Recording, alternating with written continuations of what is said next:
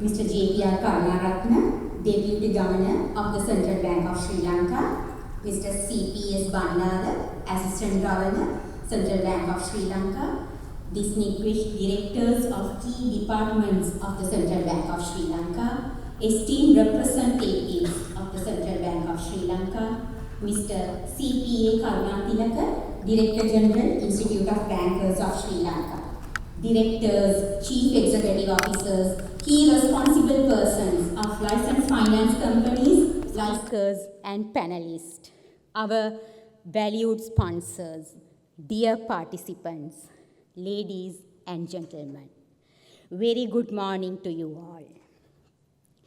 It is with great pride and deep honor that I extend a warm welcome to each of you to the Compliance Symposium 2025, organized by the Compliance Forum of the Finance Houses Association of Sri Lanka.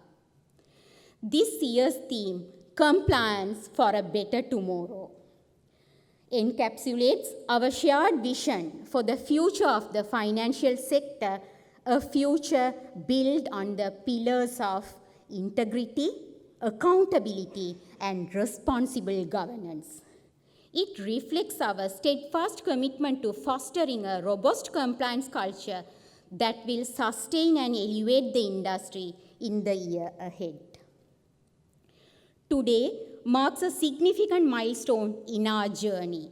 This is the second Compliance Symposium organized by the Compliance Forum of FHA, a journey that began with our inaugural event in 2018.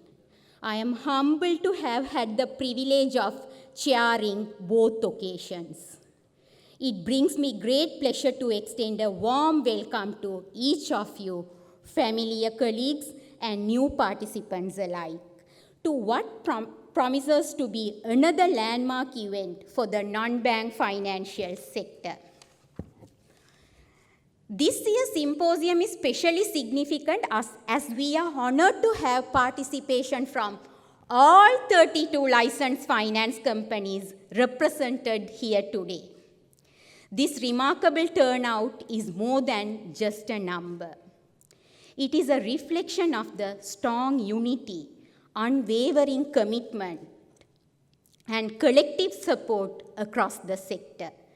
It underscores the shared recognition of compliance as a critical pillar of institutional integrity and sector-wide sustainability.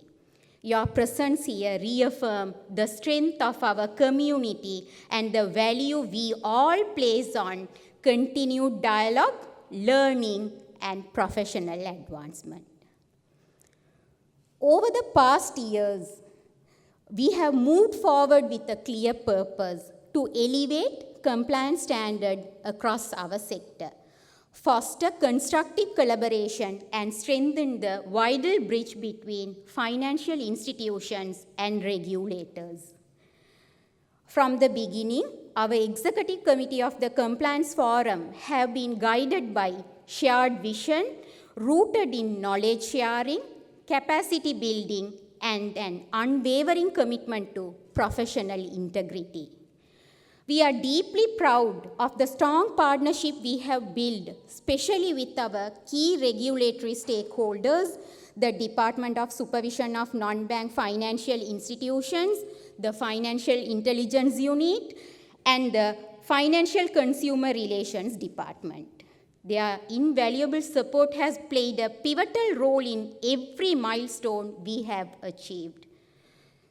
Through their collaboration, we were able to conduct a series of impactful training programs that reached professionals across our member institutions, a collective achievement that reflects our shared commitment to building a capacity and strengthening compliance standards.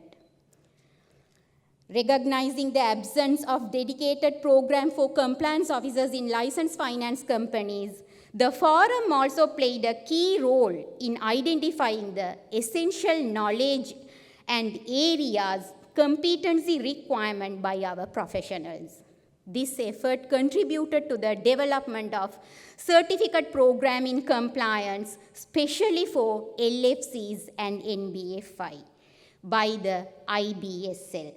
While this is not a FHA IBSL affiliated program, many compliance staff across the sector have already benefited from it, and many more will continue to in years ahead.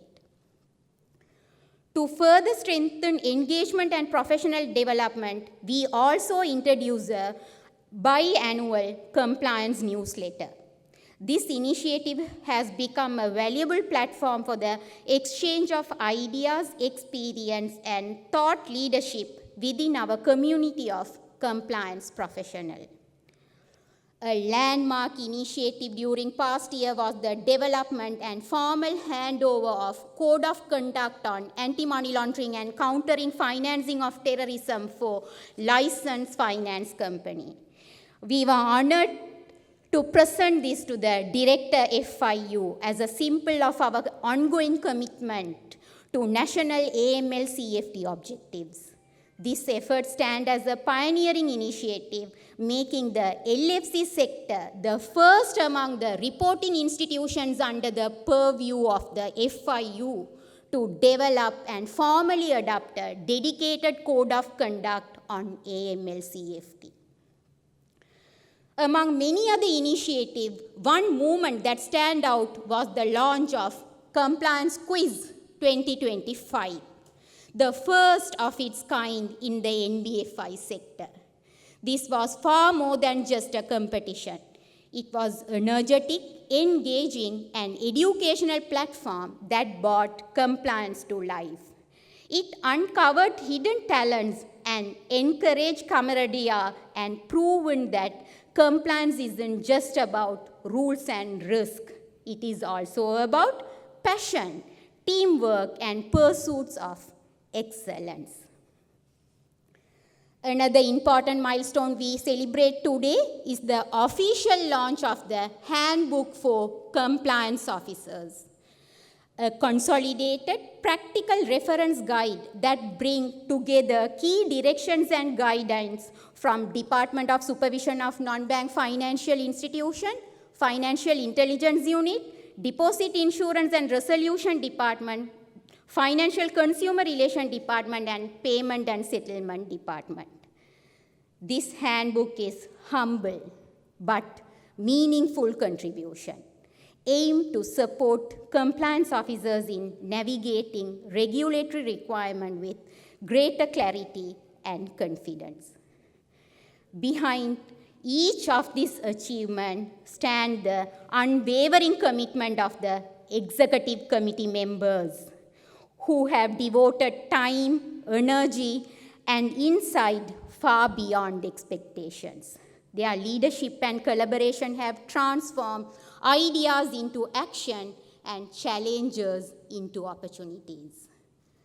Today's symposium is thoughtfully designed around core themes that are not only defining the current landscape, but also shaping the future of the industry.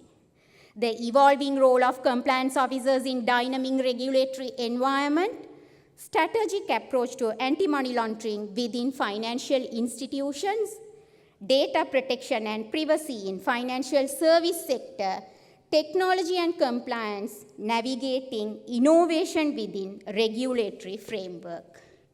Each session will be led by distinguished group of experts from the regulatory authorities, industry leaders, and subject matter specialists, ensuring that today's discussions are both grounded in current realities and forward-looking in perspective. At its heart, this event is all about bringing stakeholders together. Regulators, practitioners, and policy influencers to deliberate, collaborate, and create solutions for the compliance challenges ahead. Our goal is not merely to address regulatory requirements, but to inspire a mindset shift from viewing compliance as an obligation to embracing it as a strategic pillar for sustainable finance and ethical leadership.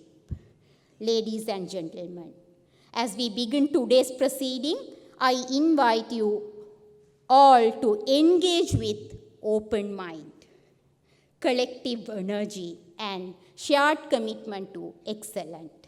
Thank you for your presence, your partnership, and your unwavering support. Together, let us build a future where compliance is not just practiced, but championed. I wish you all a productive, insightful, and inspiring day ahead. Thank you. Thank you, Ms. Zaira Khalil, for that warm and insightful welcome speech.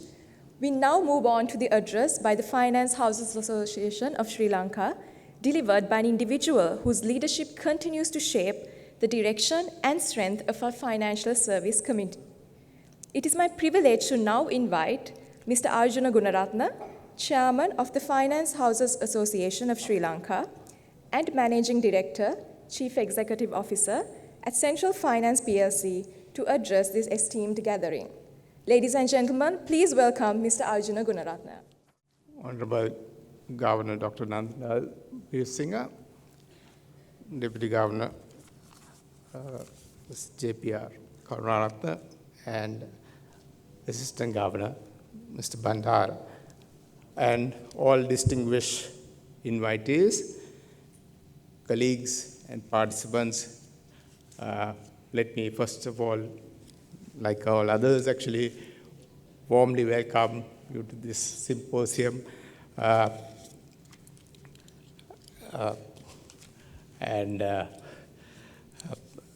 Thankful for everyone for participation, and hopefully this will actually very fruitful from the participation and even the support coming from central bank and the officers, all regulatory bodies have been very useful in this context in getting this framework actually built up for us, so very thankful for that. Today, as we get about with business, commercial operations worldwide are becoming more complex and more complex, and as a result, there are new products, new services, new channels, digital approaches, and boundaries are changing, and we actually extend to, say, all territories. Hence, the complexity is increasing, and all the stakeholders that we engage with also expect a fair degree of credibility and integrity when we deal with each other. So this has brought about a need for each of us to have actually confidence to deal with each other. And as a result, there have been, say, great degree of importance in terms of governance frameworks, then the laws and regulations that are required to actually build this confidence frameworks, and also how we manage in terms of use of technology, how we strengthen the confidence and the reliability of these systems have come about. And increasingly, this naturally resulted new laws, regulations, say, practices, as well as actually knowledge building that is needed for us to manage this. So with all this comes for all of us entities to ensure that we conform to all this, the function of compliance is getting broader and wider, and is actually becoming a very important aspect in all our entities, and in entities that deal with several stakeholders and deal with actually handling of other people's funds, or at least extending services which are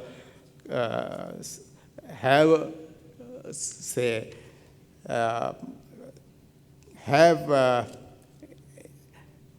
confidence in terms of actually stability and reliability and integrity. The regulators have actually brought about frameworks that we have to conform to. And in this regard, I must say it is timely that the topics selected by the Compliance Forum of FHA is very useful and would essentially strengthen our capacity building in this process and develop our own sector to be stronger and build confidence where we deal with other partners and stakeholders in the society. So Zaira did explain actually there's a lot of hard work that actually been put in actually building our frameworks, then within our own sector, efforts taken to kind of build up, keep abreast of all these challenges. So thankful for, I must congratulate the committee for kind of organizing this symposium with timely topics, and I'm sure this will strengthen in terms of our ability to get involved in all aspects with the society and making the financial sector much stronger. And on top of all, as we know, actually the country also greatly needs to improve our ratings on these areas. So I'm sure this session will add value in terms of strengthening our sector and actually making it more strong, and actually also contribute in a way that we, as our sector, could support in building up the ratings for the country. I'm thankful to the governor and all the officials today actually taking valuable time off actually to attend this session. It's a great, gives us great confidence and kind of enthusiasm for us also in terms of actually, as Zaira said, actually not to consider this as a purely compliance aspect, but in terms of how we build our framework, governance, and how we actually, even as Zaira mentioned, even strategically build this towards actually enhancing our business operations. So thankful for all your participations, and for all participants, I believe this symposium will add value in extending your operations within your own entities. And as I said earlier, take these valuable aspects into consideration. Let's make our sectors much stronger, and we'll make our, build confidence of the sector so that actually eventually also extend towards enhancing the confidence of the country and the ratings. So look forward, I hope all participants will take this forward and actually look forward to actually how we can build our sector stronger. Thanks. Thank you, Mr. Gunaratna. We now arrive at a moment of great significance, the delivery of the keynote address by our esteemed chief guest, a leader who needs no formal introduction.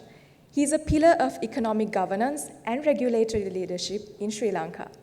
It is with great honor that we welcome our chief guest, Dr. P. Nandalal Weerasinghe, the 17th Governor of the Central Bank of Sri Lanka. Dr. Weerasinghe holds a PhD and Master's in Economics from the Australian National University and a Bachelor's from the University of Kelaniya. His distinguished career at the Central Bank spans decades, having served as Senior Deputy Governor, and Chief Economist. He also represented Sri Lanka internationally as the alternate executive director at the IMF, overseeing the interests of India, Sri Lanka, Bangladesh, and Bhutan. Dr. Veerasinghe currently chairs the CBSL's Monetary Policy Committee and Foreign Reserve Management Committee, and brings with him vast expertise in macroeconomic policy, financial governance, and international economic strategy. It is with great respect and honor that we now invite to the podium Dr. P. Nandalal Veerasinghe, Governor of the Central Bank of Sri Lanka, to deliver the keynote address of the Compliance Symposium 2025. Ladies and gentlemen, please welcome Dr. P. Nandalal Veerasinghe.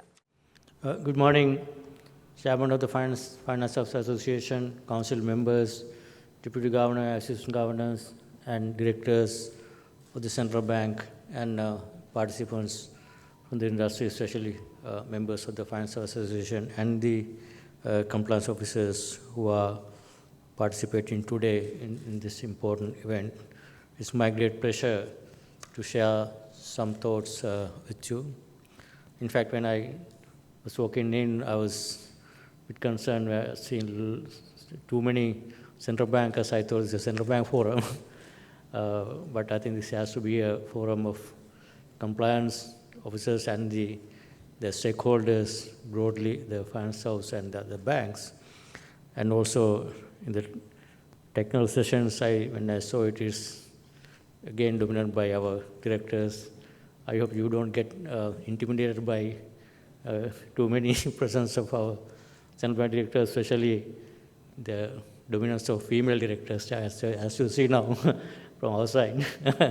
All the regulatory departments are now headed by very competent, capable female directors. So I hope they will make contribution. But please feel free to ask questions, have frank discussions and open discussion, have a proper consultative, frank consultation and engagement, so that we all can improve the processes and improve compliance. This is very important. Let me share a few views from our point of view, especially the importance of compliance. So in an era where regulatory and customer expectations now are evolving rapidly, compliance is, as already mentioned by earlier speakers, is no longer about avoiding regulatory restrictions or penalties, but it's a strategic priority that everyone is looking for, one that protects not only against risk, but also enhances institutional credibility and long-term viability, which is very important, especially for financial institutions, those are taking deposits. This institutional credibility and public trust is quite important with strong compliance culture.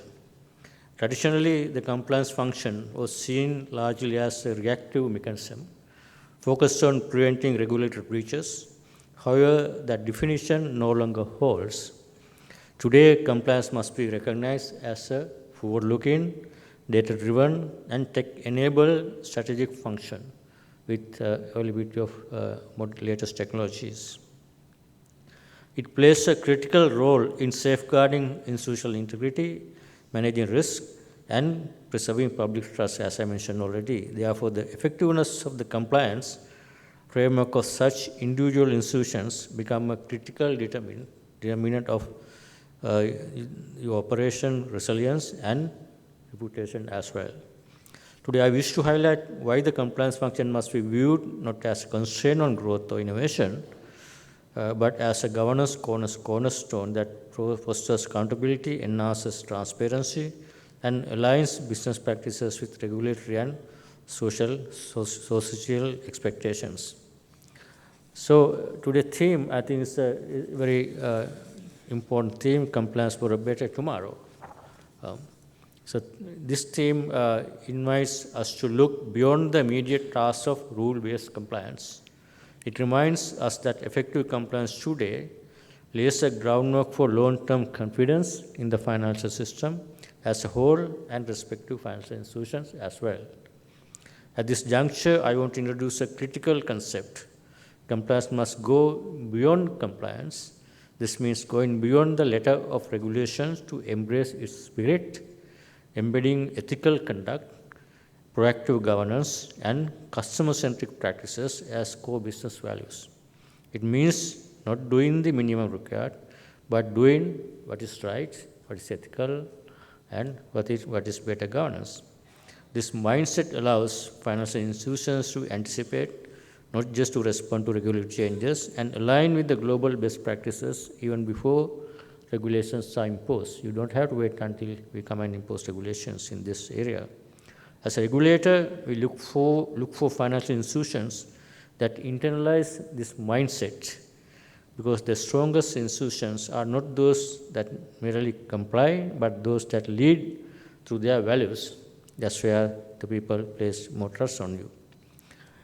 At the heart of this vision stands the compliance officer, a key responsible person in any institution these days, who is entrusted with safeguarding the institution's integrity and ensuring adherence to regulatory and also ethical standards. A compliance officer takes one of the most demanding roles in the organization. This is one of the critical roles in any organization these days. They serve as a defensive mechanism against compliance risk, responsible for identifying, assessing, and mitigating potential non-compliances before they escalate into regulatory sanctions or reputational damage that could occur if there is a non-compliance. Beyond monitoring and reporting, compliance officers provide guidance to the senior management and also to the board. They provide critical insights into evolving regulatory landscapes, highlighting emerging risks, and recommend internal control that align compliance with business objectives. Please remember that compliance officer role is very important, and also we are also very closely monitoring the role of the compliance officer as a key management person. So what are expectations from the regulator's point of view? I'm sure there will be much more technical discussions in the sessions. As a regulator, the central bank has been progressively raising the expected standards for compliance functions and emphasized on the independence, authority, and managing conflict of interest. It is required that compliance officers have unrestricted access to all relevant information and maintain a direct reporting line to the board integrated risk management committee. This ensures that critical compliance issues are escalated promptly and transparently without interference or dilution. Compliance officers should be free from any operational responsibilities or business functions that could compromise their objectivity in order to uphold the credibility and effectiveness of the compliance function. From a regulator's perspective, we expect financial institutions to align their compliance programs with the global best practices. This means adopting a proactive, risk-based approach to anticipate and mitigate emerging risks. Boards and senior management must take clear ownership of compliance, setting the tone from the top and embedding a culture of integrity throughout the organization. We also expect institutions to harness the power of advanced technologies, such as emerging technology like artificial intelligence and data analytics, to enhance monitoring, improve early risk detection, and streamline compliance processes. However, the technology alone is not enough. Transparency, continuous staff training, skill enhancement, and a persistent commitment to ethical conduct are critical to building resilient compliance frameworks. When institutions meet and exceed these expectations, they not only comply with the regulations, but also contribute to the stability and credibility of the entire financial system, fostering public trust and sustainable growth.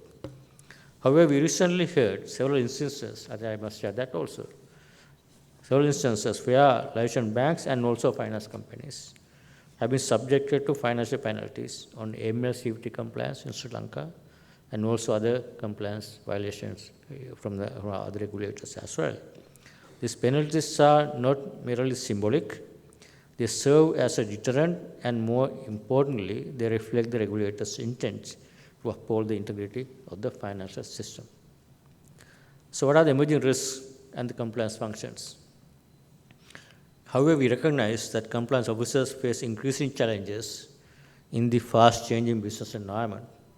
Topics such as anti-money laundering, cybersecurity, environmental, social, and governance standards are redefining the compliance landscape. The phase at which new regulations, guidelines, and supervisory expectations emerge on evolving standards demands both technical knowledge and quick adaptability to these new standards. One of the most significant emerging risks is the rise of digital finance and fintech collaboration. We welcome the adoption of technology, but as well as the recognize and identify the risk emerging out of these technologies. While digital innovation offers tremendous opportunities for financial inclusion and efficiency, it also introduces new requirements such as digital onboarding and partnerships with third-party service providers. These developments require compliance teams to rethink on applying existing regulations and to engage more proactively with regulators on emerging gaps. Next, as financial institutions handle more customer data and operate in increasingly digital ecosystems, there's a growing threat of technology risks due to cybersecurity breaches and data privacy violations. The compliance function must now work closely with IT and cybersecurity teams to monitor risks that extend beyond traditional financial crimes. So there's one session on data protection as well. In light of these emerging risks, it's clear that the role of compliance is becoming more complex, more strategic, and more vital than ever before. From new technologies to shifting regulations and rising public expectations, the ground is constantly moving beneath our feet. And that means we need to keep evolving too. Navigating this environment requires more than just technical expertise. It demands vision, adaptability, and a strong ethical foundation that should be one culture that should inculcate within the institution. So the question we all need to ask ourselves is, how do we move forward? So the way forward as we look to the future, strong compliance culture is not built overnight. It starts through effective leadership, especially from the board and the key management personnel, and fairness in every decision.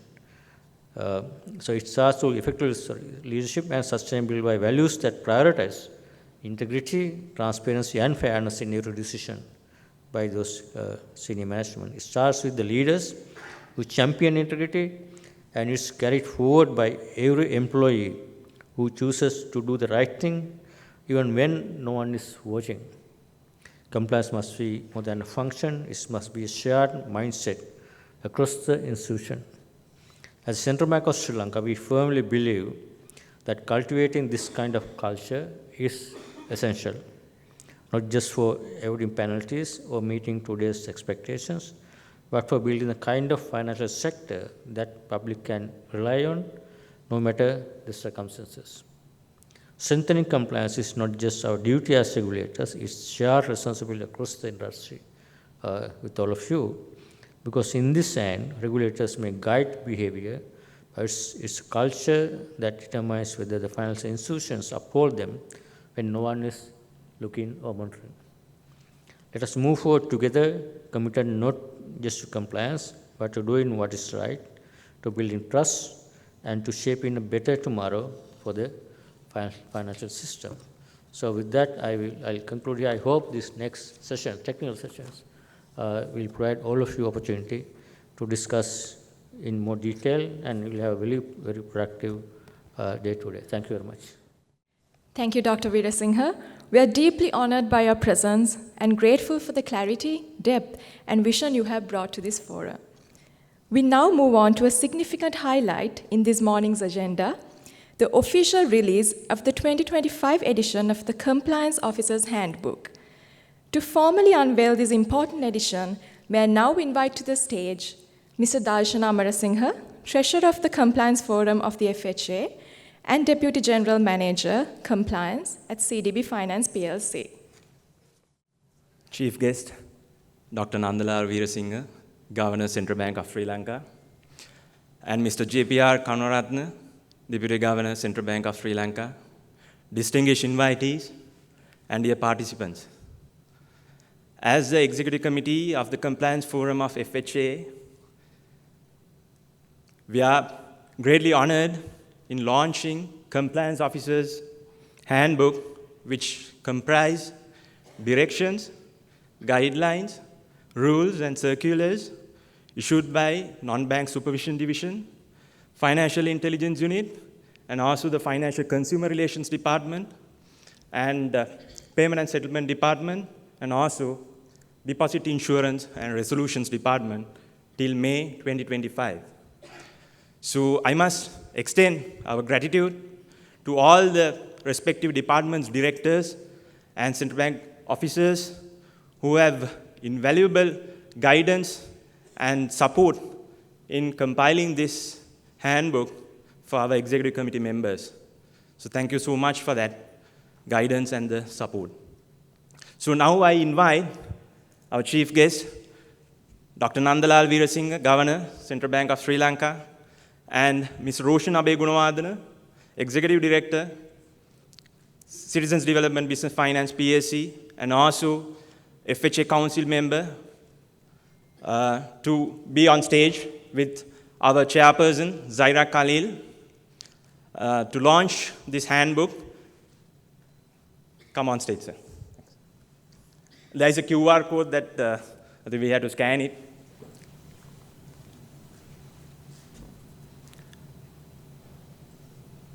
There is navigation.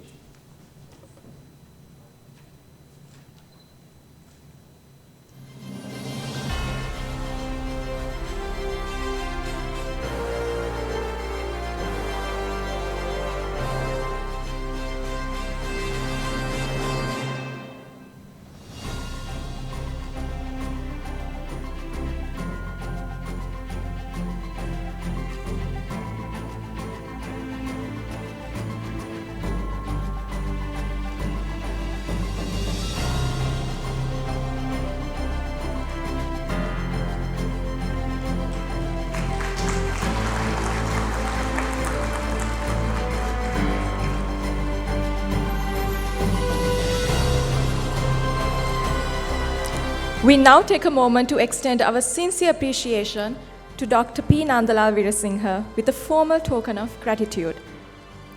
May I kindly invite to the stage Mr. Roshan Abegunawardena, FHA Council member in charge of the Compliance Forum of the FHA and Executive Director at CDB Finance PLC, and Ms. Zaira Khalil, Chairperson of Compliance Forum of the FHA and Chief Compliance Officer at People's Leasing and Finance PLC, to present the token of appreciation to Dr. P. Nandalal Veerasinghe, Governor of Central Bank of Sri Lanka.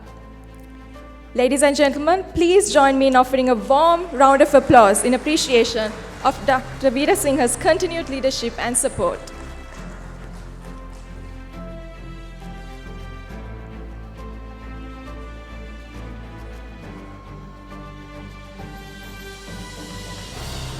Ladies and gentlemen, I would now like to invite the following distinguished guests to kindly join us for an official group photograph to commemorate this symbolic moment. May I now kindly request the following individuals to step forward. Mr. J.P.R. Karunaratne, Deputy Governor at Central Bank of Sri Lanka. Mr. C.P.S. Bandara, Assistant Governor at Central Bank of Sri Lanka. Mrs. E.H. Mohati, Assistant Governor at Central Bank of Sri Lanka. Mr. Arjuna Gunaratne, Chairman, Finance Houses Association of Sri Lanka, and Managing Director, CEO at Central Finance PLC.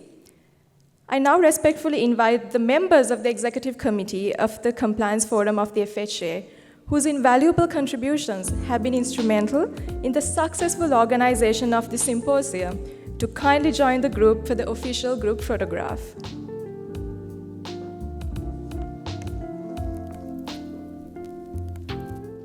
Ladies and gentlemen, we now transition into the core knowledge sharing sessions of the day, beginning with session 1, which focuses on a topic both timely and fundamental to our profession: the role of compliance officers in an evolving regulatory landscape.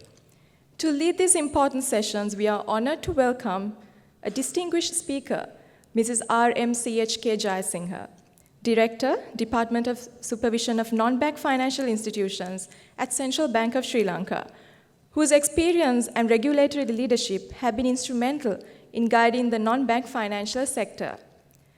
With over 25 years at CBSL, Mrs. Jayasinghe brings deep regulatory expertise, having served in key departments including non-bank supervision, bank supervision, and deposit insurance. She holds a bachelor's in business administration and is a member of the Institute of Bankers of Sri Lanka and the Association of Professional Bankers. Please join me in welcoming Mrs. R.M.C.H.K. Jayasinghe, Director of Department of Supervision of Non-Bank Financial Institutions at Central Bank of Sri Lanka. Right. Very good morning to you all. Right. Thanks for inviting me for this first session of the day. And I think Governor has already explained the importance of compliance function, which makes life easy for me. I'll be more towards the directions and focusing more towards the directions and the experiences that we have shared when we do particularly the on-site examinations. So, moving on to the introduction session of the day, I think Governor also have elaborately done the kind of introduction. The compliance is now not just a department, it has to be within you. It is a part of the culture of the institution. Not only the compliance officer, but each one of you, starting from the chairman of the board of directors, members of the board, chief executive officers, and all staff, to the lowest possible person in the institutional structure, hierarchy. Everyone is, it is a culture that has to be built within the organization, right? If I may take a very simple example, like how do you feel if you go out of the house without washing your face and brushing your teeth in the morning? Is it very pleasant? Like, it is something like that. You present yourself without the basics and moving out to present yourself to the public without brushing your teeth. That is something like that it has to be something that has to be inculcated among all members of the staff of financial institutions. Let it be banks or non-bank financial institutions. So you all are deposit-taking institutions, and the central bank, the governing board of the central bank has given you a license to accept public deposits. So you are having, all of you are having a responsibility towards the public, particularly your depositors. So that is why it has to be part of your culture.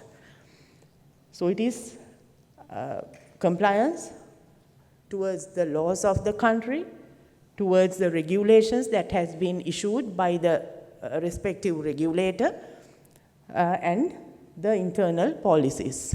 These policies are built or developed by your boards of directors, and it is a must that all employees follow the internal policies that have been given or developed by the organization.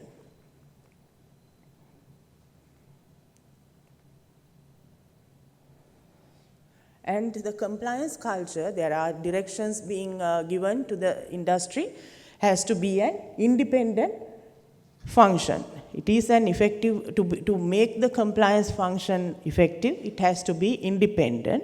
That doesn't mean that you can do anything you want without the knowledge of the CEO. CEO is considered as the apex person of the institution that has to report everything to the boards of directors. And administratively, the compliance officer is responsible to report to the CEO, and normally the CEO is expected to liaise with the regulator. But the compliance officer has an independent function. The person has to report to the BRIMC, the Board Integrated Risk Management Committee, and the responsibility of these committees are clearly articulated in the directions, and the compliance officer will have to report to the Integrated Risk Management Committee independently of the CEO. Then compliance should be embedded across all business units. It is not only the responsibility of the compliance officer, but each person heading all the divisions of the institution have to be responsible for the compliance function of that particular. Now, if a person is taking deposits, that the head of that particular division, including all the staff, will have to particularly look into the FIU regulations, the know your customer regulations, all that has to be done. It is not only the compliance officer who is responsible. To make the compliance officer's function easy, everybody will have to support. It is a supportive function that everybody needs to be aware and support.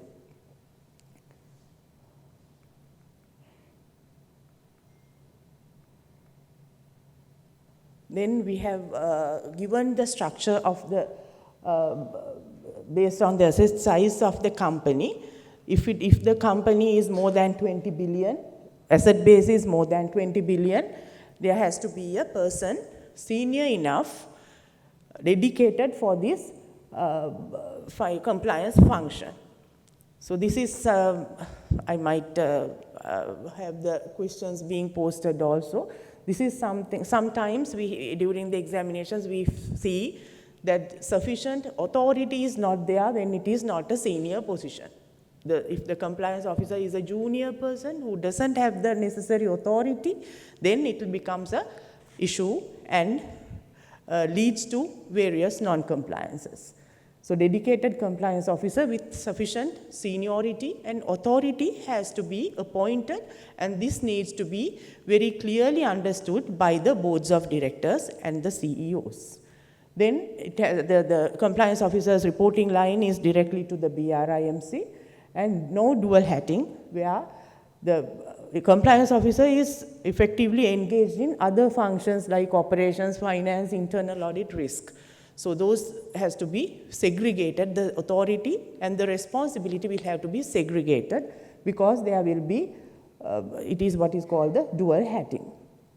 Then for finance companies, with asset base less than 20 billion, the companies can appoint a senior management officer as a compliance officer, but there can't be any conflict of interest in performing the duties of the compliance officer. So this is given very clearly in the directions, and there are sometimes there are queries from the organizations to have the maybe risk and compliance, or maybe audit and compliance by the same officer. So you will need to understand that the compliance officer, with its great involvement and the ever-enhancing responsibilities, cannot be performed by a person who is also responsible for some other functions. Then BRIMC, the responsibilities of the Integrated Risk Management Committees are clearly given in the corporate governance direction, and establish an independent compliance function is the responsibility of the BRIMC. So the board committee for risk management will have to establish is responsible to establish an independent compliance function. And the assessment of the compliance officer has to be performed on an annual basis by the Integrated Risk Management Committee. It is not a function of the CEO. CEO can assess other staff, but there are several staff that we have given the other committees, other than the CEO, the responsibility of assessing. The reporting has to be independently to these committees, and the assessment of the compliance officer has to be done by those committees, members of the board. Then having direct access and reporting to BRIMC will ensure effective and independent communication. So when you will report to the CEO, who may be responsible for the major operations, then there will be some kind of a conflict, and we don't want any conflict to be developed between the compliance and the operation, but still it has to be independently reported, and the corrective actions has to be taken to correct the position. So that is the very important thing, not to have any conflicts being created due to compliance or due to any other operational weaknesses, but to correct the position and make the institution sustainable for a better future. Then BRIMC should conduct regular meetings with the compliance function while requiring periodic compliance reports. So it is also a very important function of the BRIMC to be very vigilant on the operations and to go through the compliance function very closely, monitor the compliance function very closely so that any weakness of the system, the policies and procedures can be easily identified and very effectively and proactively corrected.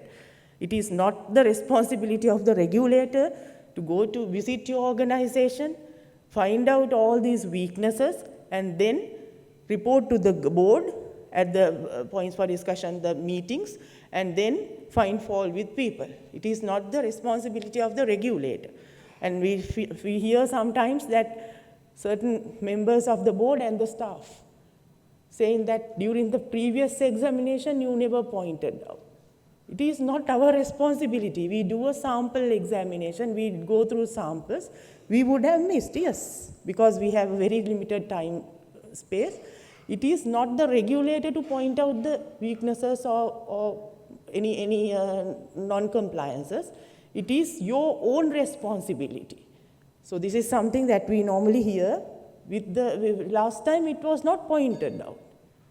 So who says that it is the responsibility of the regulator? So if that is being expected from the regulator, then we will not be able to, never be able to have a very sustainable institutions. So this is there are not all the companies, with some organizations we see that. Then the compliance function has to keep the board informed of the regulators' regulatory developments. So we do make the regulations updated, and certain regulations to the industry has been issued somewhere in 1991s and early 2000s. Now we are in the process of updating them, make them more practical and more broadened. So those things will have to be very clearly understood by the compliance function, each operational function, and then get the board members aware. So that is why we need senior enough staff members to aid the compliance function. You should be able to make presentations to your boards of directors, and then you need to make them aware, because board members, they are fit and proper people. They might not be in the industry, or they might not have time to go through all these directions, requirements of the directions. So it is up to the company, the staff, the most senior staff, to particularly the compliance officers, to inform the latest regulatory developments to the boards. So we expect the board members and the senior staff to understand, and particularly understand the reason as to why these directions are there. It is not just because we tell you to do things. There is always a rationale behind regulatory developments. We don't want companies to fail. We want companies to operate. You are doing a business. We really appreciate that. That sector is required because it is a gap between the informal market and the banking sector. We do understand the need of the non-banking sector to the industry, and we understand the different segments that the banking sector and the industry, our industry, cater to. So all that, but with compliance. Just because you cater to a weaker kind of subprime kind of customers, it doesn't mean that the companies will have to fail. Right? That needs to be understood by the industry. All these directions and regulations are there for a particular purpose. So that purpose behind the regulations needs to be understood. It is not because the central bank wants, that kind of attitude should not be there. There is always a reason behind the direction, and you need to understand why this direction has been given to the industry by the regulator. And any non-compliance risks you would have experienced during the recent past, that there had been failures in the non-bank financial sector mainly because of the non-compliances, bad lending practices, unwanted related party transactions, non-arm's length transactions. So that is why the regulator will have to come to you and then impose regulations. If you do a thing properly, as the governor mentioned, the right thing. You have to do the right thing even if somebody is watching you or not. It's not because we are watching you, you have to do the right thing. If you do the right thing, no regulation is required. If you do have the integrity, if you do have proper governance, no regulations will be required, right? So that needs to be kept in your mind, right? And any non-compliances issues identified and remedial measures taken will have to be informed to the board and the BRIMC. And any other critical matter that requires the immediate attention of the board will have to be informed on an immediate basis, not to hide them particularly from the independent directors and non-executive directors.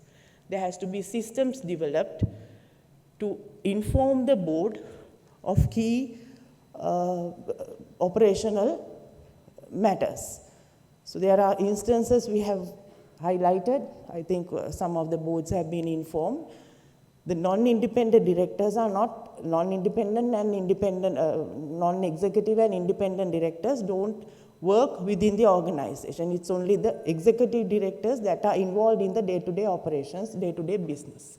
But the responsibility of the independent directors and non-executive directors are the same. So they cannot be undermined. They are responsible for the operations. And we sometimes find that the proper mechanisms are not there for the independent directors to know about the day-to-day operations, or maybe they are not being properly informed. So this is where the compliance officer matters a lot, because you are working within the organization, you are privy to information, and that information will have to be properly communicated to the boards of directors. Otherwise, the boards will not be able to perform their duties. The duties expected from particularly the independent and non-executive directors. So we have seen this with some examinations, not from all the companies, few companies, and we are taking certain actions against those directors, but this is due to the lack of information. Any other critical issues will have to be, so we can't pinpoint and say this matter has to be reported and the other matter cannot be reported. That kind of things we can't come and tell you all. So that is why it has to be part of the culture. What to report, where to report, what matter to be reported has to be decided by the compliance officers. So it is a huge responsibility of you to make the boards informed, and it is again not the regulator's responsibility to come and spoon feed all of you. So we will do that as much as possible.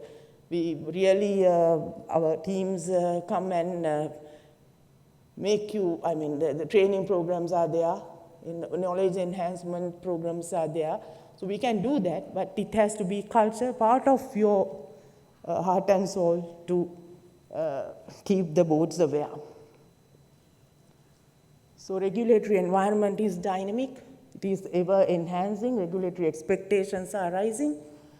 And we have to focus on AML CFT compliance, because mutual evaluation is very near next March. So all of you will be called for maybe interviews. And I think the second session is from the FIU. You will hear more on that. So that is also a requirement. While doing your main business, you have to comply with the AML CFT requirements. Then technological transformation. 25 years ago, when we joined the central bank, some of the organizations were manually run. Now there are systems, and technologically, there are lots of AI-driven things, various things.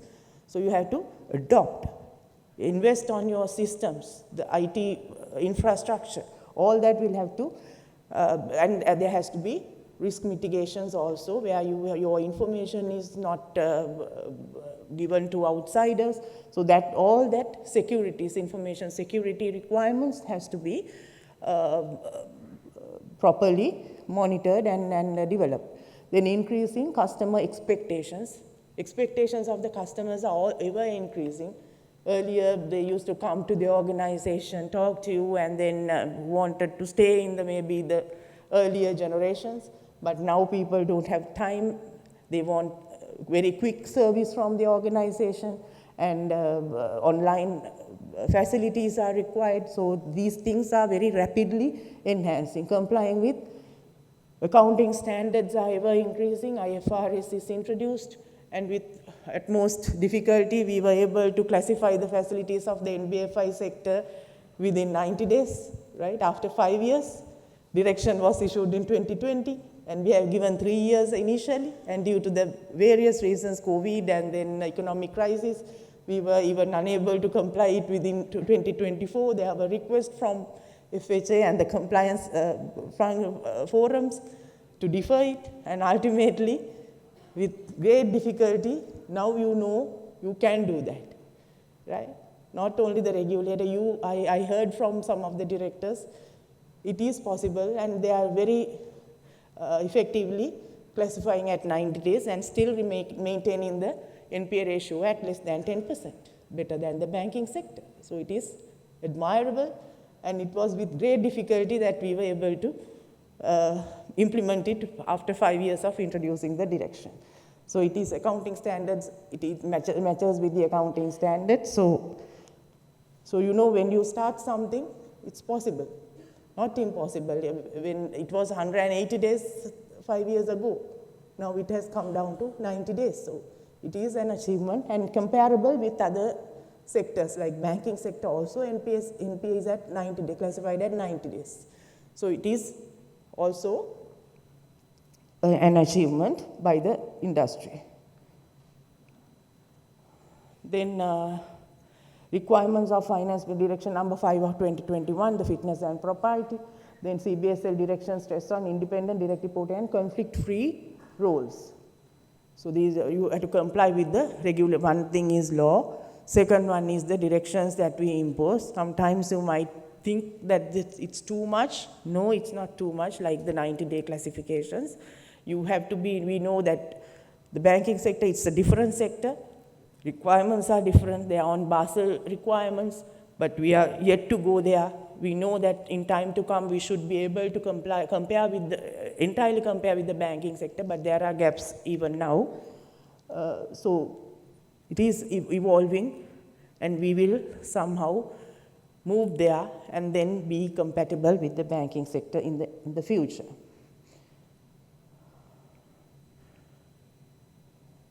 Then the compliance function is required to assist the off-site surveillance process of the regulator. Submission of accurate information through statutory returns. So this is also sometimes an issue when we come for examinations. We see that so many inaccuracies are reported when maybe in the balance sheets, in the P&Ls, or the capital adequacy returns, classification of loans and advances, all that. So it is a requirement, but when you report wrong information, we will collate information in an inaccurate manner, and then the numbers that is being produced by the regulator will be inaccurate, which will have a adverse impact when decisions are made on those numbers. So if the numbers are inaccurate, particularly the NPA numbers and the capital adequacy numbers, the computations, so we'll have to come to your organizations, dig into all the numbers, check the accuracy and correct them. And you need to understand as to why these numbers has to be corrected. It is not only your organization, it is the industry numbers that the regulators, the economic research department, maybe the finance department, maybe some other government institutions use. So you are responsible to inform your numbers correctly so that the total numbers will get reflected in a proper manner. Then conduct frequent reviews on the level of compliance with regulatory requirements. Initiate necessary changes to the information systems, policies and procedures. When your policies and procedures may be, if they are not matching to the recent requirements, then you have to amend your policies and procedures to make the institution as well as the industry a better place. Then educate the employees, including the senior management, on the compliance requirements and the statutory returns. A single compliance officer will not be able to, maybe that person will be a lawyer, so that he will not be able to correct the position on maybe capital adequacy. But the person who is heading the finance division, maybe the CFO, will need to go through it, and that is why the responsibility lies with the head of particular section to make them accurate returns. So we all the time we find at least small mistakes being made, so that is why it is quite important to educate and employees of each division. Maybe classification is done by someone else, CFO is doing some other computations, compliance part is done by maybe a legal person. So all this collated information will have to tally. Then role of the compliance function in on-site examinations.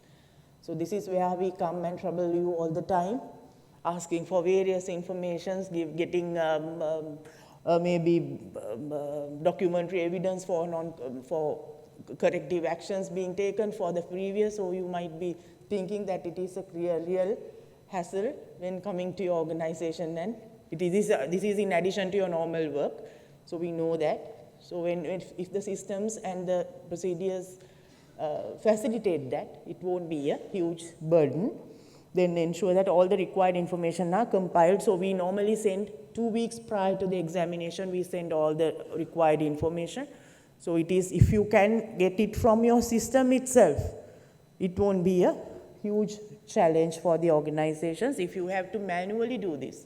That is why the systems and procedures will have to be developed to facilitate all these requirements. Then coordinate with the relevant employees to provide information. The examination will cover, when it is comprehensive examinations of all the functions like credit, liquidity, market, operations, the returns, preparation of returns, corporate governance, going through the minutes, everything will be covered at the FIU requirements, everything will be covered at the same examination. So there has to be a coordinated effort of all the employees of all the divisions to facilitate the examinations, and normally we conduct the examinations during a particular month. So sometimes we require, they want us to change because we also have a plan, and we also are working on a schedule and deadlines. So it is very difficult to change examination plans within the department because we have to allocate staff. There are resource restrictions from our side also. So it is the industry's responsibility to facilitate all that and to fully support the examinations. It is for betterment of the industry. We don't find faults with anyone. If the systems are good, sometimes we find that there are nothing that we can even write in the reports because the company itself is having their own policies and procedures and good staff who looks after the maybe the procedures very well. So there's nothing much that we can do with some of the organizations, but with some other organizations, the attitude, the culture, the policies and procedures are quite not satisfactory, and then we need to come and then do more frequent examinations. If your risk level is high, our examination will be more frequent. If you have a less risk environment, then our presence in your organization will also be very minimal, right? So good companies, we don't intend to visit every year, or maybe once in 2 years is normally our examination cycle, but that also can be sometimes postponed if the company's culture is such that it requires less regulatory cost maybe. Right? So you will have to understand, if our presence in your organization is more, you are not a good company. So that is, you can assess in that manner as well, right? So it is coordinate with the relevant employees between and the examiners during the field work. The other thing is, when the field work is done, we normally ask for certain information to provide adequate evidence for the compliances. During that period, you normally sometimes don't provide or fail to provide. Then ultimately, when it comes to the final discussion with the board, they say that everything is in place. So if that is in place, you have to provide that. Then the matters would have been sorted out at the field work, then these points wouldn't have come to the report if that everything is cleared during the field work. Then after receiving the finalized report, implementation of the time-bound action plan. So normally we send after the examination, we have a meeting with the executive team and the senior management. Then finally the letter is sent to the company with the time-bound action plan. All the concerns highlighted you will give a timeline to correct, to rectify, and you have to very closely monitor that as the compliance officers by educating the relevant employees. You can't do it alone. All the respective divisions will have to work on those and then comply by the timeline. Timelines we are not fixing the timelines. It is with the consultation of the company and the board of directors, we normally fix the timelines. So it is doable timelines that we give you in the time-bound action plan. So if that is not being implemented on a timely manner, then it also reflects an issue with the compliance function. So we sometimes hear that you need some extended timelines. And the governing board is very critical on these requests because it has to go to the board. Board has already approved the timelines, and if there are any extensions required, it has to go to the board, and the perception that you have will create among the members of the governing board is very poor if you don't comply within the timeline. So we have to report that if time extensions are required. So the perception itself is very bad.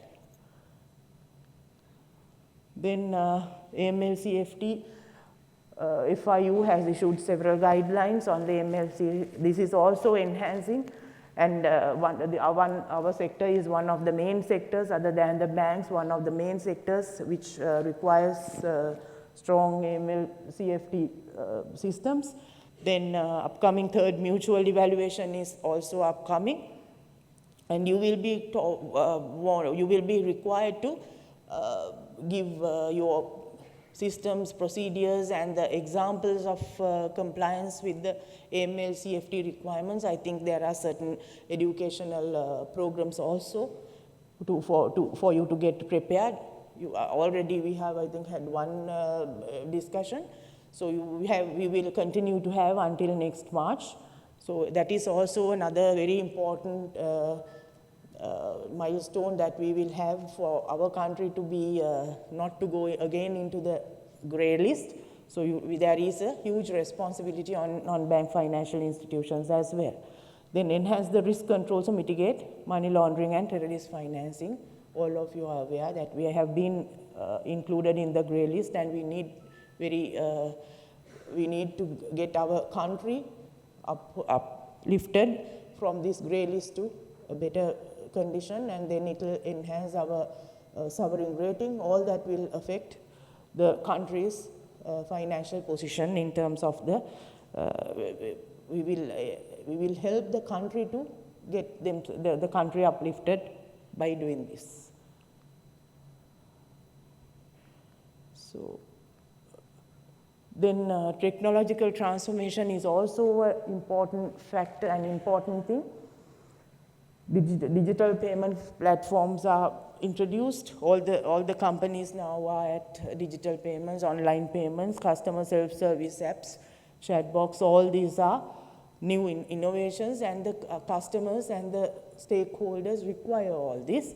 And you can't just be traditional and then develop on your business. Digital loan originating systems and onboarding customers digitally, all that is now required, and you will have to adopt all these systems with adequate controls. You just can't introduce without sufficient controls. Then ensure adherence to directions, customer authentication, transaction limits, all that we have given you the limits, single borrower limits, all that, and those things also needs to be inculcated in your systems. Then customer data protection is much important. Information security controls, there are so many directions being issued on this. So we will also look at the appointment of the CISOs, all that is required.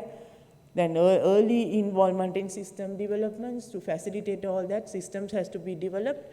For that you might have to incur a lot of money also. So that is required for you to better serve your customers. Then increasing customer expectations. Customers are also expecting a better service, instant service, digital solutions, frictionless experience. So they are very busy. Lifestyles are very busy with people, so they need very quick service. Pressure is to balance speed with regulatory safeguards. Just by making it very accessible to the customers, you can't avoid or disregard the other requirements. Then ensure regulatory adherence without slowing down service. Collaborate with operations to embed compliance seamlessly into customer service provisions. So these are the main, accounting standards also are evolving. Accounting framework, SLFRS 9, regulatory requirements, directions on classification and measurement, posting compliance standards evolve independently to the regulations, so we have to match the two and then get it somewhere closer to at least monitor. Then monitor updates from different regulatory bodies and international bodies, coordinate to align interpretations.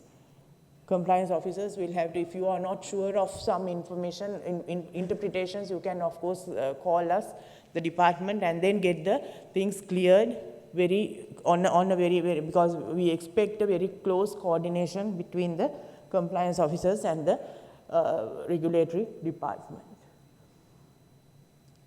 So it is a business, compliance is a business enabler, not a roadblock. I think Governor in his speech also addressed this function. Effective compliance officers contribute to risk management, regulatory trust, and corporate integrity.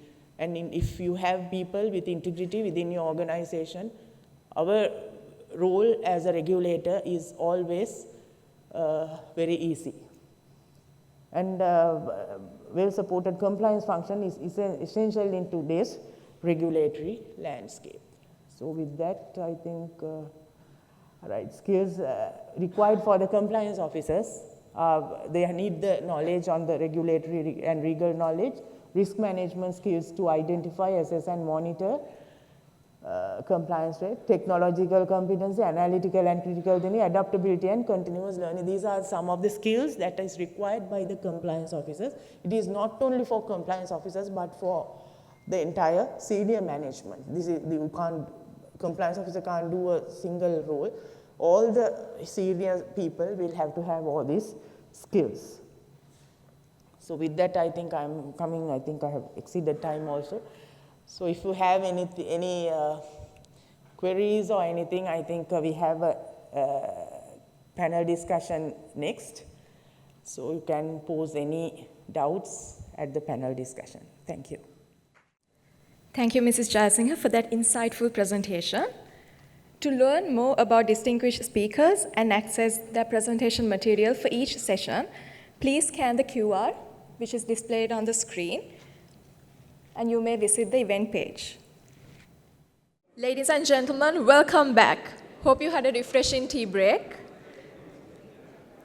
We now move into panel discussion 1, centered around the timely and highly relevant theme, the role of compliance officer in an evolving regulatory landscape. This morning's panel brings together an esteemed group of professionals whose collective experience spans regulatory supervision, corporate governance, and financial leadership. It is my pleasure to introduce the panelists.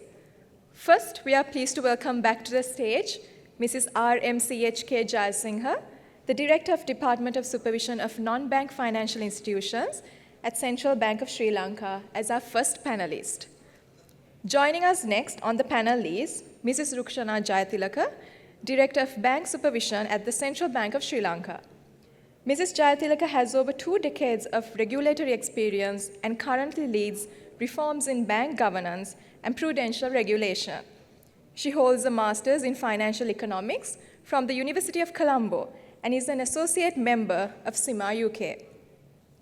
Representing our third panelist this afternoon is Mr. Roshan Abbegunawardana, Executive Director of Corporate Finance at CDB Finance PLC. A veteran in the financial services industry with over 30 years of leadership, Mr. Abbegunawardana is a past chairperson of the FHA and currently serves as the president of the Sri Lanka Institute of Credit Management. He is a fellow of both CIMA UK and the Institute of Certified Management Accountants of Sri Lanka. And finally, completing this esteemed panel, we have Mr. Sathanathan Sudarshan, Independent Non-Executive Director at People's Leasing and Finance PLC. Mr. Sudarshan is a governance expert with over 2 decades of experience in corporate governance and administrative leadership. He has held key positions at Sampath Bank, Siyapada Finance, and PwC. He holds an MBA from the University of Lincoln, UK, and is qualified Chartered Secretary and Governance Professional. It is my pleasure to introduce the moderator for this session, Mr. Tushan Amarasuriya, Chief Executive Officer at Singer Finance PLC. With over 21 years of leadership experience in FMCG, retail, and financial services, he is well known for his strategic insight and dynamic leadership within the sector. Ladies and gentlemen, please join me in warmly welcoming the distinguished panel as they share their insights on the evolving role of compliance professional. I warmly welcome the eminent panelists for the first panel discussion of today. And I would like to break the monotony of this session by sharing a small story. About 13 years back, when I took up the position of Head of Finance at Singer, the first major audit that I had to face was the central bank internal audit. And when I took up this position, I didn't know, I was fairly young at that time, that I need to go through these internal audits of the central bank. So one of the first people that I met was Mrs. Jayasinghe. And I still remember one of the first words that she told me. She told that shepherding you guys or managing you guys, it's like shepherding a herd of cows. In terms of colloquial Sinhala language, she said, harak galak dakkana wage wadak. So she didn't mean Singer Finance, but I mean, rightfully at that time, there were so many fallouts of finance companies, and there was a lot of stress on the industry, as well as the regulator. And thinking back to that date to today, we have come a long way in terms of very good regulation by the central bank. I think Mrs. Jayasinghe, in her speech, she said that the NPA is less than 10 in the industry, which is at the moment better than the banking sector, despite the alignment to 3 months NPA, the evaluation period to 3 months from what it was at 6 months, then gradually to 4 months, and now it's 3 months. I think this year a further enhancement was made, and it is now fully aligned to the banking sector's NPA calculation. So I think that itself speaks, tells a story of how long the industry has come, and it has come out of and waded out of the issues that it faced in the past. There is very good regulation. We can't onboard members without going through a strict evaluation process. So all those things have really helped the industry, and we now can work proudly in the industry going forward. So before I get into the questions, I would also like to appreciate the role that the head of compliance of all the 32 companies play, as well as your staff members. We know how difficult your job is. You are primarily responsible to uphold the company's reputation that you work for, and we know how challenging it is, especially with the increased supervision of the FIU, especially AML, CFT requirements. And your role is not only limited to those two areas, but you are also expected to ensure that the guidelines of the central bank and other regulations are also met. And I would like to appreciate the role that you play. So with that, I would like to begin the session, and also would like to remind what the governor said.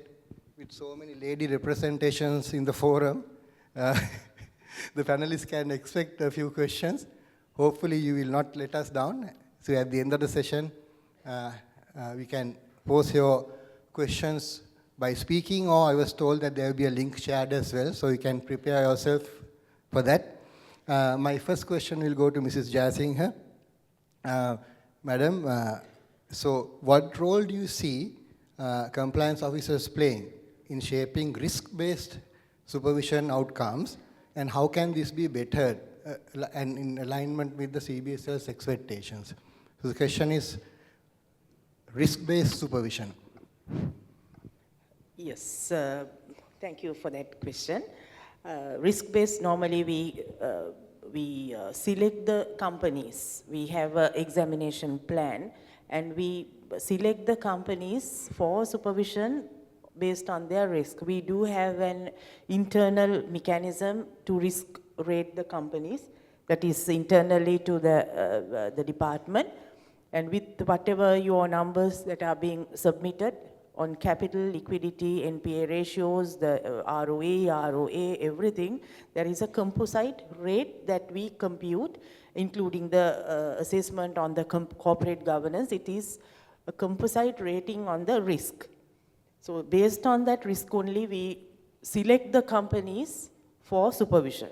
So if it is less or low risk, the examinations, I was telling this during my presentation also, so if our presence is there within your organizations very frequently, that is not a good indicator. So if you are being visited by the regulators, the examination teams, that itself tells you something, that your company is at a high risk. Or if we are very less frequently to be seen in your organizations, then of course your risk levels are much low. So it is generally once in 2 years we are doing a statutory function, so we have to be there all the time. Even if you are less risk, we have to visit and then see your operations, the board minutes and all that will have to be scrutinized. So all that we do. So very frequent examinations within your organization indicates that you are at a high risk. So when we do give you the time-bound action plans, as you have mentioned, the risk-based supervision, the ultimate outcome is the time-bound action plan to rectify. The weaknesses that we find has to be rectified to have a better industry, a better organization, and then ultimately a better sector, non-bank financial institution sector. So that is the ultimate objective. It's not to close you down or not to find fault with anybody, but to correct the situation and make the particular institution a better company for the general public, all the stakeholders to transact with you all, and the depositors to have a reliable deposit-taking institute. That is the ultimate objective. So the compliance officers, as I have already mentioned in my presentation, will have to very closely monitor the compliance of that time-bound action plan. So it is an indicator if the time-bound action plan is being very closely monitored, and you have to report it on a quarterly basis to the department. The off-site surveillance officer will look into that and then see whether you have complied with the requirement for that particular quarter. And you will have to produce documentary evidence to say, sometimes we find that you say that you have complied, but when we go next time to the organization, we still see the same issue is being repeated. So repeated concerns are a huge problem for the regulator, because even when we point that out, if that is not getting corrected, if that is not being rectified, then there is some issue. I told you that it is the culture. So culture has not changed. So if the culture is there, then you will not tend to repeat that. And I mentioned that in the presentation also, we are doing a sample. So we can come across certain violations or maybe non-compliances, but there may be some more examples of the same nature. So it is up to the organization to have a mechanism in place to identify all the entire population and then correct the position. It is not only the ones that has been highlighted by the regulator. So it is not the things that we have highlighted in the time-bound action plan, but the similar kind of all the, now if we say that certain examples are given in the examination report. So only correcting that will not be sufficient. Next time you will get another set of examples if the entire thing has not been corrected. So that is where the compliance officer's function, the role plays a vital role, where all the similar kind of issues has to be identified, systems has to be made in place so that it never gets repeated. So this is something that we have to emphasize, where when we tell something, so next time what they say is you have not pointed that out last time. I was telling this in the presentation also. It is not the regulator's job to pinpoint all the weaknesses within the organ. It is you have the internal audit. First round of defense is the operational level. Person who is doing the thing, maybe the deposit taking staff or lending staff, will have to initially do the correct thing. As Governor pointed out, it has to be the correct thing. So if you do the correct thing, then there will be no mistakes. On the other side, there is a risk management department where all the processes, procedures will have to be vetted, and then risk management can point out if there are weaknesses. As a third line of defense, there is internal audit. So internal audit, if there are procedures, they will come and check whether you are doing the correct thing or following the procedures. So that is on the third line of defense. Then the compliance function is there. So all this you have done, and still when we come for your examinations, we find very minor things not being done. So this is where the compliance officer, so we can't be doing, you need to understand that the regulator can't be doing internal audits of all your organizations. So there is staff, there are qualified people, so you have got the services of all these people, so you are paying salaries to thousands of people. So with that, any non-compliances is a responsibility of all staff, and don't expect everything to be detected by the regulators, which is impossible, right? So that is where the compliance officer's role plays a pivotal and vital role, because they will have to inculcate that culture within the organization. Not only for time-bound action plan, you have to do the correct thing. As if you don't brush your teeth and come to the public. So you have to brush your teeth all the time, right? Thank you, Anand, for that. I think the take-home from that answer is that you all need to, though the central bank is taking a risk-based approach, you need to ensure that the main areas that the regulator expects you to cover are covered. And also you should the compliance should now work closely with the risk department. I think most finance companies now have a specialist head of risk. So if the two departments work closely with each other, understanding the regulations, I think we can overcome most of the issues, where you also can we also can bring in a risk-based approach to how we manage the compliance function. So with that, I would like to move to Director Bank Supervision, Mrs. Rukshana Jayatilaka. So my first question to you, Madam, is how would banks differ from NBFIs in managing regulatory expectations? And what lessons can NBFIs learn from the banking sector's compliance evolution? Thank you, Tushan, for that question. And at the outset, let me thank the Compliance Forum of the Finance Houses Association for inviting me. And the question, I think, let me start with giving some KPIs of the banking sector. I think much may have been spoken in the morning, but the banking sector dominates the financial sector, accounting for about 62% of the total assets. And they maintain 23 trillion worth of assets. So assets are funded by deposits of 17 trillion. So that's the size and scale of the banking sector, although the banking sector is fragmented. So we have a few large banks, and we have also designated as DSIBs, or domestic systemically important banks, where we exercise intense supervision and regulation. The requirements are much more than for the other banks. And then, of course, the banking sector is on the Basel requirements. We've been able to keep up with the international standards on the Basel III rollout. The liquidity standards are on par with the international standards. And the governance framework has been strengthened very lately with the passage of the amendments to the Banking Act last year. As you know, we were under the IMF program, we're still under, and much of the reforms have been rolled out. So one particular area that we wanted to strengthen further was governance. And we have got provisions in the Banking Act as well as now a new direction.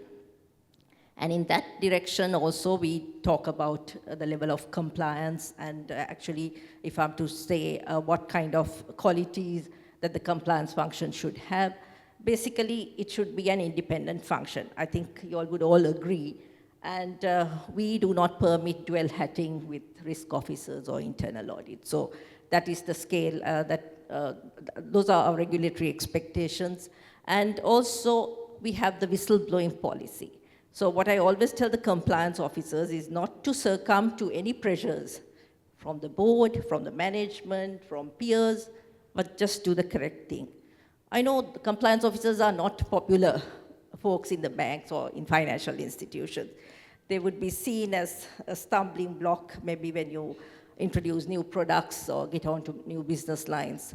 Nevertheless, I think others also must respect their views, because after all, if you have a compliance risk, not only would it impact capital liquidity, but your reputation, which is important. And we have not, in the banking sector, we have ways to measure and have a capital charge even for reputation risk, compliance risk, and so on.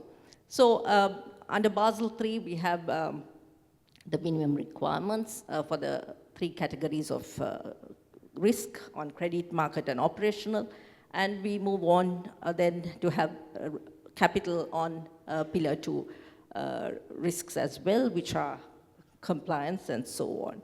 So, I mean, basically independent, no conflict of interest, being up to the mark with all regulations, doing regular compliance checks, and also being resourceful. I know this is an area where the management would not want to commit resources because they would think that the business needs more resources to grow and show a better bottom line. But after all, I think the compliance officers can demand for resources at high level. And even our assessment on fitness and propriety now for compliance officers and for other control functions, especially like internal audit or CRO, we see whether they are fit for the position. So the necessary stature, the maturity, experience, and of course the integrity, past records, as to whether their integrity has been impaired or not, is a must in our reviews of fitness and propriety. So I think that is the level that we want, because it'll, I mean, as I said before, on reputation risk and then the public confidence, matters a lot for the banking sector. As I said, 17 trillion worth of deposits are with the banking sector. So that is how the compliance function has evolved.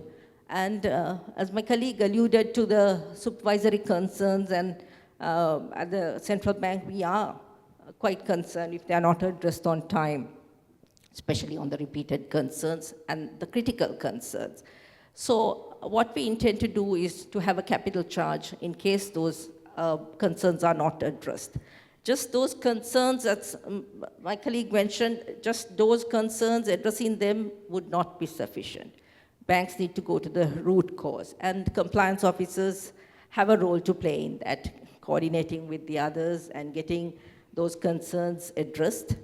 Unless otherwise, they would have to face a capital charge, which may, if the regulator thinks, would also be disclosed. So those are some of the lessons, how the banking sector has evolved, and I'm sure you can take cue of some of them. That's it, Tushan, for now. Thank you for those insights, madam. I think to share an experience that I had gone through, whenever a banker joins a finance company, they struggle to settle down to our culture. So they are so used to a certain discipline framework. So what I used to tell my staff is, okay, let's try to work like a bank, but take the risk of a finance company. So take the good aspects of a banker. So I think the point that you raised on whistleblowing is very important. We also get very few feedback on whistleblowing, like something which is very important. If you look at global issues in the past, in the history, most of those frauds or most of those concerns have been taken out to the forefront through whistleblowing. So I think, as you rightly said, we need to emphasize more on whistleblowing. So having said all that, I would also like to add proportionality matters. So banking sector is of systemic importance. Nevertheless, the finance companies also mobilize deposits. So the level of compliance should be there. But it should not be over-regulated, because otherwise we will kill the business model. They will not be competitive. We need to recognize the business models that the finance companies have and the customers they cater to. So having looked at all that, I think a fine balance needs to be struck when introducing regulations. That's a very valid comment, madam. So my next question is to the director of, non-executive director of People's Leasing, Mr. Sadanandan Sudarshan. Mr. Sudarshan, how can a board better support compliance officers to escalate concerns without fear of business pressure or conflict? I think there is a connection to what Director Bank Supervision last said to this question as well. Yeah, thank you for inviting me for this panel discussion. Well, I have experience in the banking sector as well as I have transitioned to the non-bank financial sector. So, and I have seen compliance evolve from a stage where at one period a certain top official, I will not I'll just give an example, said, Sudarshan, don't worry, as long as we have the documents in place, it's bound and kept nicely, central bank will come and look at it and it will be okay. And that individual did very well. But then the transition occurred. Then after some time, actually, boards had to understand the importance of compliance. Then at a particular time, the institution, the compliance and risk was together. I'm just trying to give a feedback on how compliance evolved and how the boards need to support it. And it was risk and compliance was together, and the auditors, the governance auditors, were quite tough when they have come, and it was somewhere around November. The compliance auditor spoke to me and told, we better tell your board, if this is not split in two, you need to have a separate compliance function, and we will have to write in our fact-finding letter, management letter, that you are non-compliant. So I said, just give me 2 days, because it was about 2 days for the board meeting. I spoke to the MD, then at the board meeting, I told the chairperson, we have an issue like this. The governance auditors are stating that compliance has to be an independent, separate function. And, but we are just one risk and compliance.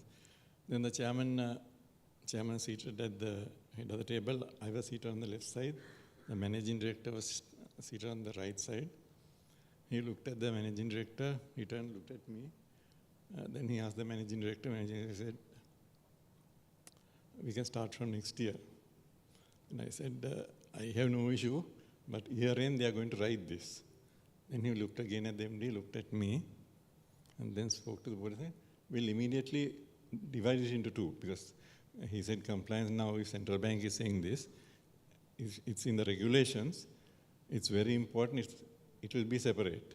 So immediately they split it, and we complied, and then that company made their compliance very, very strong. So that chairperson is a top business person right now. And he understood the importance of having it and why regulations were like that. But then going on to that developed the compliance at that organization, then going on to a non-bank financial institution, which was a company under a holding company, let me put it that way. I had a discussion. I was the company secretary at that time. I had a discussion. I said, how can there be independent directors? Central bank needs independent directors. We need to have this. I said, the holding company cannot be putting directors like this. You need to have it independent. Then I had a discussion with the chairman, and he agreed. And that company set up so many subcommittees, which in fact I'm quite happy, because when the new NBFI regulations came in for non-bank financial institution, that company didn't have to do a single change on its subcommittees. It was way ahead of that. So actually, then I was also involved in another company, a good board, but the chairperson doesn't, he knows the work, but he's very slow in moving, let's put it that way. So then there are issues, and now actually for the compliance officer, those 2 previous organizations, they really understood the value and they pushed it, and compliance was given the adequate resources. Resources need to be given, not only having the compliance officer, and the companies need to look at it in a way that it's not a cost center. It's maybe more strategic part of the organization. Strategically, it will help the company avoid a lot of pitfalls. So if you just have only the compliance officer and 1 or 2 staff, if the organization is big and it's growing, there'll be a lot of issues. Some companies initially, even CEO would look, because he's responsible for the final profits, would look at it like a cost center, but on the long run, I think certain CEOs have realized compliance is a very vital function, and they give the adequate resources, and also operationally, compliance should report in NBFIs to the risk committees and have direct access if necessary to the board, because that is one way the compliance can take up issues and show certain dangers. And another thing I would think is that board meetings or risk committee meetings, the compliance papers, compliance reports should not just be ticked off or rushed through at the last moment. The board should question and go into bit detail without just rubber stamping it. And I also would think the compliance officers should talk to the board in a way where the board understands, in the sense, not say that we have so many non-compliant issues, we will rectify it in 2 to 3 months or before the next inspection. For example, if they say in a more way, we are not compliant with this, if we don't comply by this date, we will have this penalty, or we will lose certain licenses, something like that. It will be more a thing where the board understands is much more. Did I answer some of your issues? Yes, yes, indeed. So the take home from those answers is that we need strong leadership at board level. Especially the chairman needs to be very firm in taking important decisions. The role that you all will play as compliance heads will also be very important. The relationship you have with the head of the IRMC as well as the board chairman is very important. So especially in terms of communication, ability to communicate well is something that I think our compliance heads should think seriously. And to be assertive in the rightful way is a skill that you can develop as well.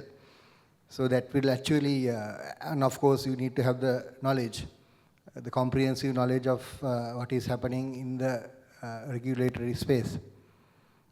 So the next question goes to Mr. Roshan Abhigunawardana, Executive Director of CDB. Mr. Roshan, how do you align compliance priorities with business strategy, especially when short-term growth targets may conflict with long-term regulatory obligations? Yeah. I thank the Compliance Officers Forum for inviting me for this panel discussion, and happy to be present. And yes, Tushan, I think Governor in his speech, he articulated very well on this. He said compliance officers, the compliance function is going beyond compliance. I think that statement is show how important now the compliance is when it comes to the strategies and the long-term growth of the companies. So as a company, we believe that whether it should be a compliance or any other strategic decision, tone of the top is important. So that's the matter. So from board to CEO level, that the culture, as Ms. Jayasinghe said, the culture, that everything comes with the tone of the top. So with that, I think the achieving all these objectives is very easy, I would say. So we look at compliance not as a gatekeeper.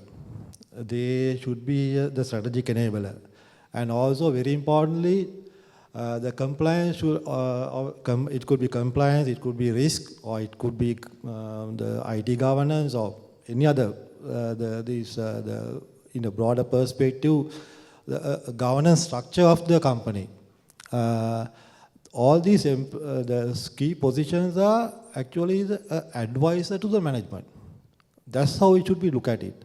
Because even the managing director or executive director or other senior business leader will not be able to have everything in mind. So it is the role of the entire governance structure that they advise the business leaders on the areas that comes in, so that calculated risk will be able to taken in the company's decision making. I think that's what's important when it comes to the compliance as well. So at our company, right at the beginning of the financial year, the board integrated risk management committee look at the 3-year plans, the entire 3-year plans, and revisit the risk appetite matrix. It could be capital, liquidity, or customer protection framework, whatever, and look at the risk appetite framework based on the 3-year plan that comes in. So that's how it's linked. And also, when it comes to compliance, it's not only one team. So in our all the entire the functions, business units, there is a compliance officer that is being formed, where they also play a role, but they are not into the compliance department. But of course, in the division itself, there is some sort of role created, and that enable the interaction between the divisions and as well as the overall objective. So that, and as well as when it comes to a new product or strategy or process improvement, always we ensure that one of the members from the compliance department or risk department and so forth, that they will be in the cross-functional team. So always the members from governance side also will be in a cross-functional team when it comes to introducing new product or procedures. That's how the process is managed. Thank you. I think what Mr. Roshan said was the tone from the top is very important. And he also mentioned about your role in terms of keeping your seniors, the MD, the decision makers well informed. I can share a story from a book that I read many years ago. This story will be of interest to you because there's been a similar incident in recent times. In 1990, a Colombian Airlines plane crashed in John F. Kennedy International Airport. You can Google it and see it's flight 052. The main reason for that crash was identified as the plane ran out of fuel. The plane ran out of fuel, and the pilots, being from Colombia, they were not assertive enough in telling the American air traffic controllers that we need to land. It was also related to culture, where there's a similar incident of a Korean airline also crashing, where the co-pilot was, due to respect to the pilot, didn't mention what he had to mention. So I think all of us in our careers do face similar situations where due to our culture we are respectful to the boss, and we may be mindful or we may have reservations in speaking our mind out. Something like that could really cost you, right? So in this case, so many lives were lost.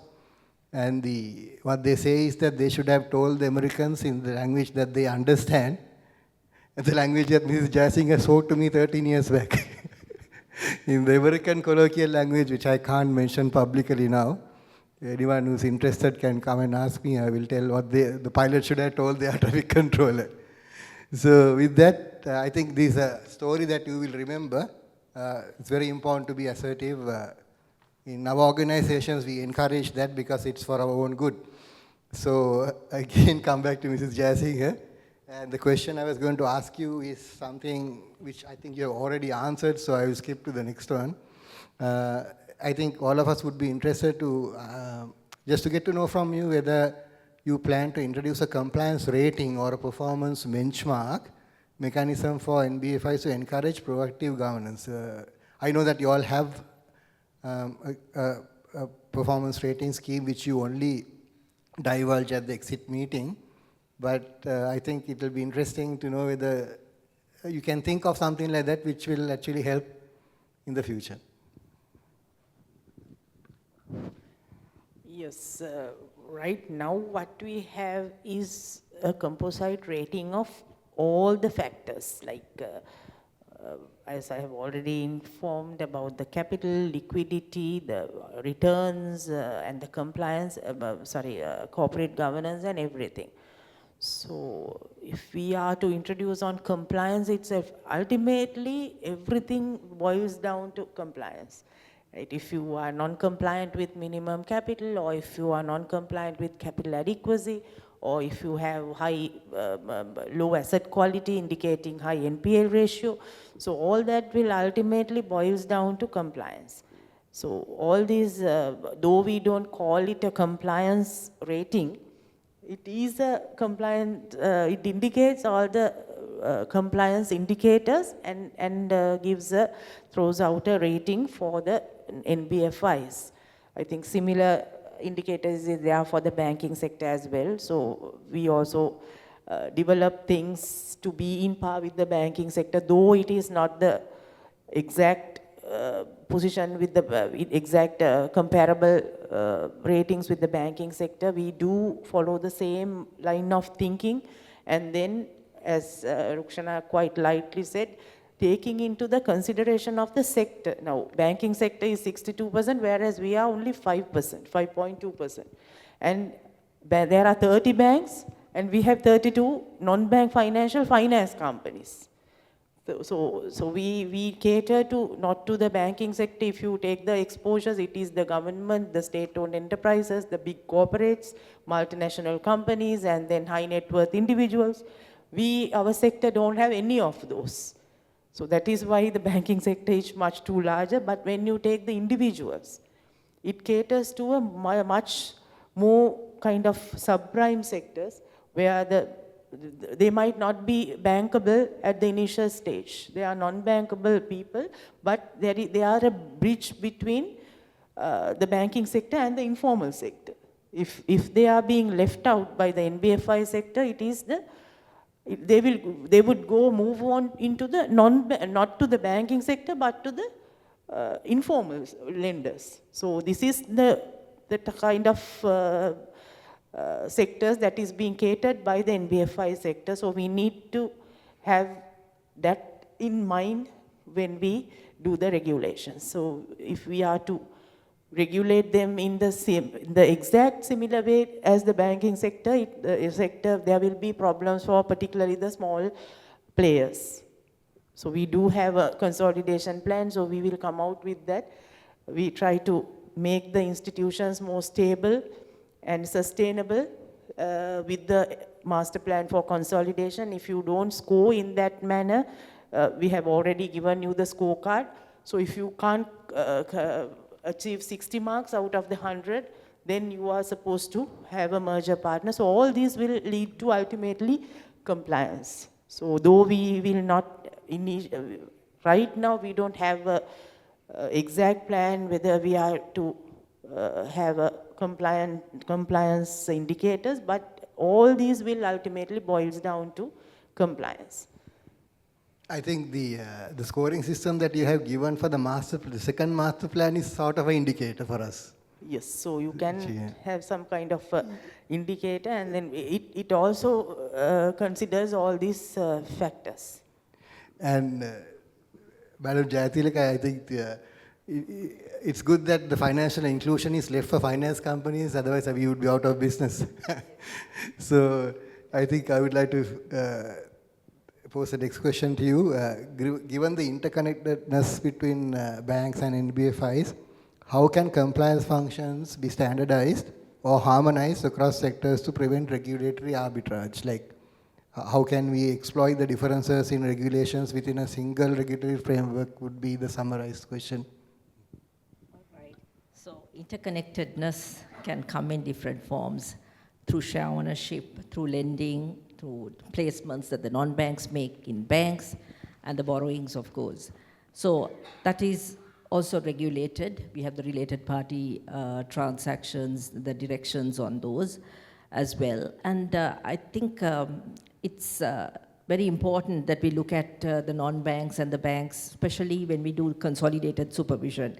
There are at least 11 banking groups that we have identified, and many of them have the non-banks as subsidiaries, and certain non-banks have also invested, and they're material shareholders of banks. So looking at, and we do conduct consolidated supervision, and for that we rely on the non-bank supervision department's assessments of the companies, and we have close discussions.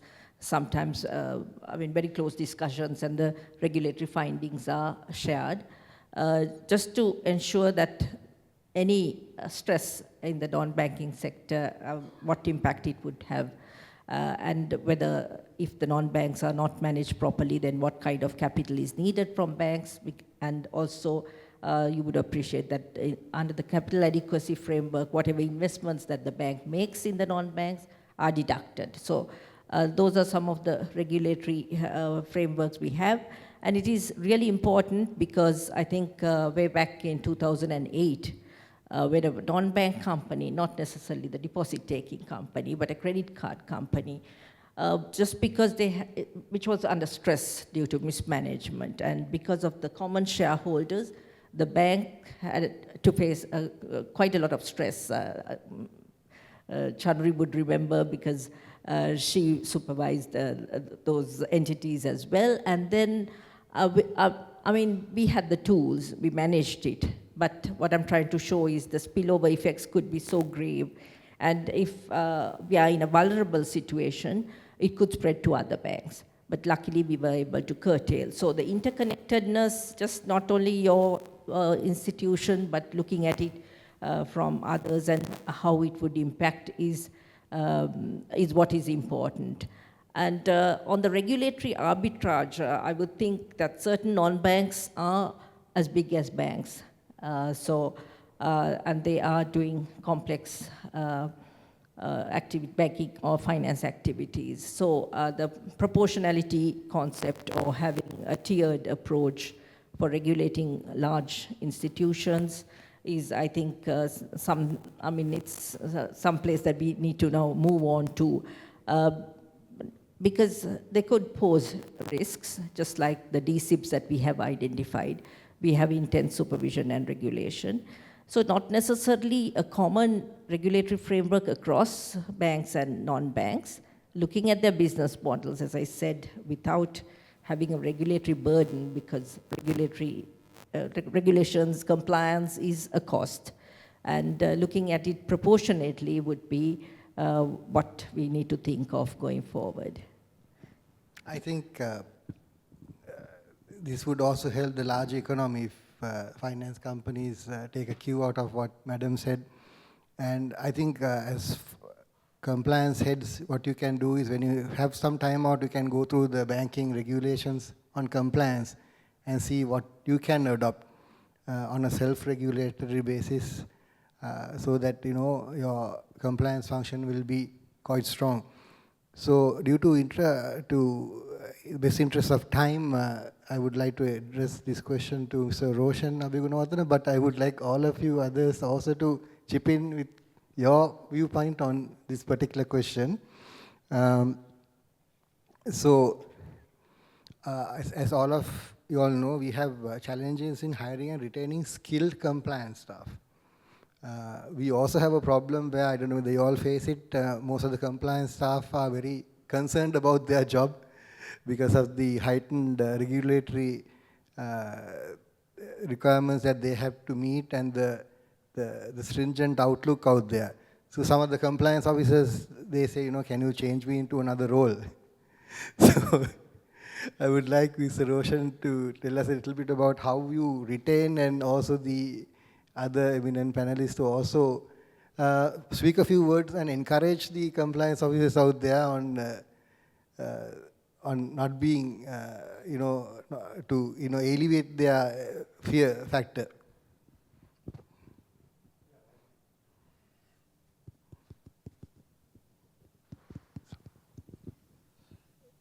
Yeah, when it comes to the compliance and these areas, we are specialized in some form.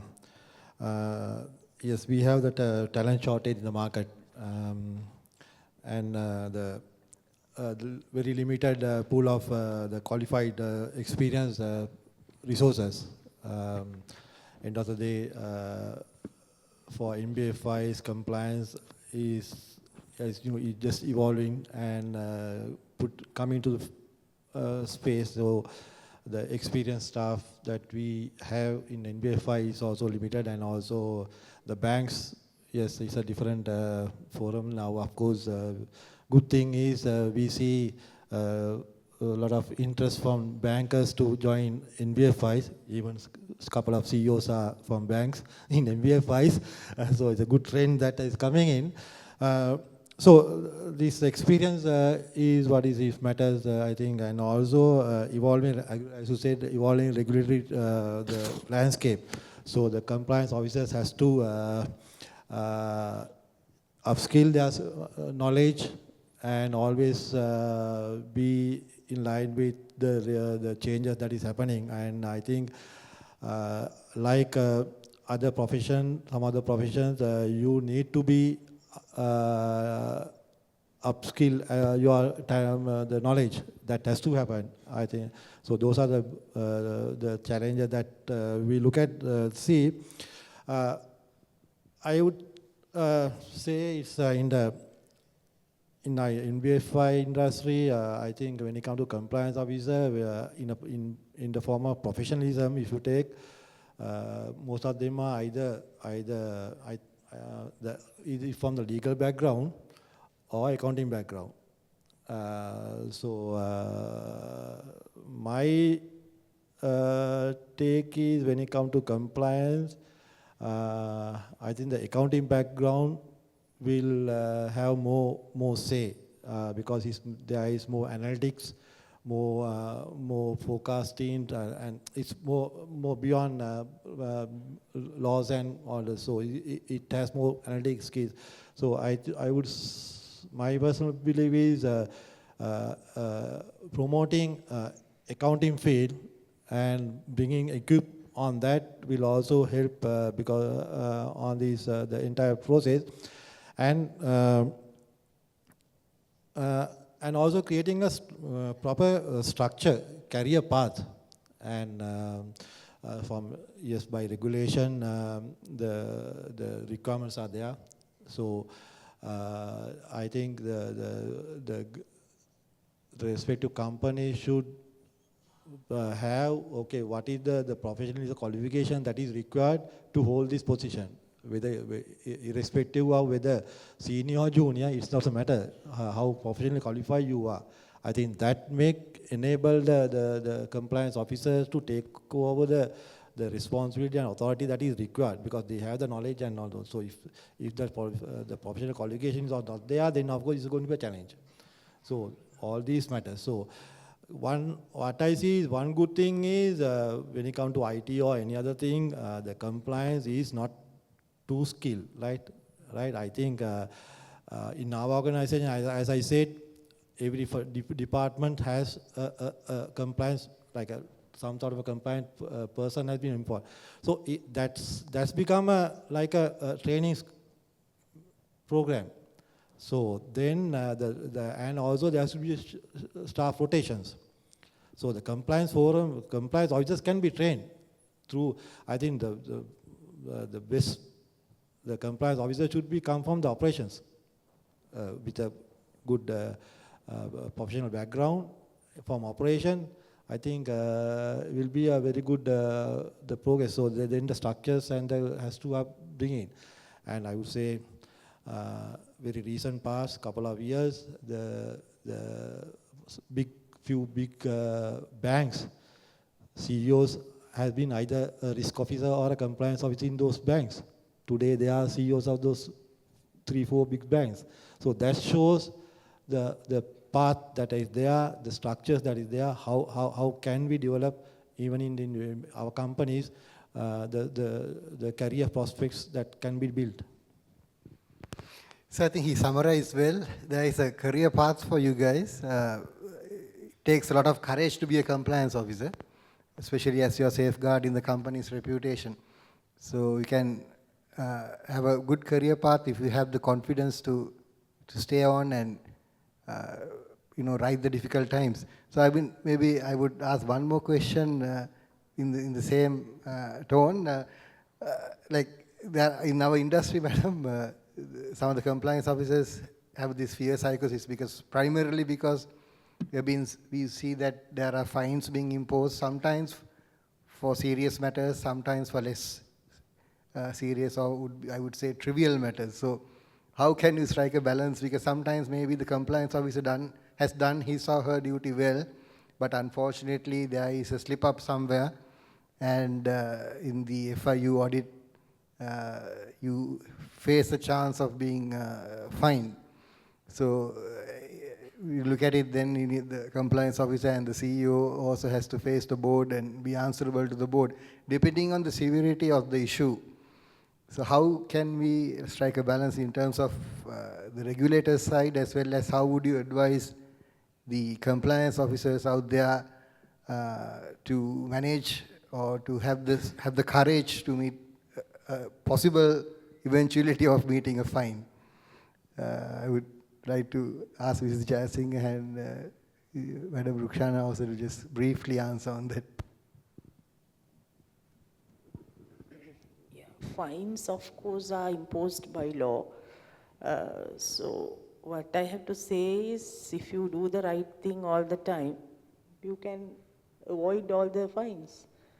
So it is a culture. I think Governor also have elaborated in his speech that it is a culture that you need to develop. Not because we come and fine, but you have to do the correct thing.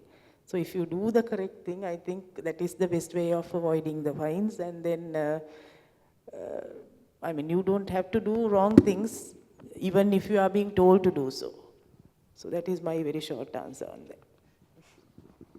On the other hand, imposing regulatory fines is one of the regulatory measures. There are several, and it's a common practice, I think, around the world. The regulators fine when they see some kind of lapse, especially if it's critical. Therefore, fines are there. We are larger in the national interest. We are trying to drive that and comply with the AML-CFT requirements. So it's just not only the fines, but after that, do you just address that issue, or do you look at the root cause? So it's not personally fining, but I think the entire bank or the financial institution is responsible to correct the situation. I think they need to take it in that spirit. Mr. Sadanandan, would you have anything to contribute? No, I think the other speakers have addressed the issue. I'm fine with those answers. So now we can open the floor for questions. We can maybe take 2 questions in the best interest of time.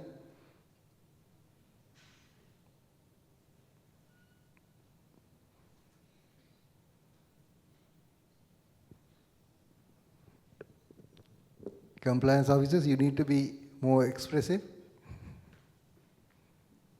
I think there is a code, QR code also, if I'm not mistaken.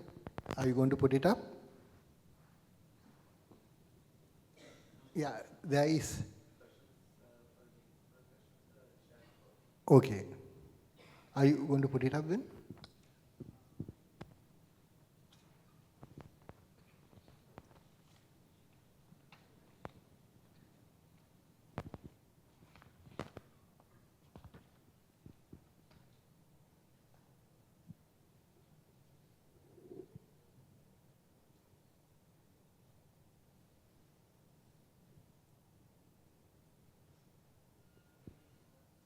So I will then ask a question from the Director Bank Supervision. Banking Act Direction number 5 of 2024 on corporate governance for licensed banks, issued in September 24, includes Schedule 11, which outlines the responsibilities of the compliance function. One of the key provisions states that the compliance function shall have full and unconditional access to the bank's records, physical management information systems, and minutes of all consultative decision-making bodies. Could you kindly elaborate on the specific intent behind the phrase minutes of the all consultative decision-making bodies? What does that mean? And in your view, how critical is this level of access for a compliance officer to effectively discharge their duties? All right. So we spoke of the compliance function being independent.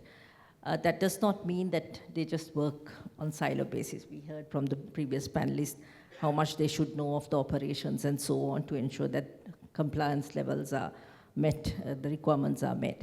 So for that purpose, I think even when a product is being launched, whatever discussions that that have taken place in the ALCO, or for that matter, even when, say, for example, you introduce a product, it has to meet certain customer charter requirements, the market conduct requirements, and not only that, the liquidity. So how does one define a particular deposit product or a liquidity instrument? And just to ensure that the compliance requirements are met, because in the banking sector, whether it is a high quality liquid asset or not, or what. So I think when the compliance officer does the review, he or she should be privy to these discussions. Although we say independent, it does not mean that things should be hidden from them, but the discussions, the rationale which goes behind it, the discussions are very important for the compliance officer to understand what the real requirements and what the real need was to see that the compliance requirements are met. So that's why we say should have privy to all the MIS, the minutes, and whatever other records of other committees. Thank you, Madam. So this concludes the first roundtable discussion. I hope we have set the tone for more interesting sessions in the evening. And I would like you to give a round of applause to the eminent panel up here. It's not often that we get Director NBFI and Director Banking along with two directors who have experience in the banking and finance sector in one forum. I think we are very privileged to have you with us. And thank you for answering all the questions and being with us today.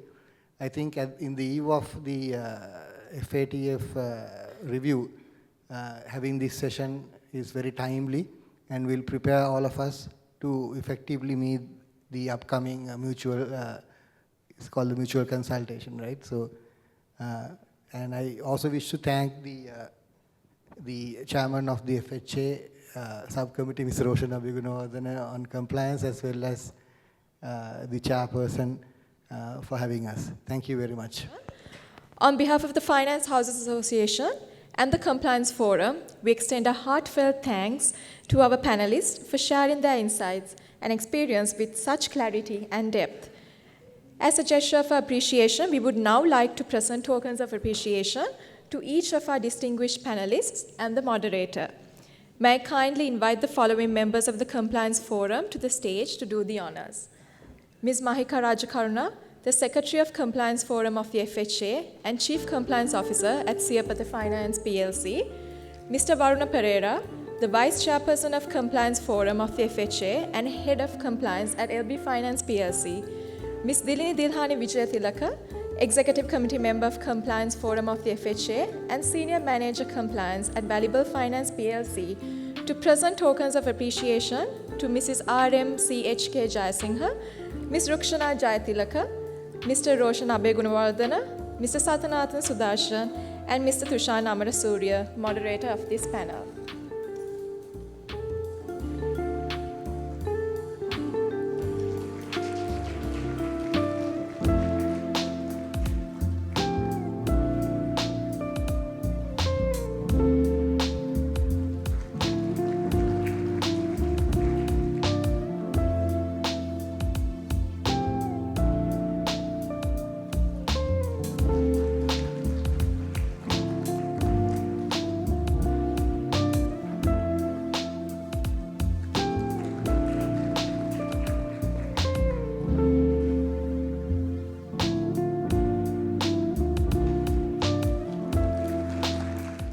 Ladies and gentlemen, we now move into session 2 of today's symposium, focusing on an issue that remains central to global financial conversation: anti-money laundering strategies for financial institutions. To lead this session, we are privileged to have Dr. Subani Kirthiratna, Director of the Financial Intelligence Unit at the Central Bank of Sri Lanka. Dr. Kirthiratna has over 22 years of central banking experience and is a qualified AML CFT country assessor. She led Sri Lanka's national risk assessment on MLTF and several in legal research and supervisory roles. She holds a PhD and Master's in Economics from the University of Sussex and a Bachelor's in Biological Sciences from the University of Colombo, and is an attorney at law with first-class honors. She is also a Chevening Fellow, and her research has earned her the President's Award for Scientific Research. Please welcome Dr. Subani Kirthiratna. Good afternoon, ladies and gentlemen. Thank you so much for this invitation to be part of Compliance Forum for Finance Companies for 2025. And in this, my presentation of about half an hour, I would like to take you through certain aspects of AML CFT, anti-money laundering and countering the financing of terrorism strategies for finance companies, financial institutions.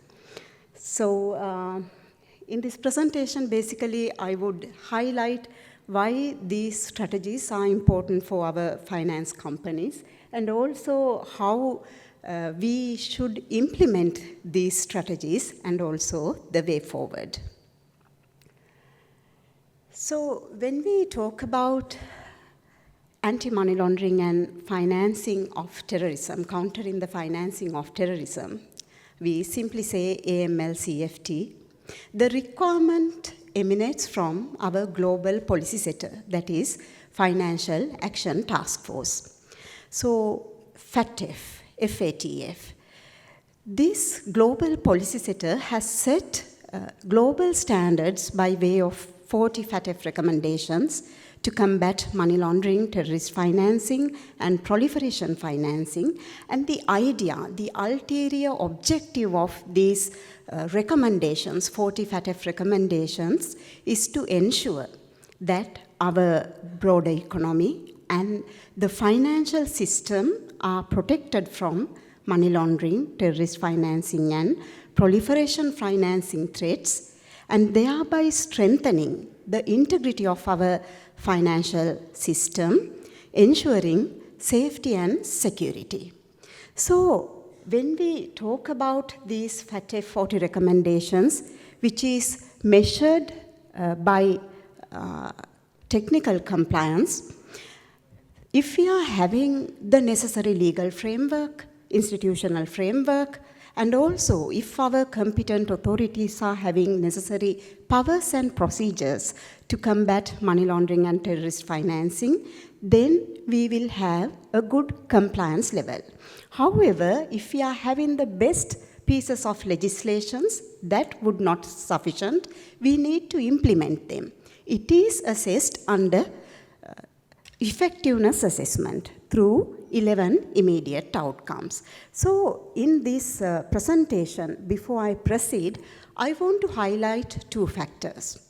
We are the community from the second largest financial sector in the country, finance companies, licensed finance companies. So what is our responsibility?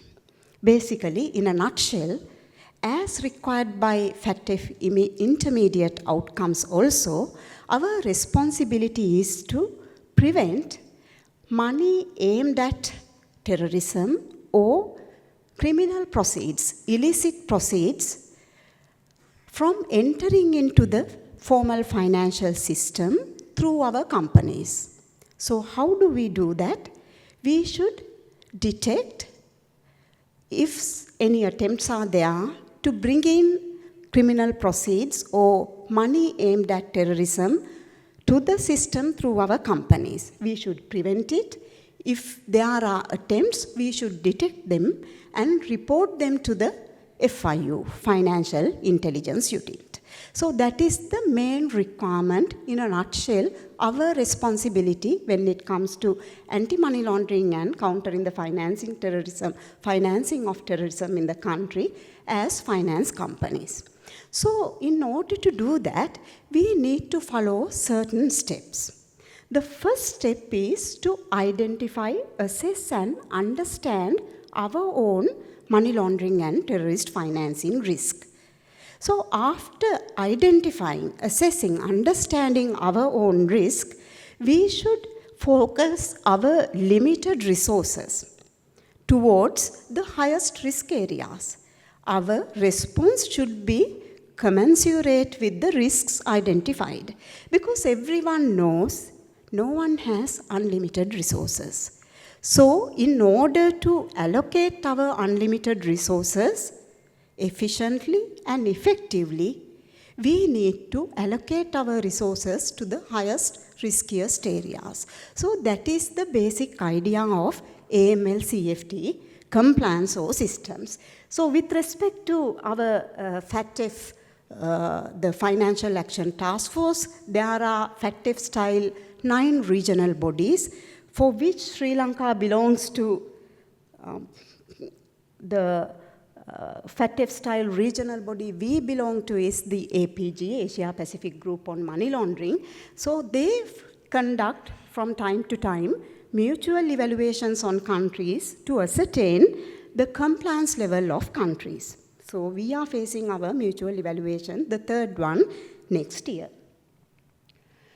Our local legal framework is based on 3 key legal enactments. Our Terrorist Financing Act, Prevention of Money Laundering Act, and also FTRA, the act most relevant to us, the Financial Transactions Reporting Act. So there are 2 types of reporting institutions: financial institutions, the ones who traditionally conduct financial transactions, and also designated non-finance businesses and professions. They are not recognized as financial institutions traditionally, however, they also conduct important financial transactions. So when it comes to prevention of criminal activities, the financial institution's role is important in preventing financial crimes because we need to ensure our entities are not misused as conduits for financial criminals to bring in criminal money into the system. And also, there is a need to be compliant regulatorily, because with that regulatory compliance only, we can prevent effectively from criminals bringing in criminal money to the system using us. So this is really important, not only to prevent criminals from misusing or abusing our companies, but also for us to maintain the integrity and also protect the reputation of our company, because there will be certain regulatory impacts or some maybe sometimes regulatory action by the regulators if there are non-compliances. So there are 4 basic AML compliance pillars. We need to develop our internal policies and procedures based on the enterprise-wide risk assessment we conduct. Then we need to designate a compliance officer at a senior level, and ongoing relevant training should be given to our employees, and also we need to conduct independent audits. And also the 5th pillar emanating from KYC, know your customer requirement, is the proper conduct of customer due diligence. So basically, we need to, as I earlier mentioned, formulate internal policies and procedures. So these policies and procedures should articulate how we implement AML-CFT obligations, starting from risk assessment, CDD measures, record keeping, and also handling wire transfers, detection and internal reporting procedures, especially with respect to suspicious transactions, and also obligations to report other threshold transactions. And also, effective MLTF framework requires proper governance arrangements, and also Board of Directors should approve and oversee these policies. Every institution is required to appoint a compliance officer. For AML-CFT purposes, this is a must. Irrespective of your capital level or asset base, you have to appoint a compliance officer. And this compliance officer is responsible to ensure that the institution is complied with all AML-CFT obligations. So, with the support of the compliance officer, with his leadership, the company should implement all the AML-CFT requirements. Yes, compliance officer is responsible to ensure company's compliance level. However, he alone cannot do it. He needs support, he needs resources, and also, as a whole, the entire company from the board of directors is responsible to comply with AML CFT obligations. And also, every company should have necessary systems, procedures, especially these things cannot be done manually. There should be technological intervention. We need to have systems, and also training is also a core. And also, we need to maintain necessary levels of understanding within all the levels of the company, not only for our frontline employees, also the board of directors should be trained and should be made aware of the requirements on a continuous basis. So, this training we highlight again and again because we observe when we conduct our supervision, we observe certain deficiencies and shortcomings from our staff at the front level, counters, and also at other different levels. So we need to have proper training programs to educate our own employees. And also there should be a mechanism, I know some companies have already implemented that, there should be a proper mechanism to assess their awareness or understanding. And independent testing or review, independent audit function also should be there to ensure that the company is compliant with AML CFT obligations. So when we develop our policies, one key area is the acceptance of our customers. We need to conduct proper customer due diligence before even building a relationship with our customers. In order to do that, we need to have a formulated proper policy. And also, we need to understand when we should deny a customer. These policies should be well articulated, formulated, and should be in writing, and all the employees should understand the requirements. It couldn't be on ad hoc basis. There should be a proper procedure to accept customers and also to conduct business with the customer. If we are to deny a customer, for that also there should be a proper policy. If we cannot conduct customer due diligence properly, we cannot initiate a customer relationship, and we need to consider reporting it as an attempted suspicious activity. And also, when it comes to companies, we need to identify who the beneficial owners are of that company. Not only for legal persons, companies, but also for legal arrangements, that requirement is there. Not only at the inception, not only at the onboarding, but in the process of customer relationship, we need to conduct ongoing customer due diligence. And also, through our monitoring, we need to identify unusual patterns of transactions. So that is transaction scrutiny. We need to conduct that also. So for CDD and KYC, an essential aspect of effective and sound risk management would be, this should be conducted in relation to all business relationships, transactions, then cross-sectional product services, and also to ensure the availability of appropriate integrated management information system.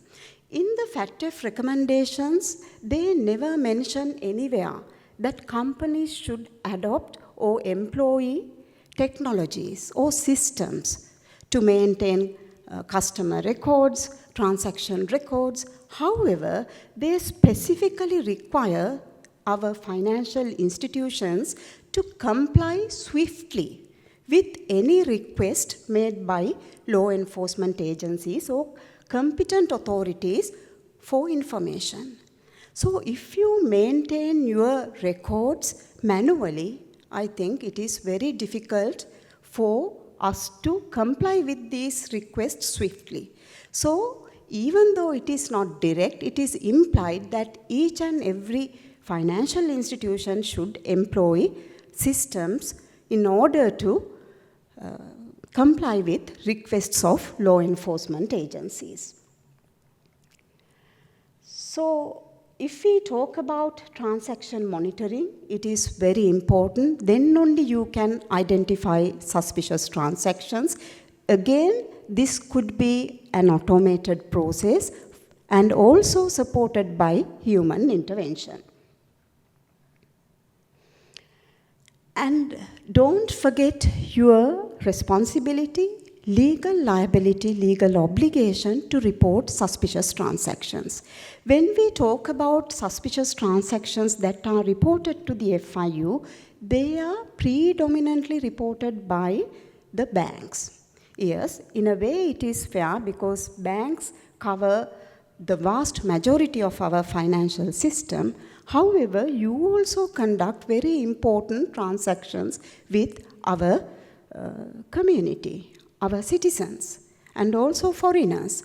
So, when it comes to suspicious transaction reporting, the reporting level is not up to the expectation from the sector. So, this is one key area we need to improve. So, with that, I want to talk about our future challenges and also future expectations.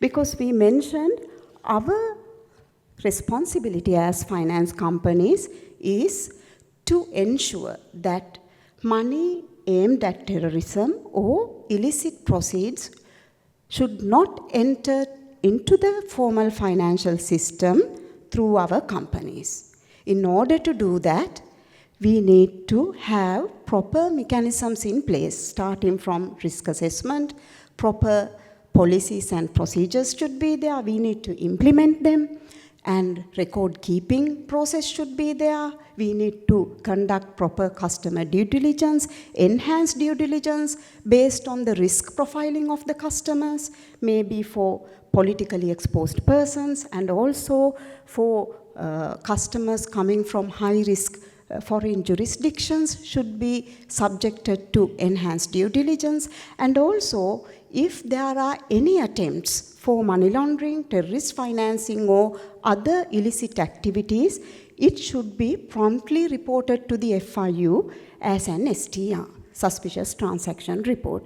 For that, you need to have proper monitoring, screening mechanisms, and also you need to have in place proper mechanisms or measures or controls to prevent tipping off. You cannot allow your staff to alert the customer that a report would be filed against them with the FIU. So this is your responsibility.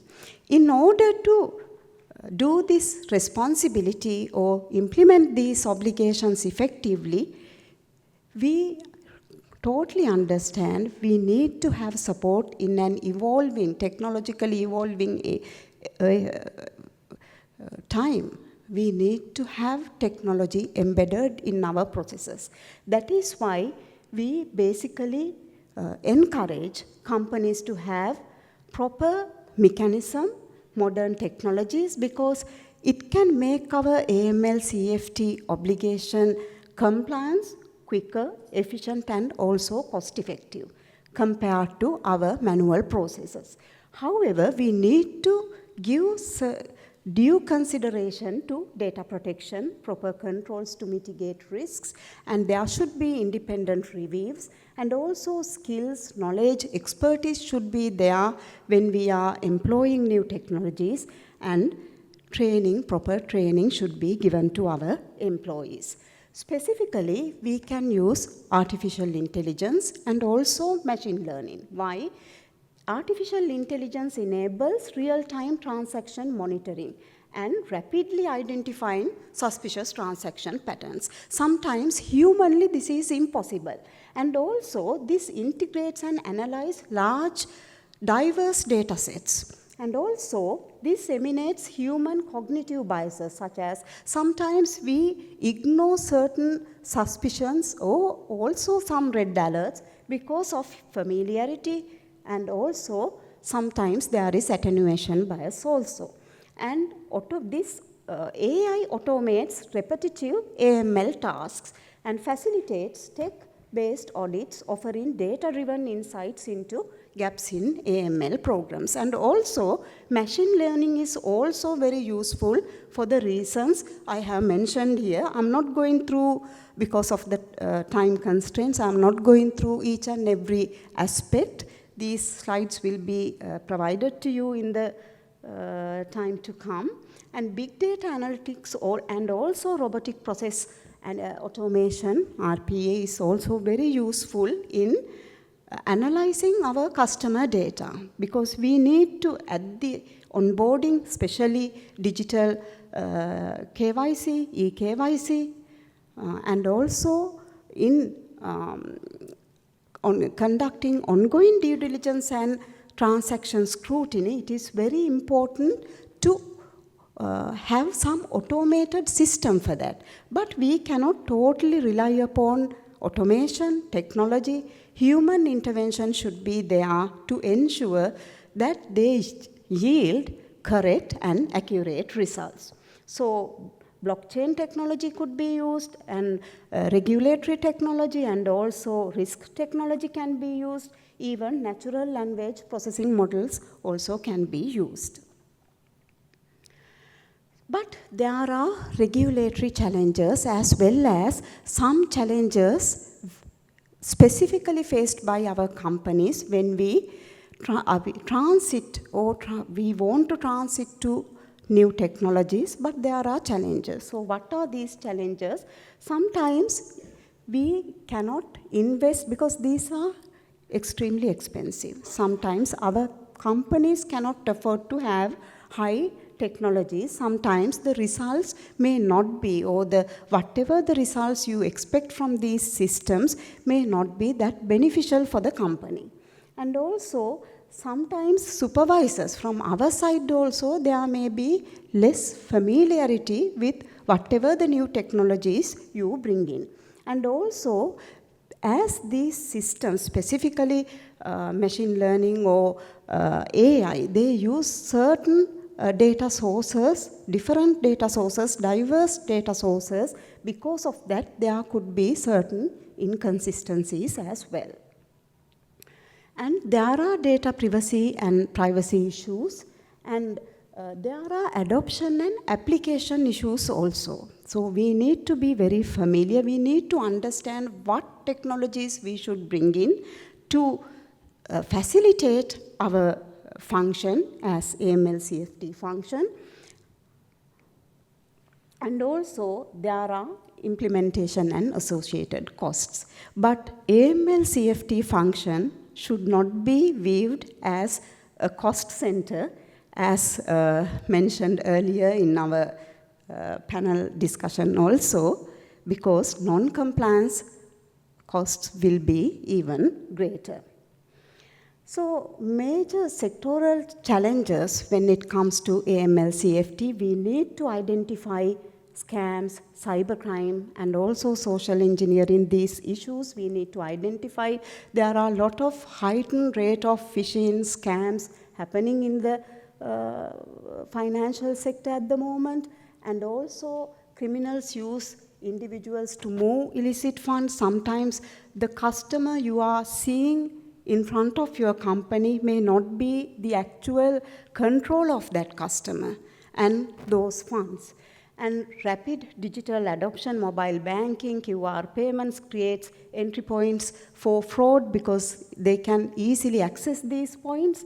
And also there are risks for drug trafficking and other predicate crimes, often involve large volumes of cash deposits. Illicit actors place drug proceeds into legitimate businesses. Then it is very difficult to differentiate them from legal funds. And also, sometimes in drug trafficking, we are acting as a transshipment location. So being in a middle of a route for drug trafficking, it also enhances our risk. And also inadequate transaction monitoring and STR reporting. Sometimes this is due to lack of understanding and also delayed responses to close or monitor the alerts generated by your systems, and also underreporting due to maybe legal or regulatory repercussions. And also when conducting customer due diligence and know your customer processes, we need to be very, very careful because there are a lot of frauds taking place across our sector. So basically in this presentation, I wanted to highlight basically your responsibilities as finance companies. And don't view these responsibilities as an additional burden. This should be embedded into your day-to-day processes. Then you can be compliant with anti-money laundering and countering the financing of terrorism obligations, and also you can contribute to a safer and also stable financial system with integrity. Thank you. Thank you, Dr. Keethiratna, for that well-informed presentation. We now transition into panel discussion 2, focused on the theme, Strengthening AML Frameworks Through Collaboration, Technology, and Regulatory Alignment. We are honored to be joined by a panel of distinguished experts who bring diverse perspectives across regulation, governance, and global best practices. It is my pleasure to welcome back Dr. Subani Keethiratna, Director of Financial Intelligence Unit at Central Bank of Sri Lanka, as our first panelist. As our second panelist, we warmly welcome Dr. Ayesh Aryasinghe, Additional Director of the Financial Intelligence Unit at the Central Bank of Sri Lanka. Dr. Aryasinghe serves as the Additional Director of the Financial Intelligence Unit at CBSL and brings over 2 decades of experience in regulation, investigations, and legal enforcement. He is a PhD holder in monetary economics from the University of Colombo and also holds a Master's of Arts in Law and Diplomacy from Tufts University, USA, and a Bachelor's from the University of California, and he is a licensed attorney at law. He holds a diploma in governance, risk, and compliance from ICA UK and is a certified forex trader with merit. Next on the panel, we have Mr. Jayanath Gunawardena, the Independent Non-Executive Director at Siapatha Finance PLC. Mr. Gunawardena served over 23 years at Standard Chartered Bank in senior trade, treasury, and compliance roles, and later conducted internal audits for top banks through Ernst & Young. Mr. Jayantha Gunawardena holds a postgraduate diploma in bank management from the Institute of Bank of Sri Lanka and now chairs Siapatha's Board Risk Committee while serving on its governance and subcommittees. Joining us next on the panel is Mr. Shirish Pathak, Managing Director of Fintellect Advisory Services Private Limited, who will be joining us online today. Mr. Pathak is the founder and Managing Director of Fintellect, bringing over 20 years of experience in capacity building, research, and advisory within the domains of anti-money laundering, countering the financing of terrorism, and financial crime compliance. Moderating this insightful panel discussion is Mr. Jitendra Gunathilaka, Head of Compliance at LOLC Finance PLC. With over 25 years of leadership in finance, compliance, and governance, Mr. Gunathilaka holds an MBA with Certificate of Merit from PIM, University of Sri Jayawardhanapura, and a bachelor's from University of Colombo. He holds a prestigious fellowship from CIMA UK and is a certified global management accountant, a member of the Chartered Institute of Marketing UK, and an advanced Bronze Toastmaster. He has also received executive training in corporate management at the Frankfurt School of Finance and Management in Germany through the AOT program in Japan. Ladies and gentlemen, please join me in warmly welcoming the esteemed panelists and moderator for session 2. Lady Master of Ceremonies, it's my pleasure to moderate our second panel discussion at the Compliance Symposium 2025. The mood for this particular panel discussion was led by the Director FIU, Dr. Subhani Keethiratna, as well as in today's newspapers, anybody who had seen the Daily FT, the central bank governor, I think, sets the tone very well. If I may quote the headline, CBSL chief urges discipline to drive economic transformation. So economic transformation doesn't come just like that. The efforts of the Sri Lanka FIU in bringing Sri Lanka out of the grey list did a world of good for the economy, from an economic perspective as well. So it's my privilege of moderating this particular session to highlight and to discuss the questions which will enlighten the audience, the learned audience, as to how we should, in the LFC and the LCB industry, should contribute, add value to the efforts of the FIU. Good old days, during school days, a four-letter word was a bad word. The moment we hear a four-letter word, Mr. Jayanath Gunawardena, it was considered to be bad. But nowadays, a two-letter word is also extremely bad. The two-letter word, even kids might know, is AI. AI is a double-edged sword. And the two-letter word which this eminent panel is going to discuss is nothing but money laundering. And we have a member connecting from India as well. And AI and money laundering is a very lethal combination where things can go right, as institutions could practice, bring AI to counter money laundering, as well as the fraudsters also could take AI to their hands with deepfake technology to gain advantage. So with that in mind, with the rich introductions from the Master of Ceremonies, let me first ask the question from Dr. Subhani Keethiratna, Director FIU. How should, because we all know in 9 months' time, the carnival is going to start, the mutual evaluation in March 2026. So this question will be very topical. How should, Madam, LFCs and LCBs cope up with the global AML regulations, such as those from FATF and various regional directives, especially in the light of the forthcoming mutual evaluation? Thank you. Thank you, Jitendra, for that question. It is very timely because, as you correctly mentioned, Sri Lanka is preparing for our third mutual evaluation on anti-money laundering and countering the financing of terrorism system of the country. So when we say that this is the third one, that means we have been through this exercise twice before, in 2006 and 2015 time. We faced 2 mutual evaluations. Unfortunately, as a country, we ended up on the FATF's, Financial Action Task Force's, grey list after these 2 evaluations. That means Sri Lanka was identified as a country with strategic deficiencies in our AML-CFT system.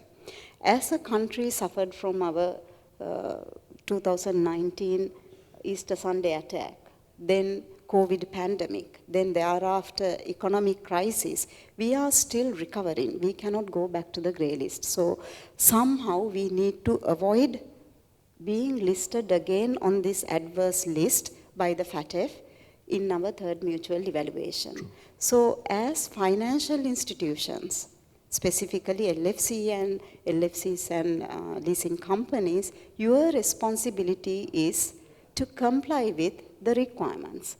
Because as a small country, we cannot dictate terms to the world. True. the only way out for us that we need to comply with the requirements. So what are the requirements? Factor 40 recommendations. And also they are measured through, the effectiveness is measured through whether we have implemented, that is measured through 11 immediate outcomes. So the main immediate outcome relevant to the sector is on preventive measures and supervision, that is IO3, immediate outcome 3. And also out of recommendations 9 to 23 directly on preventive measures. And also recommendations 24 to 25 on transparency and beneficial ownership of companies and trusts. So you need to have proper systems in place. Firstly, you need to conduct the risk assessment. There should be a proper policy within your company, then procedures should be developed, they should be implemented, proper customer due diligence should be conducted, enhanced due diligence should be conducted where necessary, and suspicious transactions should be detected, identified, and reported. And to prevent any sort of tipping off, there should be countermeasures. Sure. And there should be screening and monitoring of transactions for screening for your customers and also for your employees. There should be proper trainings for your employees, and also awareness should be made up to the board level, not only to the entry level. And also you need to have proper systems in place. So I think this investment should be done now rather than later. Exactly. Yeah. And I think there were a lot of efforts from FIU within the last 1.5 years in enabling the industry, banking as well as non-bank, with so many knowledge sharing sessions. And hopefully by the end of 2026, we should be in the green list, not the grey list. That is our, objective as well. Exactly. Yes. Let me ask Additional Director FIU, Dr. Aisha Adesinghe, what is the role of an independent AML audits in assessing the effectiveness of LFC compliance programs, and how banks and LFCs can ensure audits add value to the organization? Thank you, and good morning to all of you participants. And thank you, Jitendra, for your kind introduction. And I would like to also, because this is the first time I'm opening the session, like to thank the Compliance Forum of the Finance House Association for inviting me and all of us here. First of all, that's primarily audit is like the third defense or line of defense that in any institution.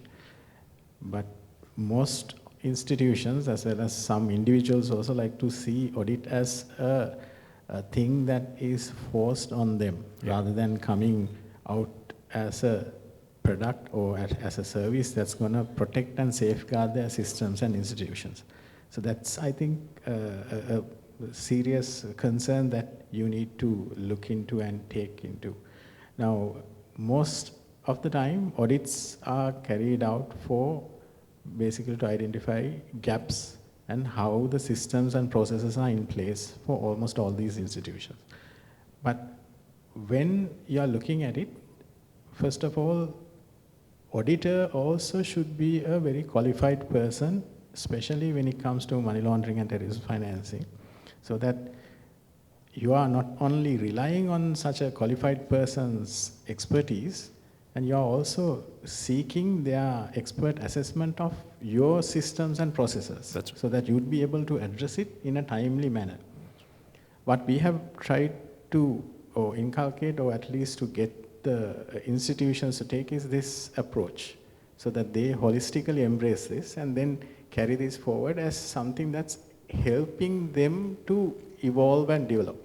And of course, see where their weaknesses and gaps are, especially with regard to transaction monitoring. Now, the best example I can cite is that in 2023, we started through the governor's initiative, transaction monitoring system audits were carried out for licensed banks. Exactly. Still being completed. There's still several institutions that are running through the program. But that had helped them to identify. It was, of course, a requirement that was forced by the central bank to be carried out. It wasn't voluntarily adopted, but there were certain reluctance on the bank side to take this forward. But it had actually reaped benefit. Why? Because transaction monitoring is something that you take for granted until something bad happens. Exactly. So when transaction monitoring system audit is just one facet of all the systems, you can also look at technological side of the thing. And you're also looking at processes when you're looking at how processes are actually taken in and whether the training and proper procedure is in place so that the staff has taken it in also. So there are a number of areas that you can evolve and adapt with regard to audit requirements. So that audit is definitely an advantage that an institution would have. And primarily what you have to give also certain directions to the auditors that the audit facility or audit mechanism is not a one-size-fits-all scenario. It has to be catered to each and every institution's primary risk, etc. Exactly. And that could also be a cascading risk coming from other agencies or other institutions that they're transacting with. So all that has to be taken into the audit function. Especially if it's a group company. Especially if there is other entities involved in that. And ultimately, once the audit report is out, you have to holistically embrace it and take proactive measures to address it in a timely and efficient manner. That's right. Now, these are the basic tenets that you are required. Of course, auditors may conditionally qualify certain requirements, but you have to take it with a little bit of a gusto and take it proactively. Not be very defensive, but take it proactively so that you do something about it. You, of course, are spending a lot on the audit. You are using a lot of time from your staff to carry that audit out. And that is an investment. True. And you have to make use of that investment, taking the company forward. To consider not as an audit, but as a consultancy. Exactly. Because it's going to be a tool to help you develop. Exactly. And that's how you should look at it. These were the sentiments which echoed from the previous panel as well. Definitely. With the bank supervision and non-bank supervision heads. I think, ladies and gentlemen, you might appreciate this panel is very well balanced. There are two from the regulators and two from the industry and one from the AML Training Institute connecting from India. Unfortunately, due to unforeseen circumstance, Mr. Patek couldn't join us. And even the four males are quite balanced, Roshan, with the hairstyles. Two having very good heads of hair and two having not so good heads of hair, the hairstyles. If I may speak to Mr. Jayanath Gunawardena, who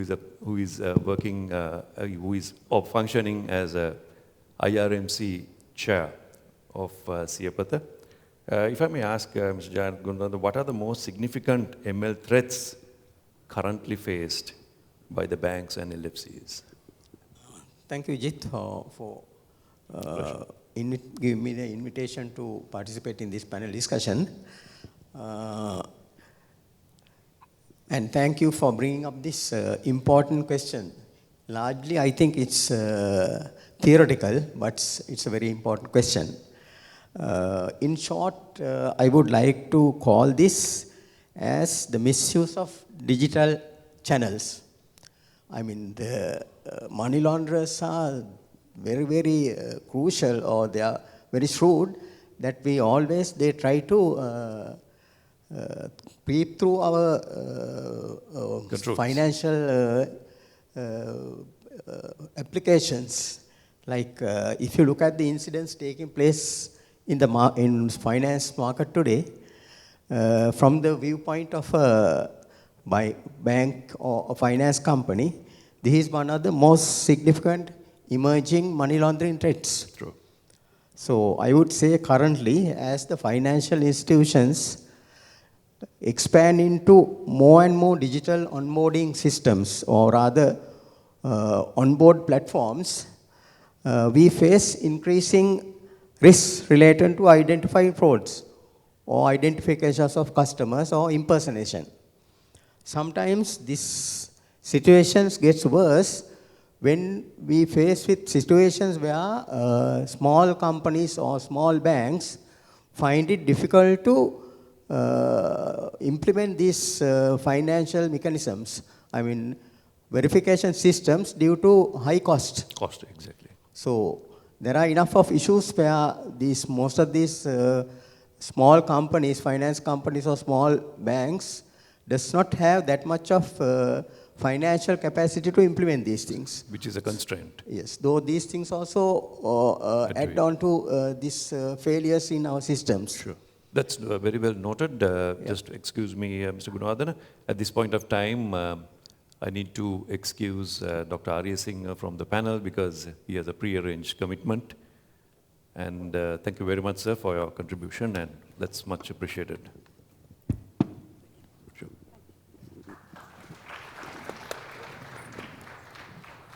Yeah, Mr. Gunawardana, you can continue. Okay. Another major concern we face is the growing use of third-party transactions. True. I mean, in the forefront, we don't see the real customer there. We see a third-party customer introduced by the money launderers. True. So what happens is, knowingly or unknowingly, these people get caught into these money launderers' activities.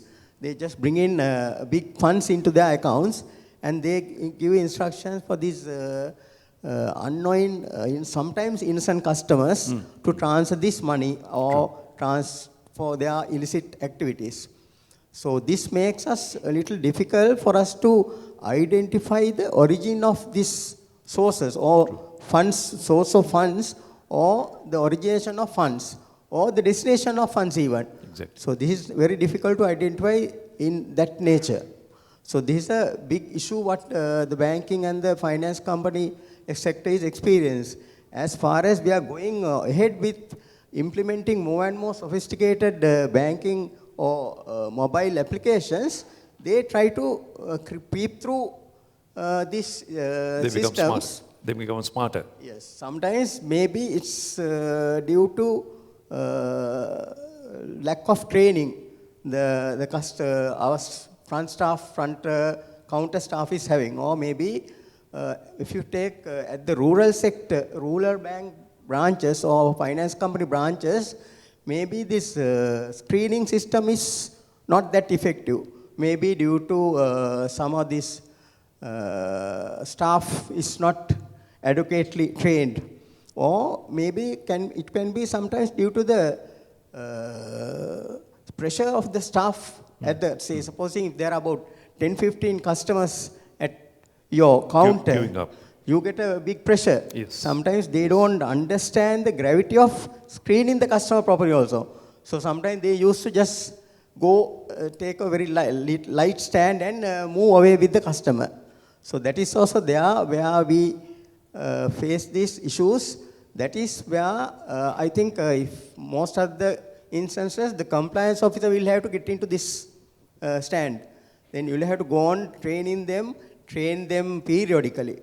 And it has to be an ongoing training. Now suppose if you train one of your frontline staff once a year in January, and you can't just forget about that. So what you have to do is, it has to be a continuous training going on. Then only it will go into their mind that this is a very responsible job.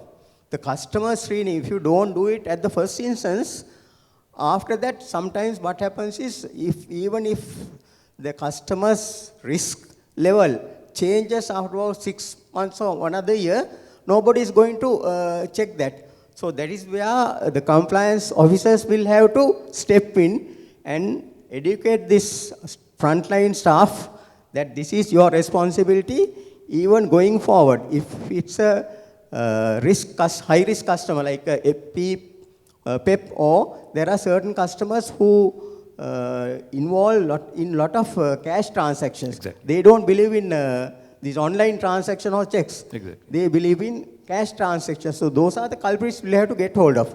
So on those people, eternally, at least annually, you have to do your risk monitoring. So sometimes, I know it's a little difficult when it goes for rural branches. Those branch staff are not capable of doing this. Exactly. So in this case, the compliance officers will have to involve in this doing the compliance audits and their visits. Through those only they can take this think up. forward. Yes. Very well noted. I think whilst your points are quite valid, when the moment compliance officer steps on in doing this, as Mrs. Jayasinghe very correctly said, the compliance officer becomes a bit of an unpopular character in the organization, and there's a lot of a big comparison between the compliance officers of today, as Mr. Roshan said, and the polar bears, because these two varieties are going fast extinct, because it's very difficult to find compliance officers because they want to move into risk, so that the regulatory spotlight can be avoided to that extent. Jit, if I add something on to what you say, the compliance officers have been given more power and strength by this central bank guidance. Central bank direction number 5 of 2021, that gives very, very powerful stand for the compliance officer of the organization.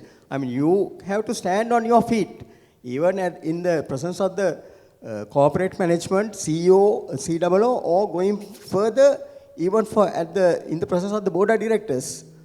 They have to stand on their feet and say that this is not compliant. You have to change this. You have to comply with the regulation.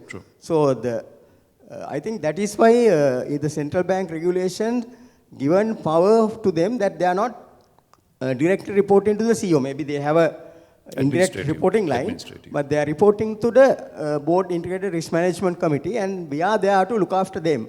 And further going one step forward, they have given the option by the direction for the BIRMC to do the performance appraisal. So there you have a strength. They have the strength and the power has been given to them. And the independence. Yes. Thank you. And at that point, I think you ended up in a very pertinent point of skill. I think I would turn to Mr.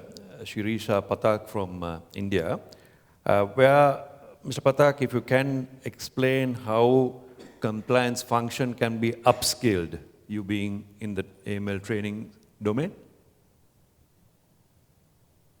Sure, thanks. Well, good afternoon, and Ayubovan to everybody, all the participants, my co-panelists, and the moderator.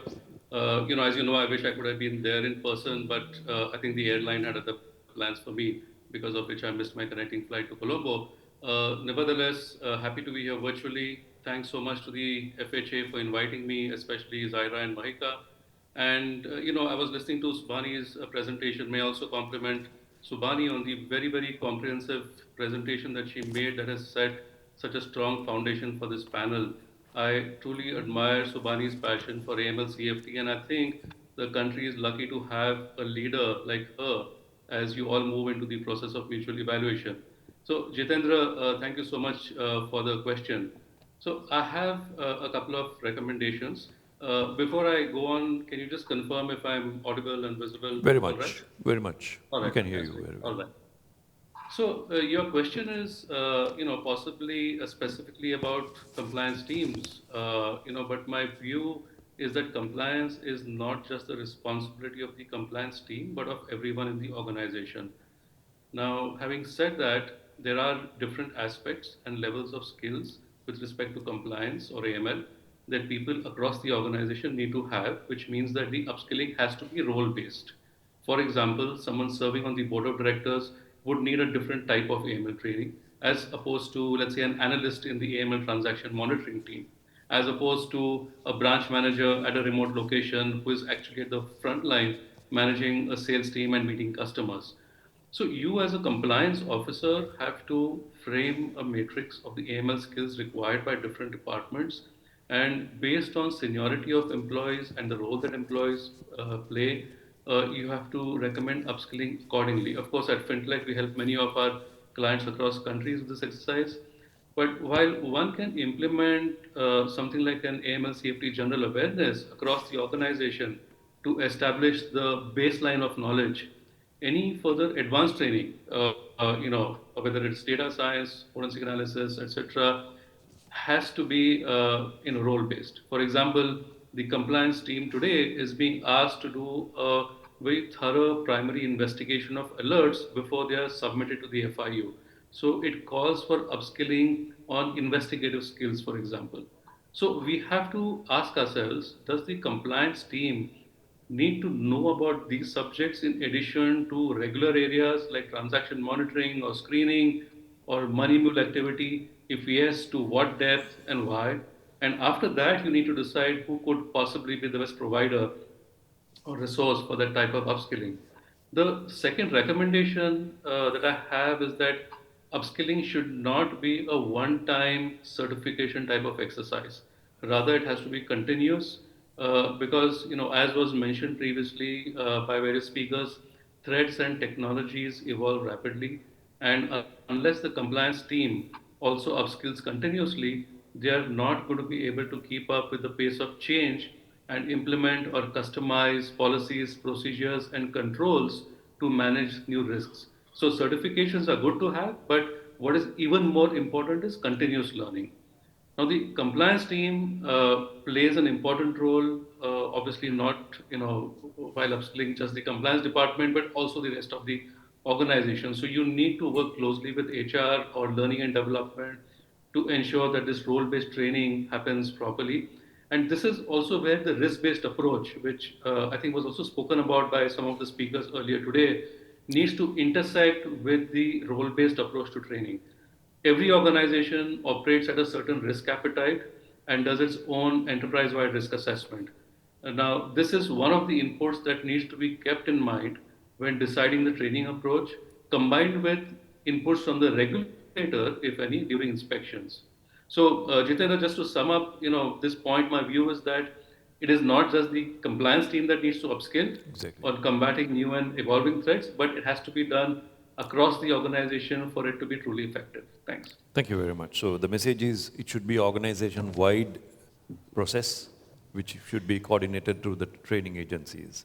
So that concludes the first round, ladies and gentlemen. We get on to the round which is where the audience interaction is needed. And can I get the organizers to get the mics out to the audience so that we can listen to the questions? At the same time, through the given link, few questions have come in. So in the absence of any questions from the audience, we can proceed with the audience. Any questions, Malinda, from the audience coming up? So in the best interest of time, because this panel is between you and your lunch, so let me proceed ASAP with the second round of questions. And if you have questions, please send it through the link. Let me ask from Dr. Subhani Kirtiratna one question, a short question which have come from the audience through the link. Do we need to collect the UBA details of letters of guarantee details, donations, general payments to outside parties and legal persons? Thank you for that question as well, because this is a very hot topic. Beneficial ownership requirement. Ultimate beneficial owner. Who is the ultimate beneficial owner?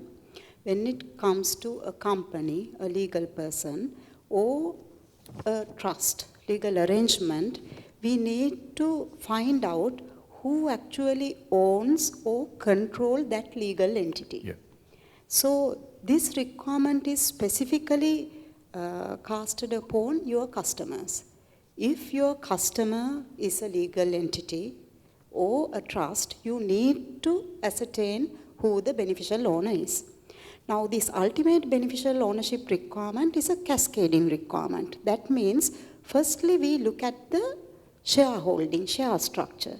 If there is a shareholder exceeding the threshold, in our case it is 10%, in Sri Lanka's case. So if there is a shareholder exceeding that threshold, he should be named as a beneficial owner. However, if you cannot identify such a shareholder, or even though if there is a shareholder exceeding the threshold of shareholding shares, then you need to, if you have any suspicion over the controlling power of that person, then you need to go to the next level. That is why it is called a cascading requirement. Then you look at the controlling structure. If there is any person exerting controlling effect on that company or trust, then you need to identify that person, the natural person, not another legal person. Natural person as the beneficial owner. If you cannot identify at that stage also anyone, then you need to name senior management of that company or that trust as the beneficial owner. This is specifically on your customers. However, we have to go to the fundamentals. What is the ulterior objective? We need to avoid our companies being misused to conduct criminal money, maybe illicit proceeds or funds aimed at terrorism. In that interest, I think even if we are just moving money across our institution, we need to look at the beneficiary also. Right. This specific requirement is there for insurance policies, beneficiaries, but for other fund transfers also, if you cannot actually ascertain who the beneficial owners of the beneficiary, I think that requirement is there. You need to fulfill that requirement as well. Ultimate beneficiary. Ultimate beneficial. We call it UBO, ultimate, but beneficial owner means the ultimate beneficial owner. The term used by FATF, Financial Action Task Force, is beneficial owner. That means ultimate beneficial owner. Thank you very much. I think there's a lot of impetus given through the Companies Act as well. Yes, Companies Act is being amended. Lastly, now it is before the Parliament. It was tabled for the first reading on the 5th of June. So very soon these amendments will be in force. Sure. So then the requirement will be, at the moment it is only through our CDD rules. However, maybe in a very short time, it will be the legal requirement of the country through the Companies Act amendment. Thank you. Thanks. That's very insightful. Next question also coming from the audience. I think this will be very useful for the members of the boards who are here, who are directors. Mr. Gunawardana, how can non-executive directors contribute to enhancing the effectiveness of AML/CFT governance frameworks within licensed finance companies? I think, Jit, this is a very good question. What we all must expect from the NED's responsibility is when we get this, what we see is when we get normal audit reports from internal audits, external audits, or maybe the central bank inspection reports, we must review those and give a thorough thought on these inspection reports, and then we must try to encourage management to respond to these reports or the timelines of this. Usually the external auditors and the central bank audit reports give us a timeline for us to target dates for completion. So we are there to review those things and push the management to timely comply with these regulations, to implement these decisions or given by the management letter points. Super. Thank you very much. Now getting on to our friend from India, Mr. Pathak. This has a Japanese flavor as well. They're talking about continuous improvement, the Japanese concept of Kaizen. The question goes as, what are the best practices of measuring effectiveness and efficiency of a bank's or a LFC's AML program? And what are the metrics or the KPIs that you can suggest? Thanks, Jitendra. Okay, so I would say there are two main indicators to measure effectiveness and efficiency. The first is CDD, that is customer due diligence, and the second I would say is transaction monitoring or filing of STRs. Now, in case of CDD, the first basic metric, whether customer documents have been collected or not, this data is easily available in the banks or the financial institution system. And the second metric, correct information in the customer information form, which is a due diligence requirement to find out the customer's risk level or risk score, and random check to find out if this is accurate or filled up by one of your relationship managers rather than actually by the customer. This I would say is a basic but a critical metric. In case of transaction monitoring, there are 5 metrics, I would say. The first one is the timely and accurate submission of threshold-based reports to the FIU. Okay. and a record that the FIU has not complained back to you about missing deadlines, right? Remember, this is for threshold-based reports. The second metric for non-threshold based, let's say, suspicious transactions, what are the number of STRs that we are filing? Are they in line with the total volume of business and transactions and fraudulent loan data, for example? Is it all in proportion? I think Subhani also mentioned in her presentation that there is a number of STRs being filed by banks, but possibly not so many by LFCs. So in addition to, this, you have to find out, if possible, what are my peers filing, similar companies? What is the industry trend? Maybe the FIU can provide some information on that, or is already providing. And what is my company's deviation from that trend? The third metric, I would say, is how much time is my organization taking in filing an STR from the time that an alert was generated? True. And what was the time taken for the alert to be reported internally after that particular reportable activity had happened or even started? When you say internally, So can you just indicator. explain? When you say internally, can you just explain So for example, if there is a certain type of activity which has been happening for the last 6 months at one of the branches, but it's taken you 6 months to get wind of that, 6 months would be the time for it to be reported. So the quickness or the length of that time, that is an indicator of whether the technology you have in place or the training that you have in place for people at the front line is actually correct. Is it properly being optimized so that the correct alerts are being highlighted at the right time and in time? Okay. The fourth metric, what are the alerts reported by my customer-facing employees at the front line? And what is the number of alerts generated by the AML compliance team? Okay, so what is the proportion of those? So this is also a strong indication of the right compliance culture and whether your training initiatives are working and whether everybody knows across the organization, especially in the first line, what our duties are, right? So this proportion matters as to how many STRs being reported by frontline employees and coming up the chain, and how many STRs are or alerts are found actually by the central transaction monitoring team. That's right. Okay.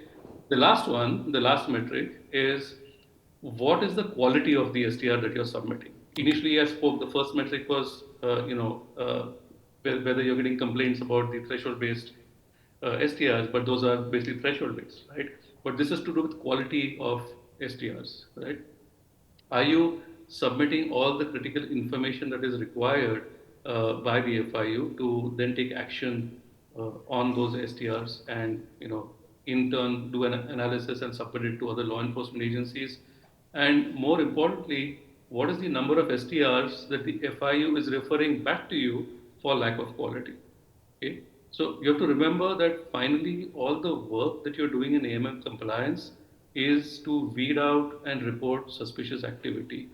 STR filing is where the rubber hits the road. And this is a very strong indication whether all the investment and efforts that you're putting into compliance and AML, is this translating into actual action or not? Okay.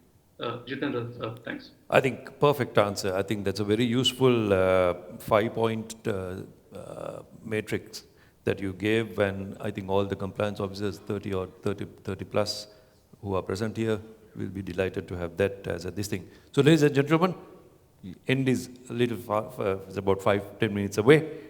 The fun part of this panel discussion is about to begin. The hot seat question.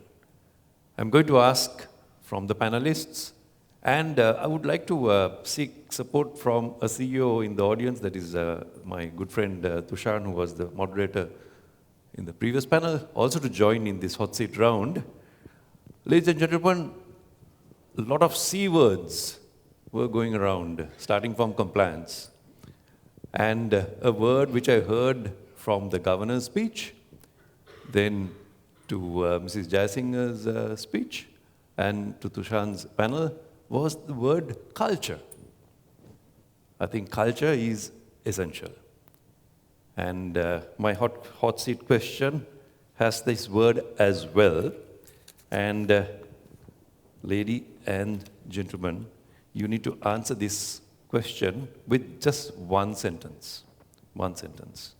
And if you get on to the second question, I'll be flagging you down, right? So that will be the rules of the game. And the question is, how could an organization build compliance as a culture rather than a tick box approach? How could an organization build compliance as a culture rather than a tick box approach? I think this answer, the 5 answers or the 4 answers will be extremely useful for all 200 present here. Can we start with the lady in the panel? Yeah, tough question. Embrace AML CFT compliance as an integral part of your core business rather than viewing it as an additional burden, and always set the tone from the top, remembering the contribution you make through your compliance to make our financial system a safer, stable one with integrity for a better tomorrow. Thank you very much. Thanks a lot. You stuck to the real rule of one sentence. And it's a safer, and you use the same word in your concluding remarks as well. Safer, stable. And with integrity. Sorry? And with integrity. And with integrity, exactly. And the National Crime Agency of UK published a very useful statistic, which definitely your team might be aware. 5% of the world's GDP is gobbled up in money laundering. And that is a devastating experience, breaks families, unleashes violence in a big way. Mr. Gunadhana, yes. One sentence. My suggestion is, Jit, let everybody understand that compliance is everybody's responsibility, not only with the counter staff, the compliance officer, or the corporate management, or going forward, the board of directors. It has to be everybody's responsibility, and we all must get together and try to achieve a non-compliance, zero compliance situation in the company. Super. So tone from the top, coming from Director FIU, then Mr. Gunadhana saying everyone's responsibility. Mr. Patak, your chance. Well, remember that just as children learn from the actions and behaviors of their parents or older relatives, our employees at the front line and across various layers also look up to their bosses for an indication of how far they can bend the rules and get away with it, so act accordingly. Thank you very much. Thanks a lot. And to my good friend, Mr. Tushar Namarasuriya. Jit, I'm going to break the rule a little bit, but I'll be very short. I'll be answering in 3 sentences. No, only one. That's very difficult. May I? So you can probably get, as Dr. R. Singh is also not there, you can borrow his sentence as well. Okay, how we practice it, whenever we interview someone with experience in the industry, we test their knowledge in compliance. Exactly. At the interview stage. Then number 2, we have a mandatory LMS questionnaire that every employee has to answer. And number 3, we reward when people find, for example, they inform the compliance office of certain things that happen, maybe STR or maybe suspicious transaction. STR is suspicious transaction. So we reward them. Rewarding, so, not penalty, but rewarding. Rewarding. Okay, it's a good, good lesson for everyone to follow as well. So these 3 combinations sets the culture at our organization in the importance of compliance. So if I may summarize, it is how you assess at the point of screening, then knowledge transfer, and then rewarding as well. So excellent. At the recruitment stage, if the employee, the prospective employee is very new and not experienced, we don't ask the question. But if he or she is from the industry, then we test the knowledge. Excellent. Thank you very much. If they are not conversant, we tell them, okay, you need to pull up your socks and learn. Upskill. Thank you very much. Well, Well, in this particular panel, the audience didn't hear stories like what Tushan related in the previous panel. I don't have that much of stories, but in conclusion, let me share a confidential report which I saw yesterday. I hope it's not a fake report about the last Thursday's air crash, AI 171. Do you know what the real cause, according to that report, Dr. Githaratna? It's a fault of the chief pilot's seat lock. And 11 days ago, that had been escalated, it had been corrected, but a safety feature, today's most echoing C word, compliance. Compliance with regard to the safety feature of that seat lock has not been followed, which cost lives in the airplane as well as lives on the ground. So that resonates the importance of compliance from a regulatory front, as well as compliance from financial crime and money laundering. It was my pleasure conducting the panel, and on behalf of the panel, let me thank the organizers. It was indeed a privilege to be in this second panel discussion, and let me hand over to the Lady Master of Ceremonies. On behalf of the Finance House Association and the Compliance Forum, we extend our sincere appreciation to the panelists and the moderator for their valuable insights and contributions to this critical conversation. May I now kindly invite the following representatives from the Compliance Forum of the Finance House Association to the stage to present the tokens of appreciation.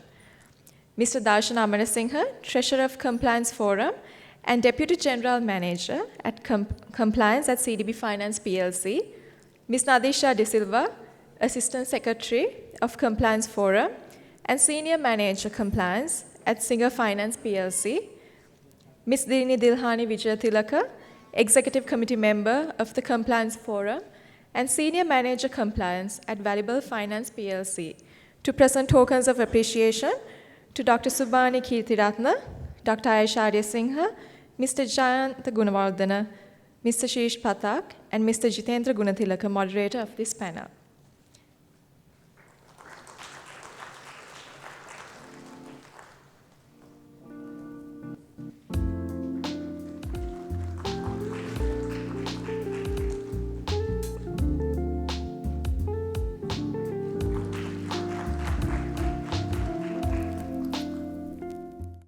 We are pleased to now invite a short sponsor presentation by our platinum sponsors, South Asian Technologies Private Limited and Quantum Data Engines India Private Limited.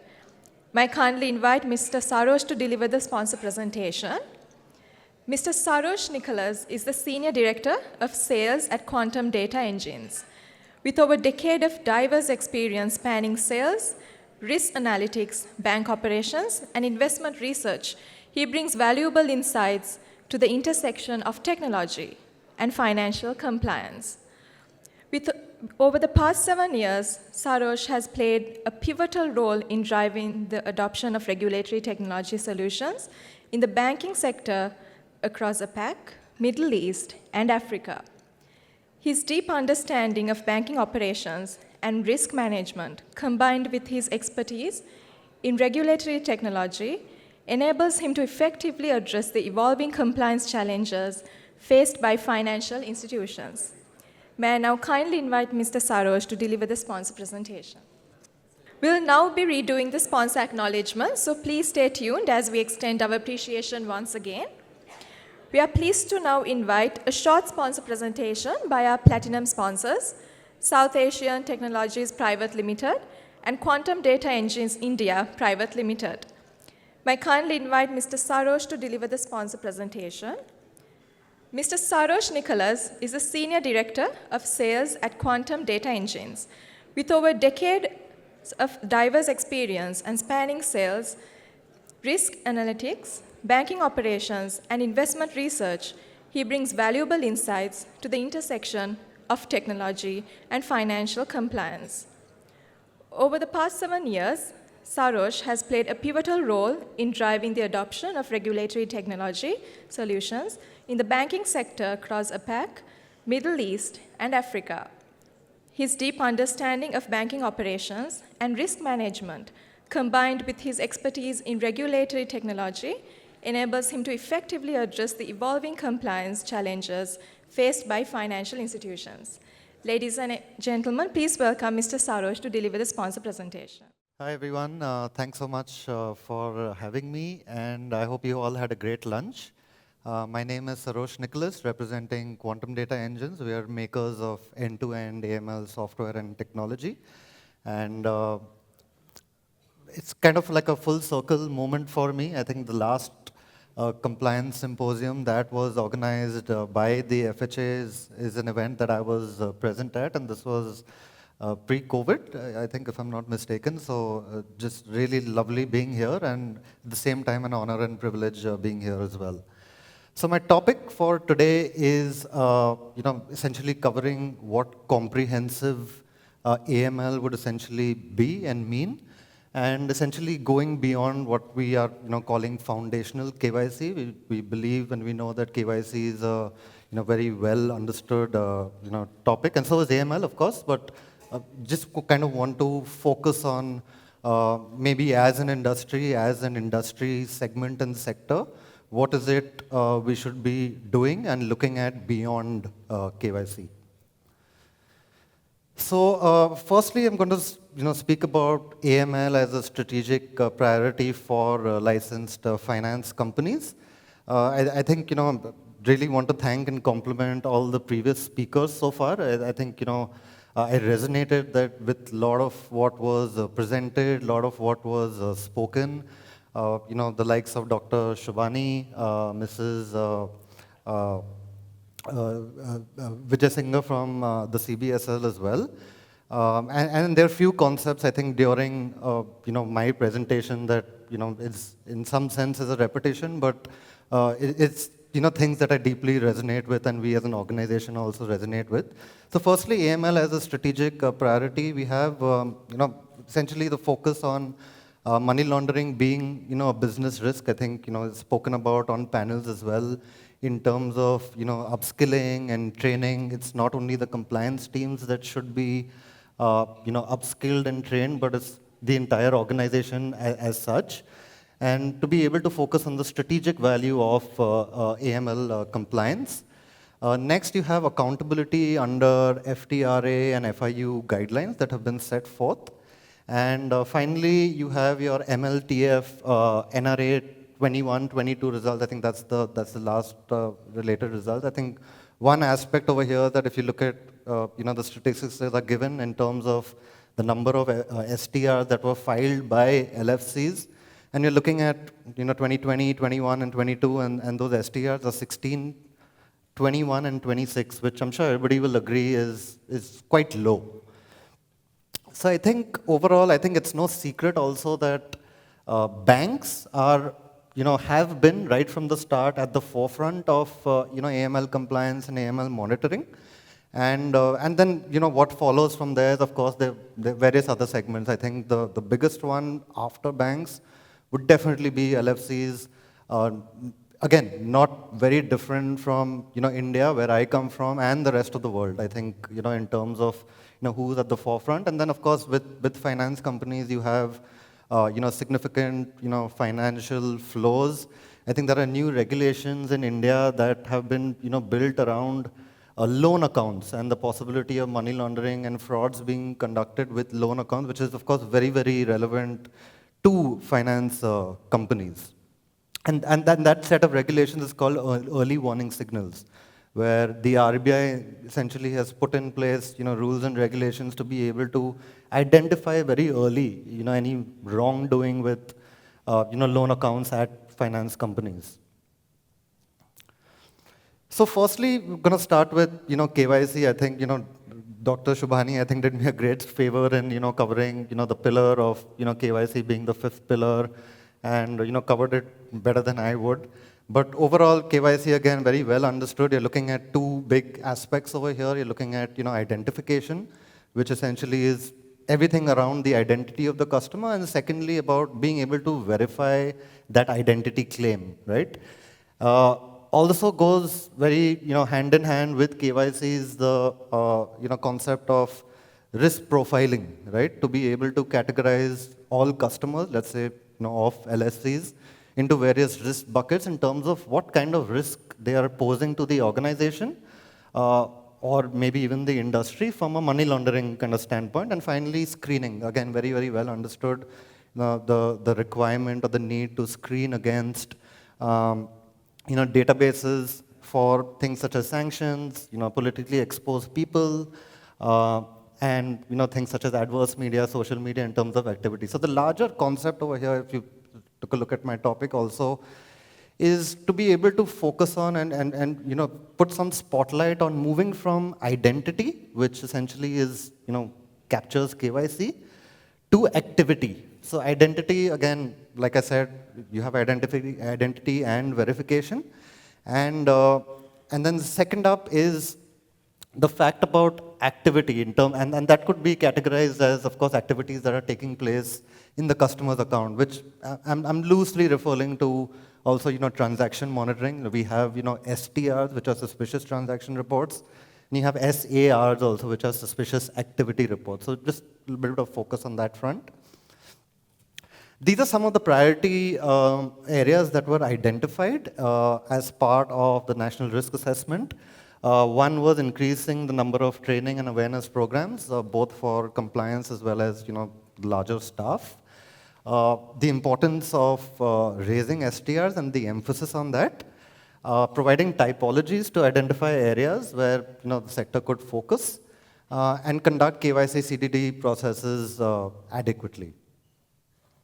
Now, looking at the holistic view of AML compliance, I think with KYC, you're looking at, KYC is of course not new to all of financial services, right? To be able to, very, very standard. You're supposed to collect KYC documents as part of onboarding, being able to kind of verify that, but even moving beyond that.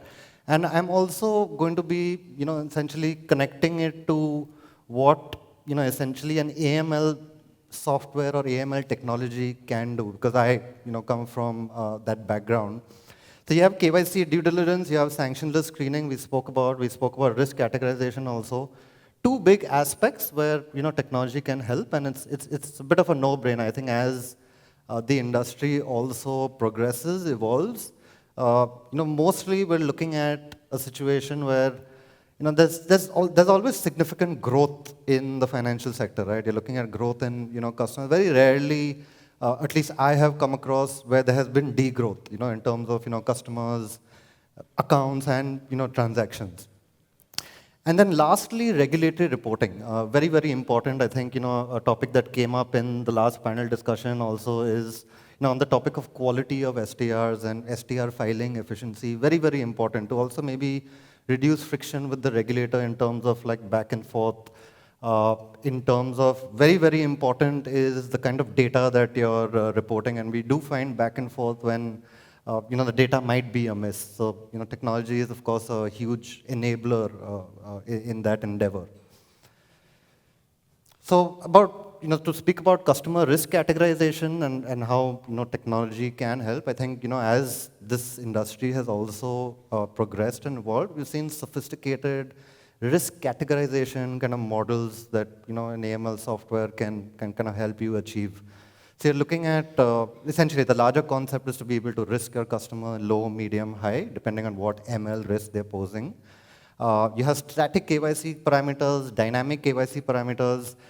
Priority risk is assigned on very specific factors, like for example, if a person is politically exposed, usually is considered high risk. And then you're also looking at the fact that if there are regulatory reports such as STRs and CTRs that have been filed for the customer in the past, that also automatically you're looking at some kind of prioritization.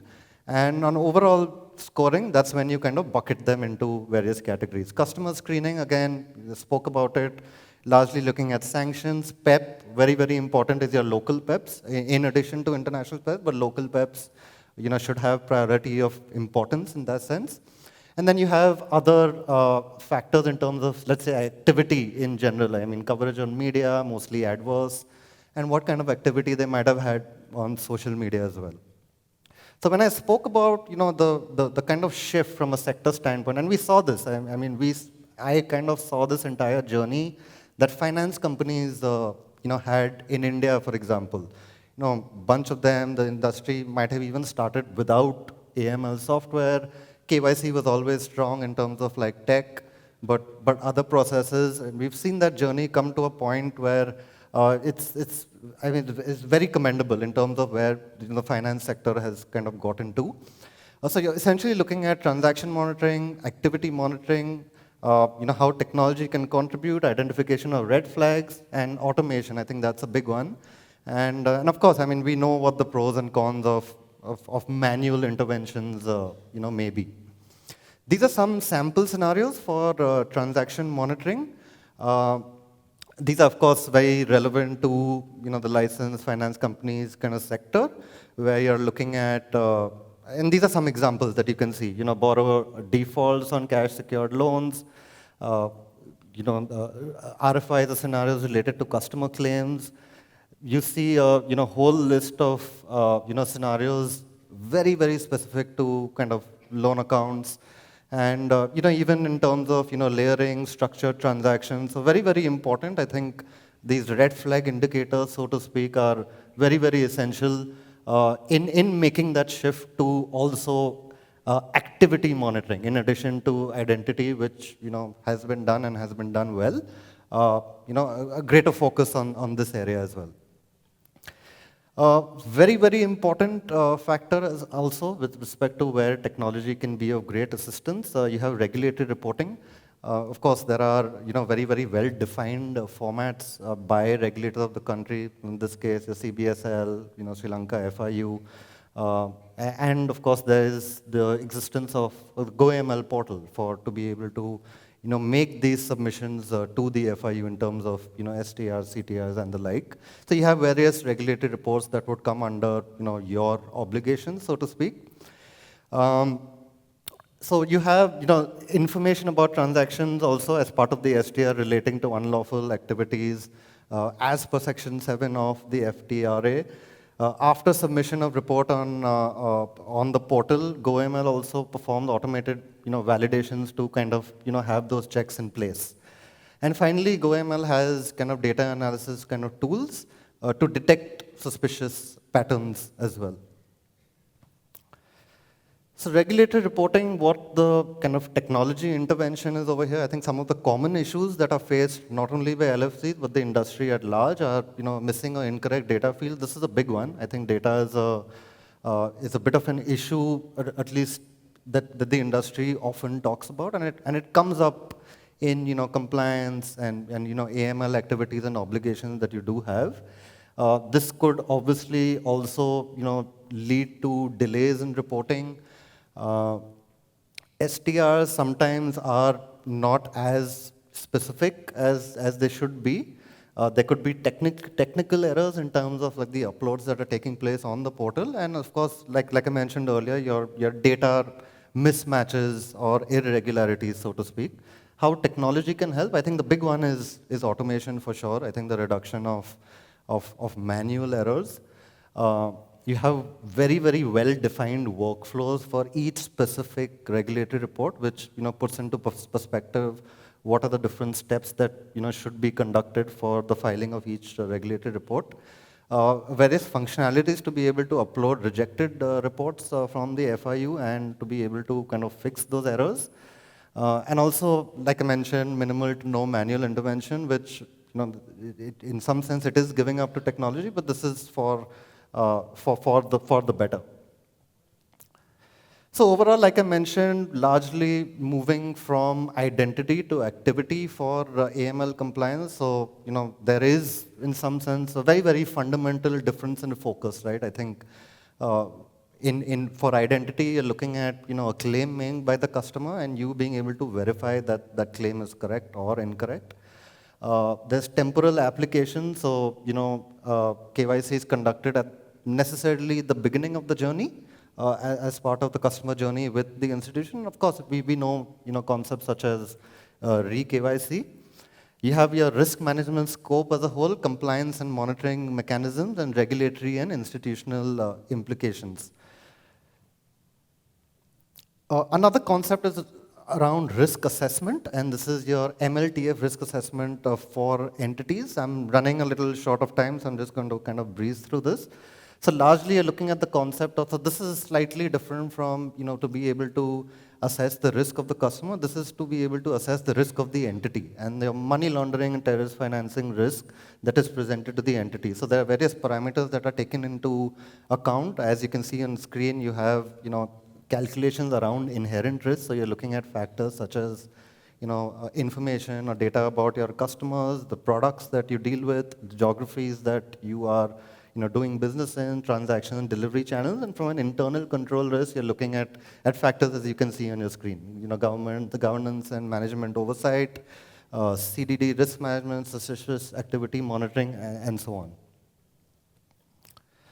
So how can, in the light of to be able to, kind of summarize, to be able to talk about the concepts that I spoke about and how they are, closely related to, technology, I think some, pointers in terms of, how LFCs in general can, make that leap towards selecting a reliable AML system. And we're talking about specifically about, let's say, LFCs in Sri Lanka. So these are maybe some pointers to be look out to. For example, in an end-to-end AML system which is tried, tested, has worked in Sri Lanka, for example, I think what that leads to is also a familiarity with regulatory requirements in the country, familiarity with the regulators, familiarity with the regulators' expectations.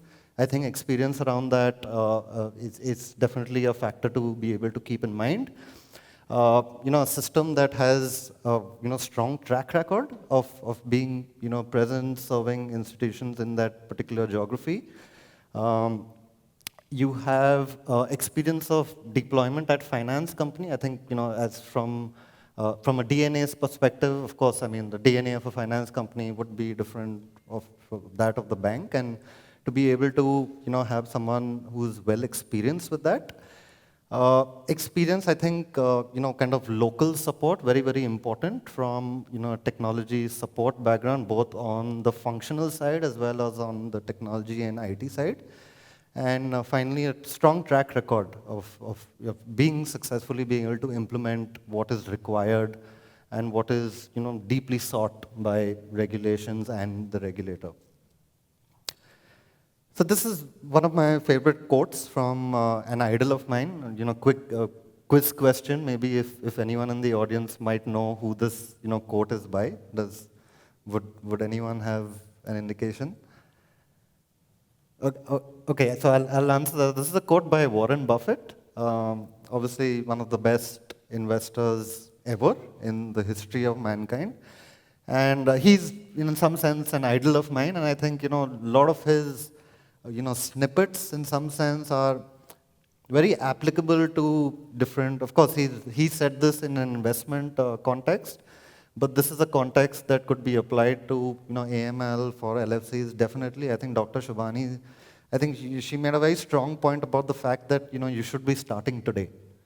And the reason you should be starting today in terms of, some of the, informed actions that you should be taking is, as the quote says, someone is sitting in the shade today because someone planted a tree long time ago.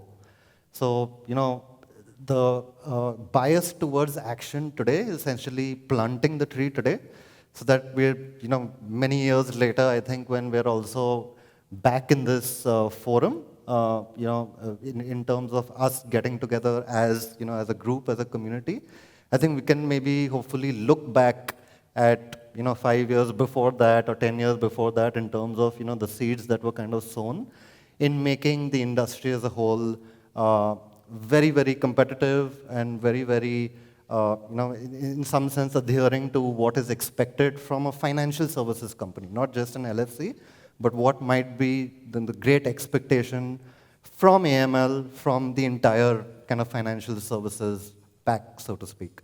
So that brings me to the end of my presentation. Thank you, everyone, and wish you a great rest of the day. Thank you. Thank you, Mr. Saroj, for that insightful presentation. We also take this opportunity to gratefully acknowledge our additional sponsors for their continued support: Gold sponsor, Celitics Partners, Bronze sponsor, and Privacy. A sincere thanks to all sponsors for their continued partnership in strengthening the compliance community.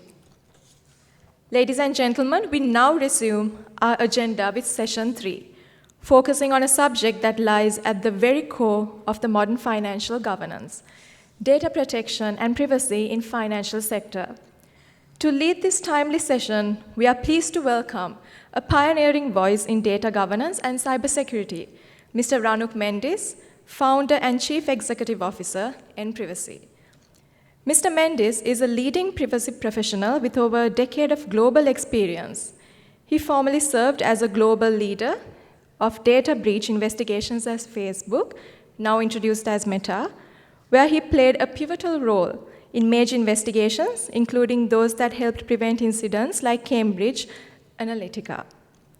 As founder of nPrivacy, he advises banks, governments, and tech firms across Asia Pacific on privacy, AI governance, and regulatory compliance. Please join me in welcoming Mr. Ranuk Mendes, Founder and Chief Executive Officer in Privacy.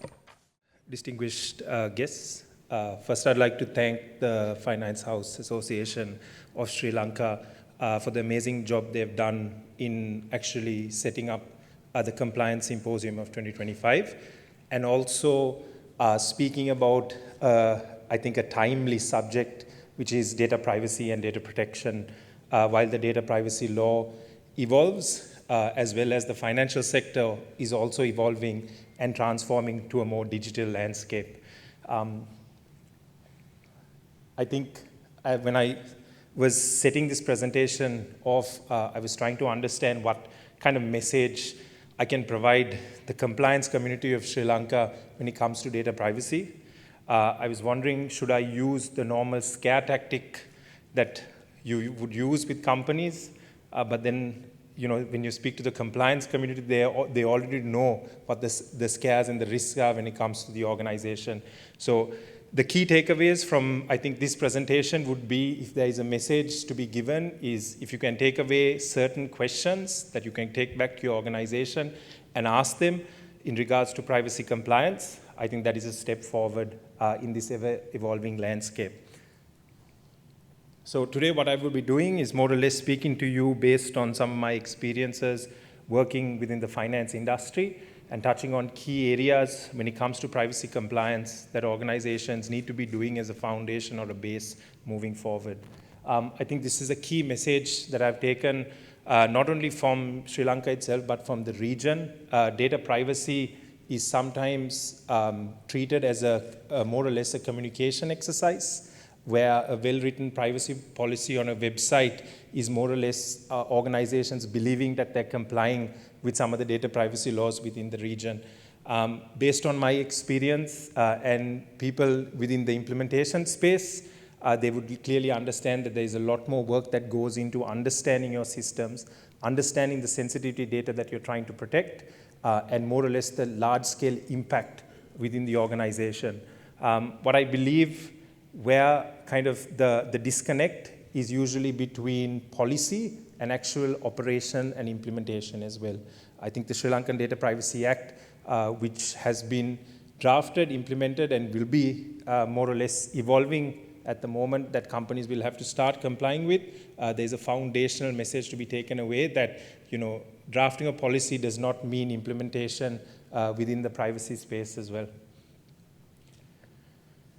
The cost of delay is compound interest. What I mean with this is the more you ignore this area within your organization, especially in the financial institution and the banking sector, the more large risk it brings to you, especially in this ever-evolving landscape where you're moving into more digital platforms of banking and systems as well.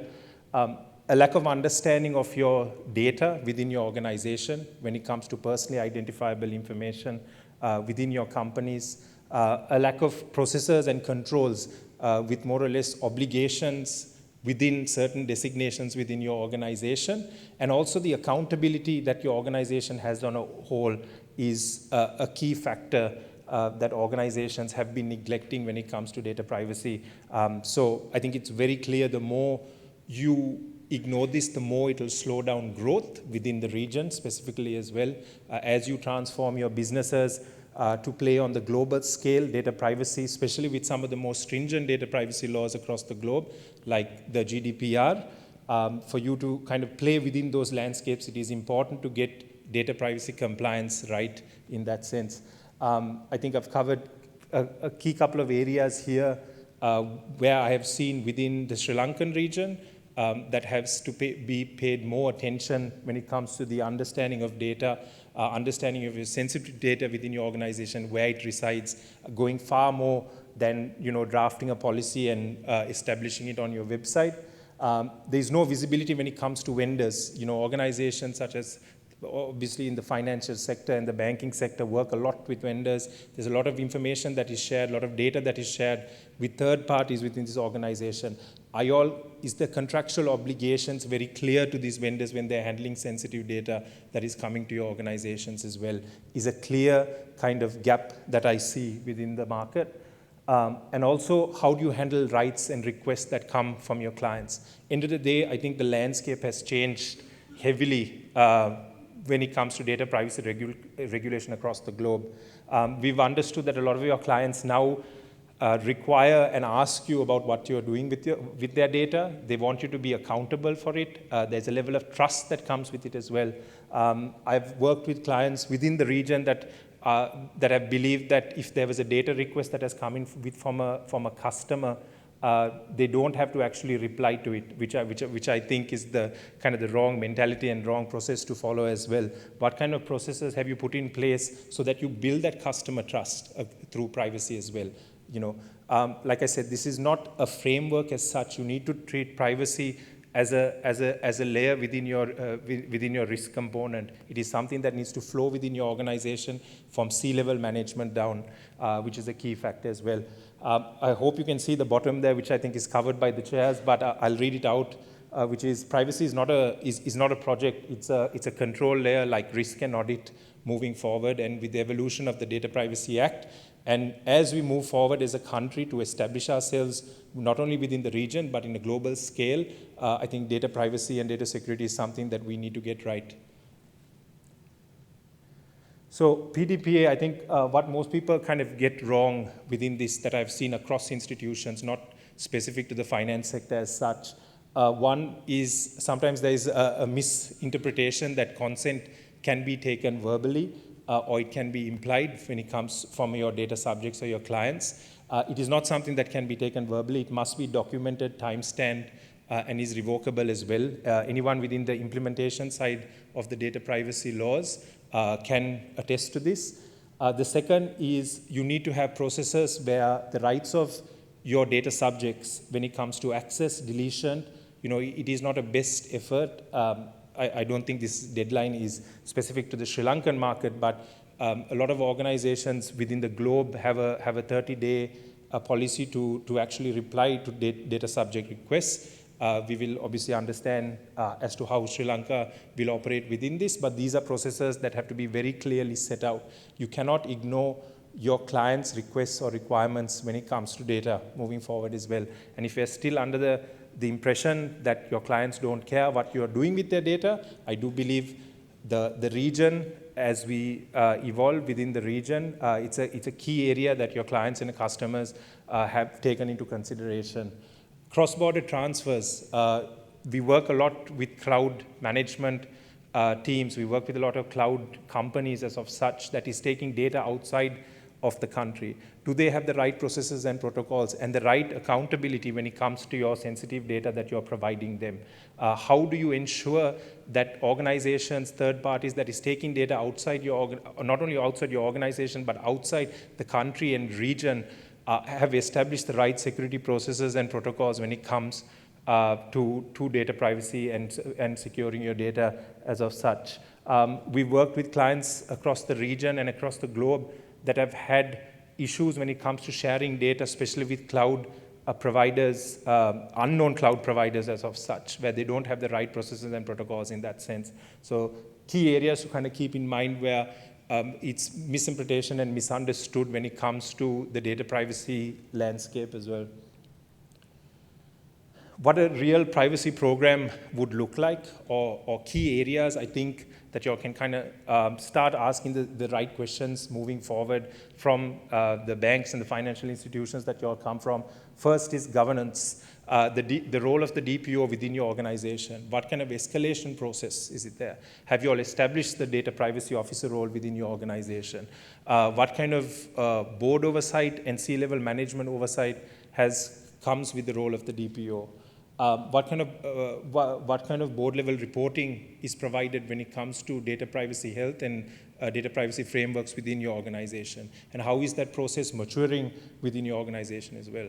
I think the second one is a key area that a lot of organizations overlook when it comes to data privacy management in that sense as well, which is your inventory, understanding the data. I think this is a key factor that is overlooked when it comes to privacy compliance and building a privacy program that lasts within your organization. Do you all actually understand and have oversight over how sensitive your data is and what level of risk you run with the data and how it flows within your organization? Establishing that inventory is a key foundation. As the data privacy law evolves and is implemented, if you are playing in a larger scale field outside the region, these are key areas that partners overseas or your clients overseas will require to have. Understanding of what your inventory is and understanding what that data is a key factor. Establishing processes. I think the Data Privacy Impact Assessment is a key framework which I do believe is covered in the Data Privacy Act, which moving forward organizations will have to run for some of their more high-risk processing activities. How do you establish processes that is established in a way that no technology or new products or any high-risk processing activity is not done without carrying out a data privacy impact assessment? I think these are key areas to be looked at as a foundational level when it comes to privacy compliance. Understanding what a data privacy impact assessment is, who has the authority to run one, what kind of details are you carrying from a data privacy impact assessment? These are key factors in establishing that minimum level of privacy compliance. In a perfect world, no product feature, no new launches, or large-scale high-risk, even things like marketing campaigns shouldn't be running without triggering what we call a data privacy impact assessment. Carrying that responsibility is not only on one person of the data privacy office itself. I think every levels of management, every business unit leader has that accountability moving forward that they need to carry out to ensure that they're running those safeguards and processes in place to ensure that they're complying with the data, not only the Data Privacy Act, but their whole privacy program as a whole. And testing these systems out. Understanding what your incident management process is, your breach incident management process is. These are key areas when it comes to making sure that you're safe, not only safeguarding your information, but when there is a concern or an issue, or if there is a breach as of such, the right POCs are in place. I think there is a misconception, not only in Sri Lanka itself, but in the region, that when it comes to an incident, it is very specific to an IT problem. I think the Data Privacy Act across the globe, any Data Privacy Act across the globe, I would say, one of the first acts that actually bring a lot of these organizations, different teams together to work on a specific problem. In terms of an incident or in terms of incident response, there's a part for your legal team to play. There's a part for your data privacy officer to play. There's a part for the business unit leaders to play. So the combined and joint effort in carrying out a privacy program is a key factor, especially when it comes to things like incident response. So questions that I think you can kind of take back to your organization to have an understanding of what a privacy program looks like is to make sure that the right stakeholders are sitting in the team to ensure that they're carrying out the parts that they require to build that the complete privacy program as of such. So the 5 controls that matters, and I think this is where I can kind of build some of the questions that you should be asking from a foundational level when it comes to privacy compliance. First is your data inventory. Do you understand what data that you hold? Who has access to it within your organization? How much of it is sensitive data or what we consider personally identifiable information, or PII?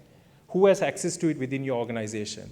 Is there role-based access control within these processes, or is the data moving around your organization freely where even certain levels within your organization who are not supposed to be accessing this data freely can access this data?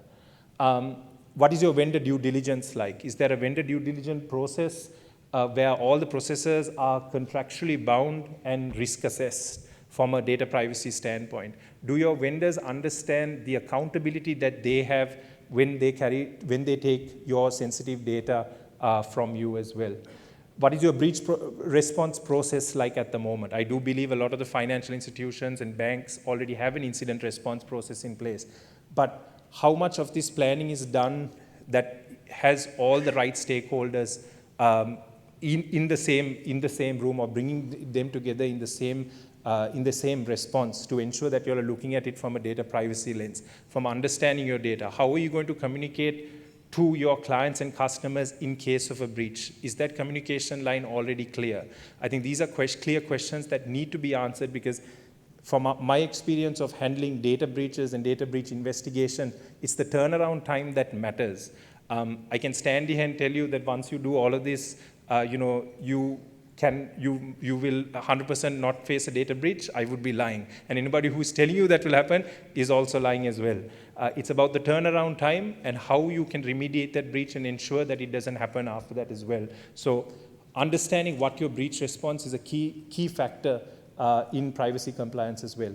And what is your customer rights handling going to look like in the future? Is your process, is it the tested workflow for handling things like erasure, deletion, correction requests? As you play within the region, these are key areas that need to be answered as well. So all in all, I think coming down from questions to controls, these are foundational level things that organizations need to start doing to be in compliance with data privacy moving forward. Not only with the Sri Lankan PDPA, but if you are playing within in the global scale, things that need to be looked at. Now, within the region, some areas that we've identified that a lot of the organizations are more or less failing still. Like I said, this is a process that needs to mature, and there are gaps within a lot of the PDPA areas as well. One is there is no data privacy impact assessment trigger. I think the data privacy impact assessment is a great framework to actually understand what sensitive data is going into your processing activity. No feature should be going live within your organization without that risk assessment moving forward. Are the vendor contracts being outdated? A lot of the vendor contracts, yes, there are vendor contracts, there are security risk assessment, but there is no data processing or no breach notification clauses that have been added that includes the accountability level when it comes to your vendors and your third parties. And also consent is buried in terms and conditions. Like I said, a lot of people run privacy as a communication exercise on a website, and terms and conditions, or the responsibility that you hold for your organization's data and the consent that your clients or your data points are giving you is more or less covered in layers and layers of policy. I think a clear structure needs to be established into how these processors turn into controls, how these controls are established and implemented within your organization. These are three key areas that we have seen in companies that have actually got them into trouble, not only with the regulator as well, not only the regulator, but also in terms of times of incidents. These are key areas where we have seen, especially the second one, where vendor management is a key area when it comes to sharing of data, of sensitive data as well. So, like I said, I think kind of focusing on data privacy moving forward as a nation, as a country, it goes beyond compliance. It is something that we can use to compete not only within the region, but also in the global scale as Sri Lanka transforms into a more kind of digital economy, as the fintech industries have started booming as well. Any fintech partnership now includes privacy due to due diligence. If you're working from a more technical perspective, the privacy compliance is something that any organization overseas will look at. GDPR alignment practices, if you speak to anyone within the software industry, they'll tell you that a lot of their clients now within the European markets require them to be GDPR compliant. Even some of the large conglomerates that are sitting in this room will attest to that, where GDPR compliance has become a more or less a mandatory process. And also embedding privacy metrics, KPI levels from your C-level management up. This is something that needs to be driven from your board level down. And there has to be KPIs where, and understand people protecting their data and safeguarding their data and running those privacy protocols has to be established as a KPI to ensure that this doesn't only become a process or a policy and is established in that way as well. So how to structure for privacy at scale? Like I said, to build a kind of a privacy control stack. This is kind of leading from the questions that we were talking about just before. This is more or less the foundation of it. There is more nitty-gritties of it, but in the interest of time, one is governance. Assigning your data privacy officer, assigning the responsibilities to your data privacy officer. Like I said, this is not a one-person job, so just assigning the role is not going to go anywhere. More or less providing the responsibilities to your business unit heads, ensuring that the right teams and the right stakeholders are building together when it comes to a privacy program.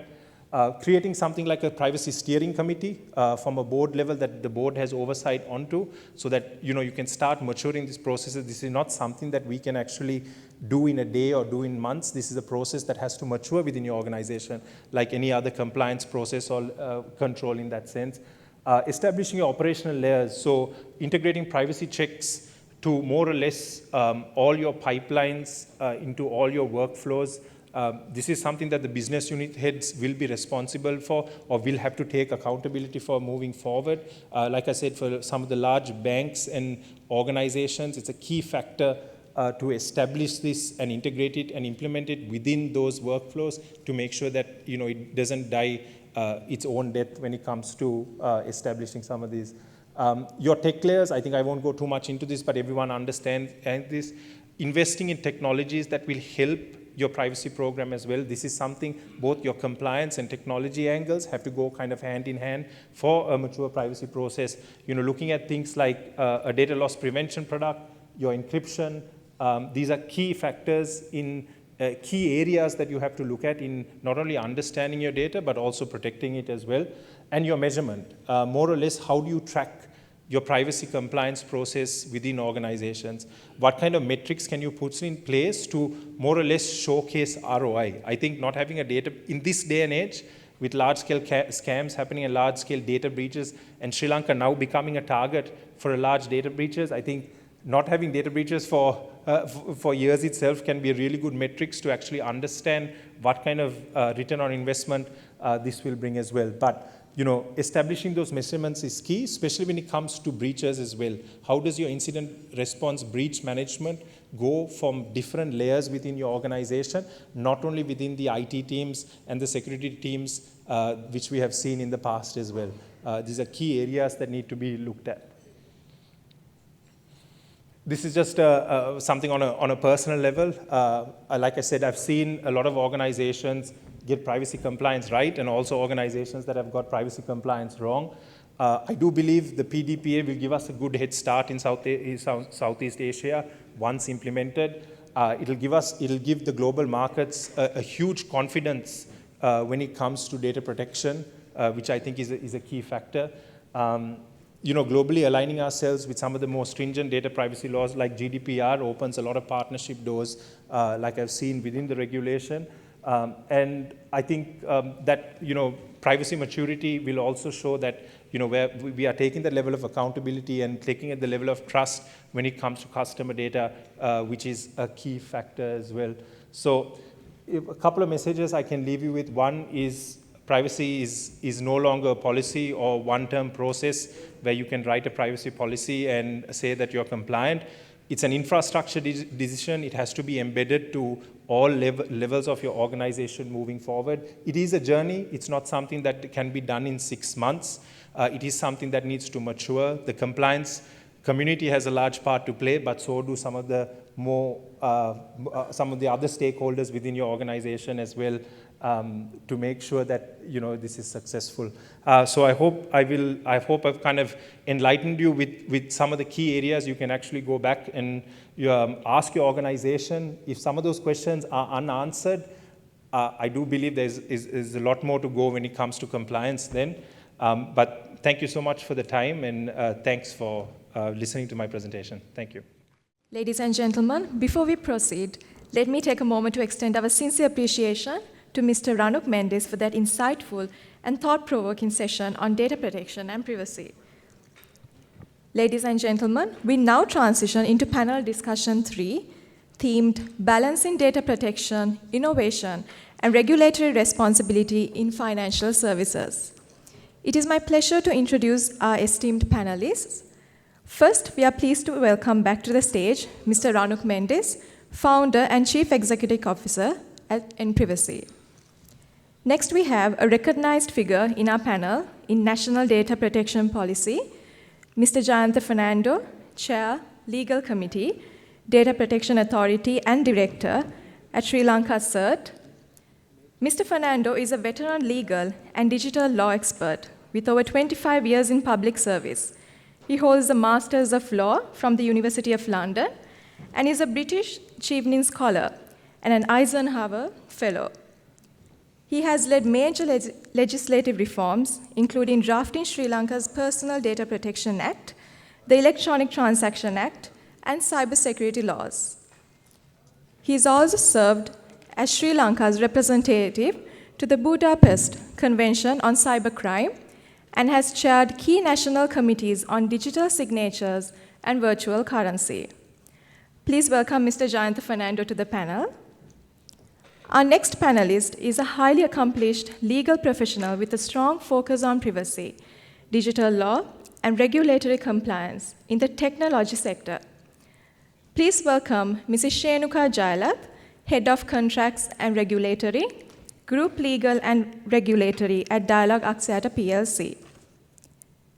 An attorney at law by profession, she brings over 10 years of experience as an in-house legal counsel, advising on complex legal and regulatory matters within the ICT and telecom sector.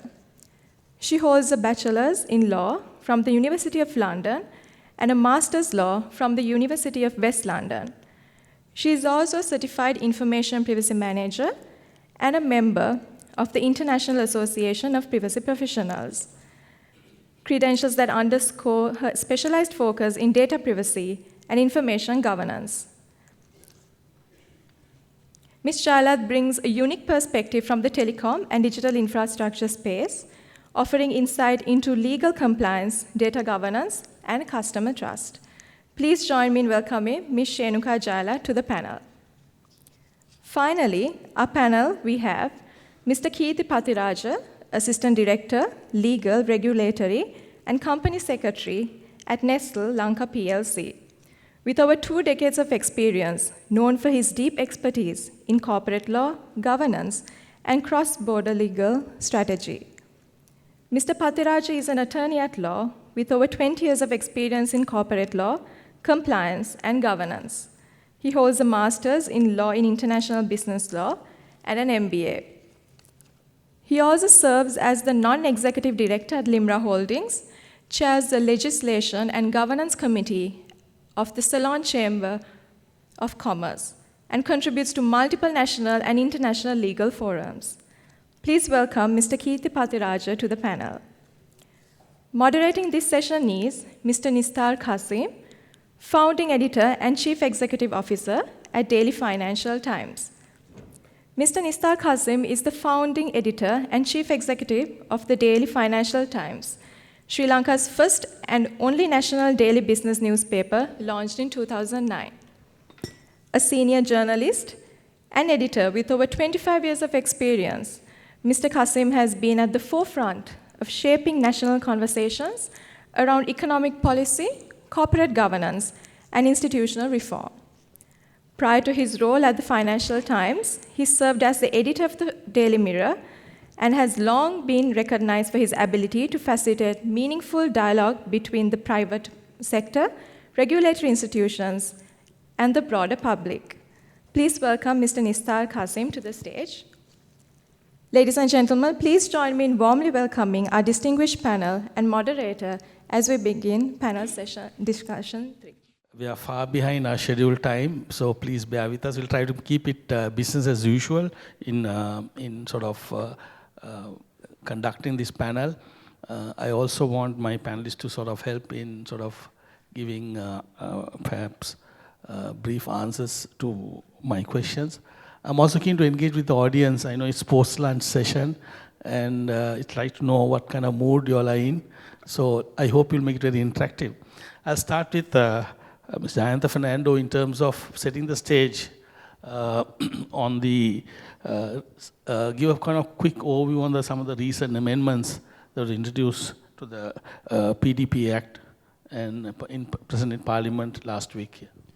Thank you, Nishta, and thanks to the Compliance Symposium 2025 for organizing this event and including data protection and privacy within this set of themes this afternoon, and great presentation, Ranuk. Thanks for giving that holistic perspective to this audience. So firstly, Nishta, just to set some context, the Data Protection Act number 9 of 2022 was enacted a couple of years back, 9th of March 2022 to be exact, just prior to the economic scenario we as a country faced. At the time this was enacted, there was a broader consultation on the priority need for the law to be done. And there was potentially a grace period given or spelled out in the law, starting from setting up a brand new regulator. The original intention was to use a division of an existing regulatory framework like the central bank's FIU kind of model to get the data privacy regulator up and running, but the various stakeholders rejected that idea. Since this is a right-based law, the intention was to create a separate regulator to work in collaboration with central bank, insurance board, SEC, and whatnot. So fast forward then to a couple of months, years later, the economic challenges, the fuel, QR code fuel app use demonstrated some challenges that Shenuka and I were discussing some months back about enabling government to use cloud-based solutions, right? That was one.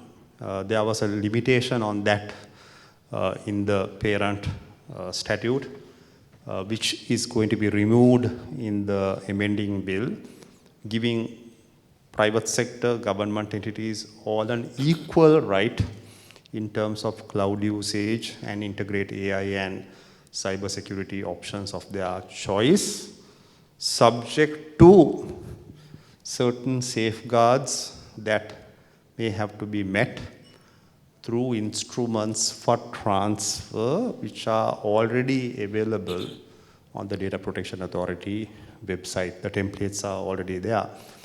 So that's one big amendment. The other issue was the time frame for implementation, Nishta.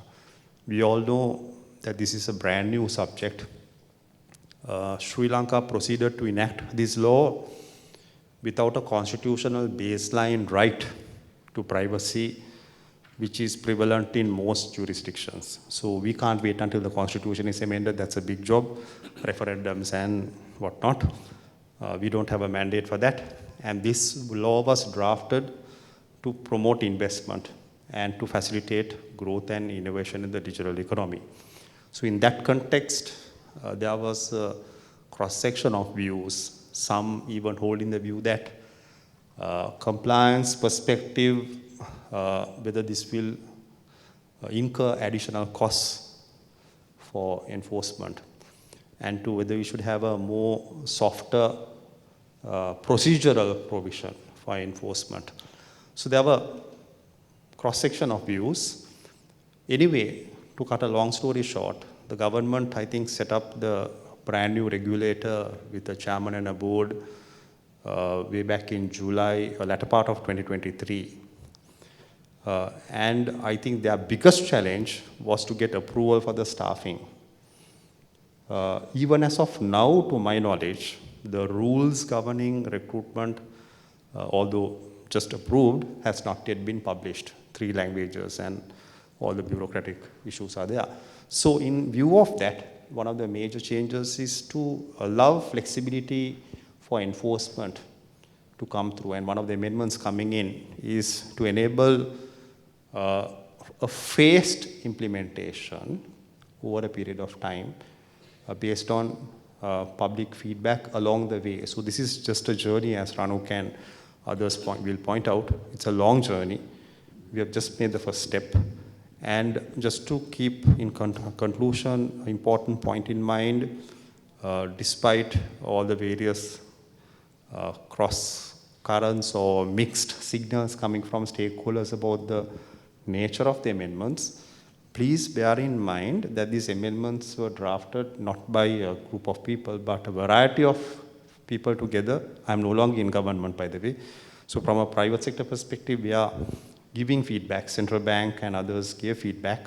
A legal draftsman's department and the Ministry of Justice experts worked on these amendments for a while based on expert views that came in between May to September last year, when the draft rules, regulations, and guidelines were published on the Data Protection Authority website. So based on that feedback, these amendments are done, not yet enacted. Second reading was debated, I believe, and voted upon, and there is cross-sectoral support for that. What might happen is that at the third reading, there may be a few committee stage amendments to bring feedback from stakeholders, and it might see the light of day. Yeah. Thanks. Jayanta, you mentioned about some of the recommendations came from May to September last year. This was whilst March 25 was the date of implementation. The suggestion sort of phased out implementation was during the suggestion stages, or it's a now realized situation? A combination of both, Nishta. I would say that during the public comment period last year, in response to the draft rules, regulations, and guidelines, many stakeholders pointed out the lack of readiness. And of course, I must say the public sector lack of readiness seems to be a big question mark, and how much investment the government machinery is going to commit is an area that we may need to discuss further. And even though the implementation date is flexed out or flexed, I would say, in that new amendment, it's up to the government and other stakeholders, including the regulators like Central Bank, SEC, Insurance Board, Telecom Regulator, to work with their community to support maybe the implementation process, because this is going to be a long journey. And I think as a startup regulator, let's be fair by them, they did not have a chairman for 6 months until 2 weeks ago. I know, that's true. But any idea as to when do you think, is there any insight as to phased out regulation, implementation? Are you talking about fully compliant by 2026? Any insight? Could be, okay. Because... what is recommended in the amendments? What is recommended in the amendment is a flexible phased out time frame. Yeah. It could be 6 to 8 months, okay. But a lot depends, Nishta, whether they can hire a director general and full-time staff in the next 2 months. Understood. So I think we need to have support for that. Okay, thanks. More Shenuka, in terms of what can what key steps can companies take as preparation for the act to come into force?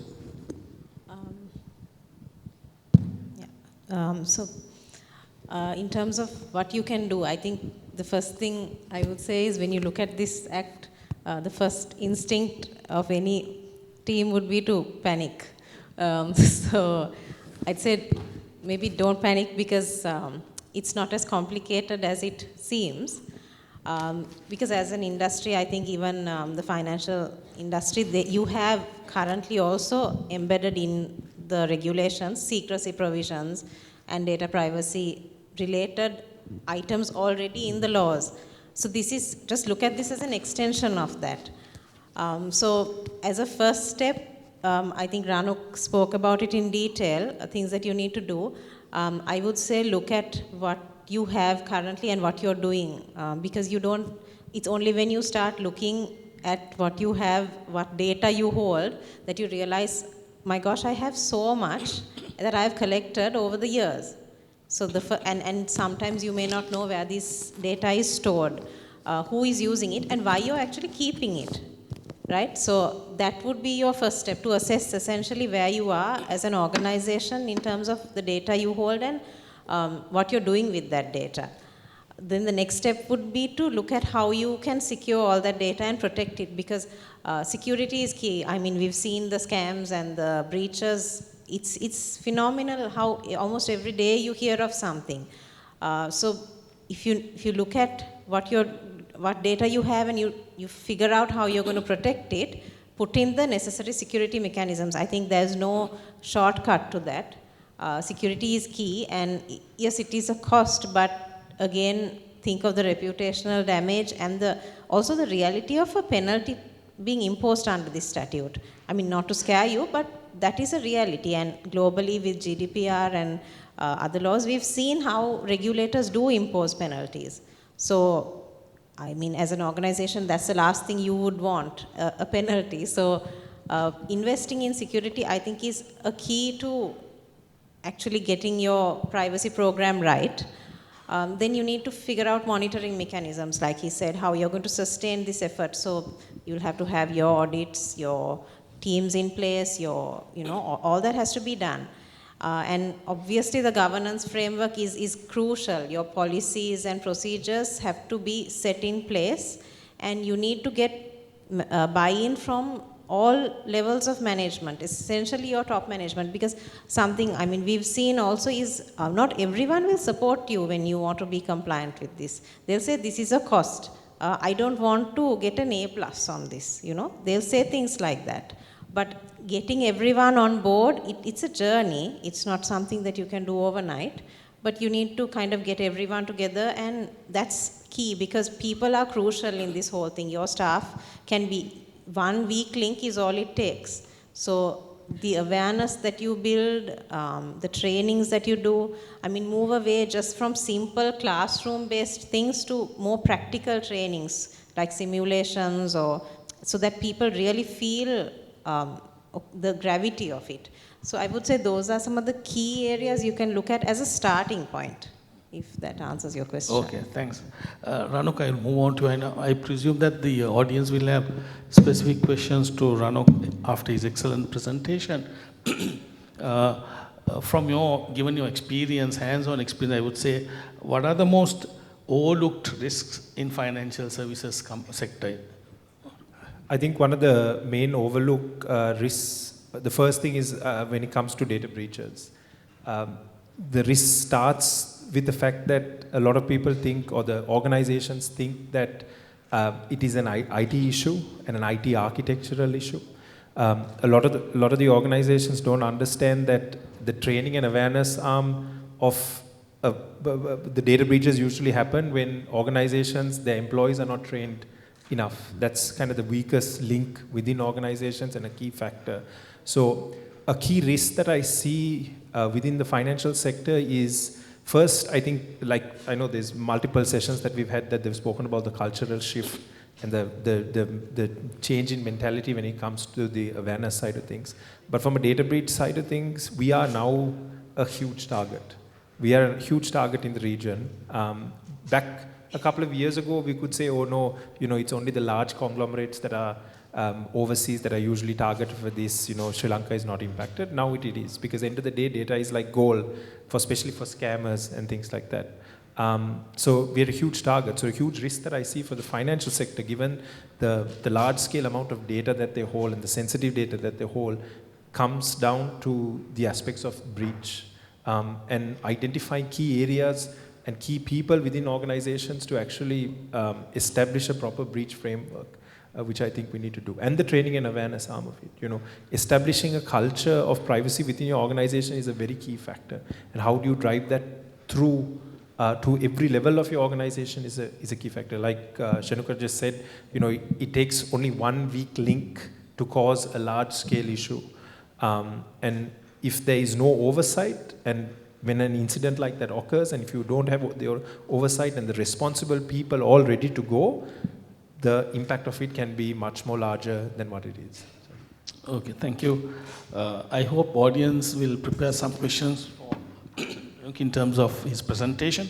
I'll move on to my other panelist, Kirti. Just want to know what are the practicals. I know a lot of people can talk about data protection, but what practical steps can financial institutions take in terms of data protection or strengthening the environment for both internal environment in terms of data protection? Thank you, Nista. There are many things we can do.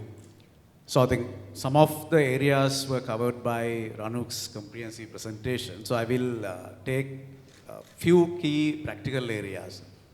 The first thing is, whatever the project we launch, whatever the new app we launch, or whatever the new system we launch in our industries or in our companies, we need to have a data privacy assessment or personal data impact assessment. So in that we can identify, it's a sort of a self-audit or a self-assessment.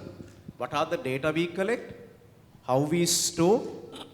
How do we process those data? And what action we can take in case of a data breach? And do we have sufficient or adequate infrastructure to protect this data? So that is one. So number two, we can take, let's say, we work with many external vendors. So when it can be your service providers, system service providers, sometimes cloud hosting companies. We have many, or it can be even be your headhunters. Do we have proper contractual bindings with those people or with these vendors to have adequate protection for us? Because they collect data or sometimes they process those data on behalf of us. So we need to cover our contractual clause with adequate data protection clauses to have that vendor protection. Number three is your security. Do we have adequate infrastructure to protect your data with adequate firewalls or with all the security measures to prevent you getting hacked simply? Training and awareness is key. No point of doing any of those things if our people are not aware on the seriousness of data protection and the compliance initiatives. So it should be done from top to bottom, and it should have a sort of a top-down direction in your organization from the board level, from the CEO's level, how important the personal data protection.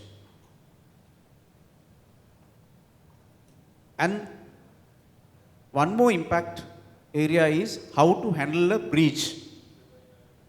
Because in a breach, the PDPA requires you to act in a particular way. You need to inform the party, the victim.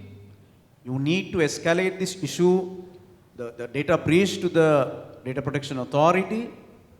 How do you communicate with other stakeholders should be clearly laid down in the statute. So you need to have a proper, documented data breach response plan. Not only that, a data breach will happen unexpectedly. So we need to have crisis stimulation. Let's say if you have a crisis committee in your organization, you can take personal data also as a part of the scope. If not, have a crisis preparedness. Do some simulations. How you should act in an instance of a data breach or a personal data breach, and what steps you should take in an incident. Okay, thank you very much. Any questions? I have done my few initial questions to the panelists. Anyone who wants to add specific questions into Ranuk's or other comments? I think we have some mics available.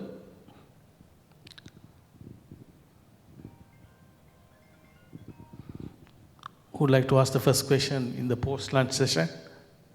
Anyone?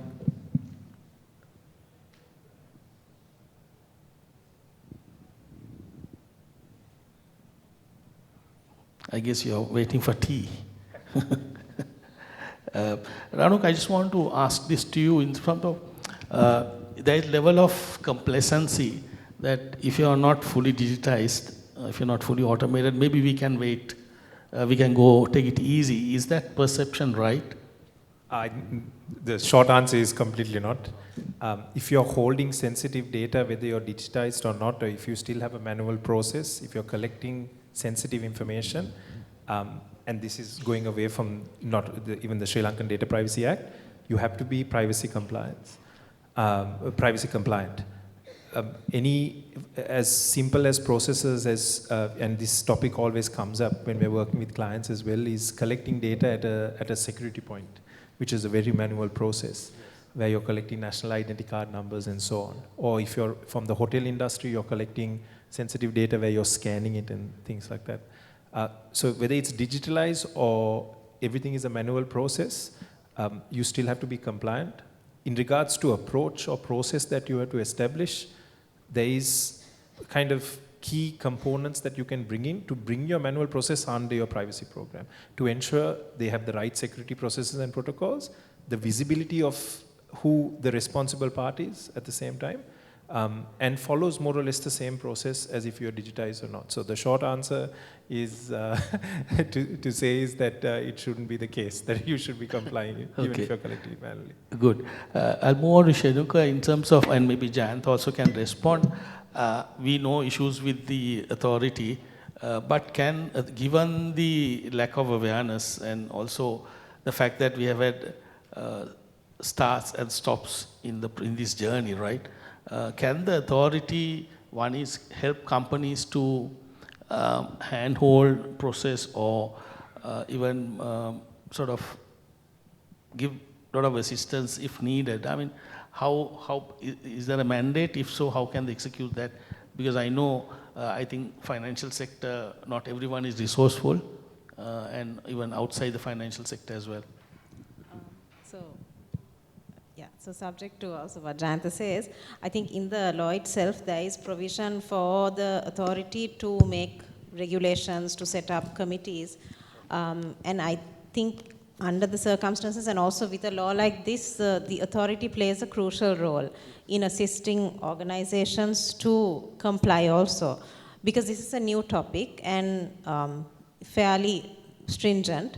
So, and you see, regulators globally have assisted by way of publishing guidelines on how to set up your data protection management program, your breach notification procedures, and so many other guidelines, including sectoral guidelines. So one of the crucial things would be for the authority to work also with the sector regulators, for example, like the central bank, or in maybe a telco's case, a TRC, where they would embed sector-specific regulations which would help each industry comply with the law. And also there are individual issues which are unique to each industry. So definitely the authority can do a lot in terms of issuing guidelines and providing guidance, trainings, certifications, all those things are definitely things that the authority should look at doing to assist. The other key area that they can look at is the SMEs, because for an SME to comply with this, it would not be as simple as for a larger organization in terms of the cost and the manpower. So looking at how they can support an SME is again something the authority can do. So. Thank you, Nishta. I fully endorse what Shenuka said. Just a small qualifier. I cannot speak for the regulator. I'm just a volunteer giving my volunteer time when time permits off and on to give them support in the absence of full-fledged, full-time staff, and quite a few people are volunteering that. I'm grateful to many of them. And perhaps when the new chairman is about to assume office and when they get the roadmap and the strategy worked out, this may very well be in their mind. But Nishta, I think on that point of capacity building, while endorsing what Shenuka said about working with sectoral regulators, looking at the powers, functions of the Data Protection Authority, there is actually an opportunity, Nishta, for the private sector here. So what the law basically envisages is not for the regulator to get involved in writing or doing awareness capacity building programs. It provides for the regulator to recognize certification and certifying bodies that may be having the ability to do certification programs and embark on initiatives for awareness and not just do simple awareness workshops, but engage in certifying data protection officer and building that culture of privacy through a rigorous program like many other jurisdictions are doing. But let me be cautious here. All this entails cost.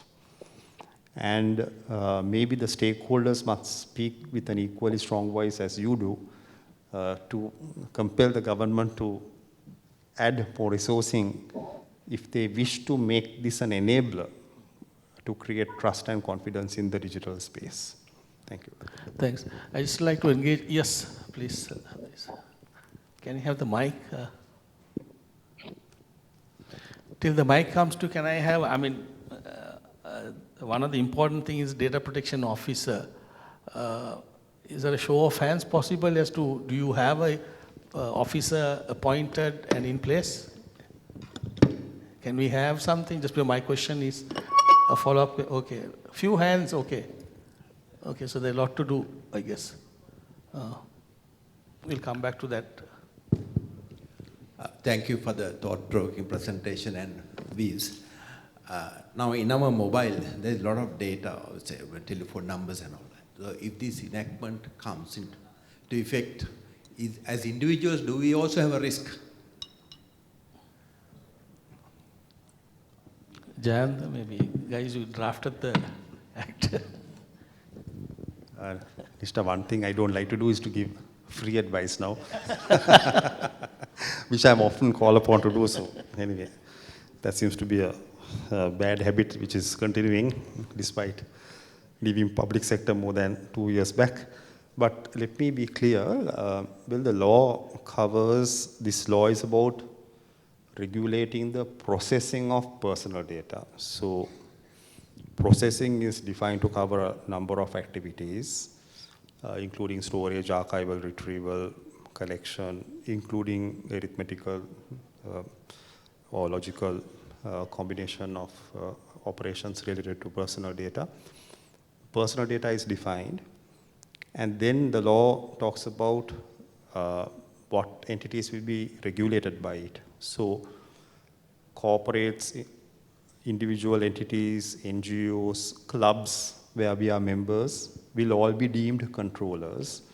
And as Kirti, Ranuk and Shenuka pointed out in their presentations, we will have a controller that will be regulated, and those who are supporting controllers, namely the processors, will be also regulated. So the law applies across multiple jurisdictions. It will not be confined to the Sri Lankan entities alone providing service. So answering that point in question about your own personal data, the law creates an exemption that the law will not apply to personal data purely processed for personal domestic household purposes by an individual. So maybe that gentleman might be able to rely on that exemption, but the moment you do something beyond that for your household purposes or your individual purposes, like having our own list for our parties and cocktails, or maybe extending that to a wedding, and a whole host of examples going beyond that.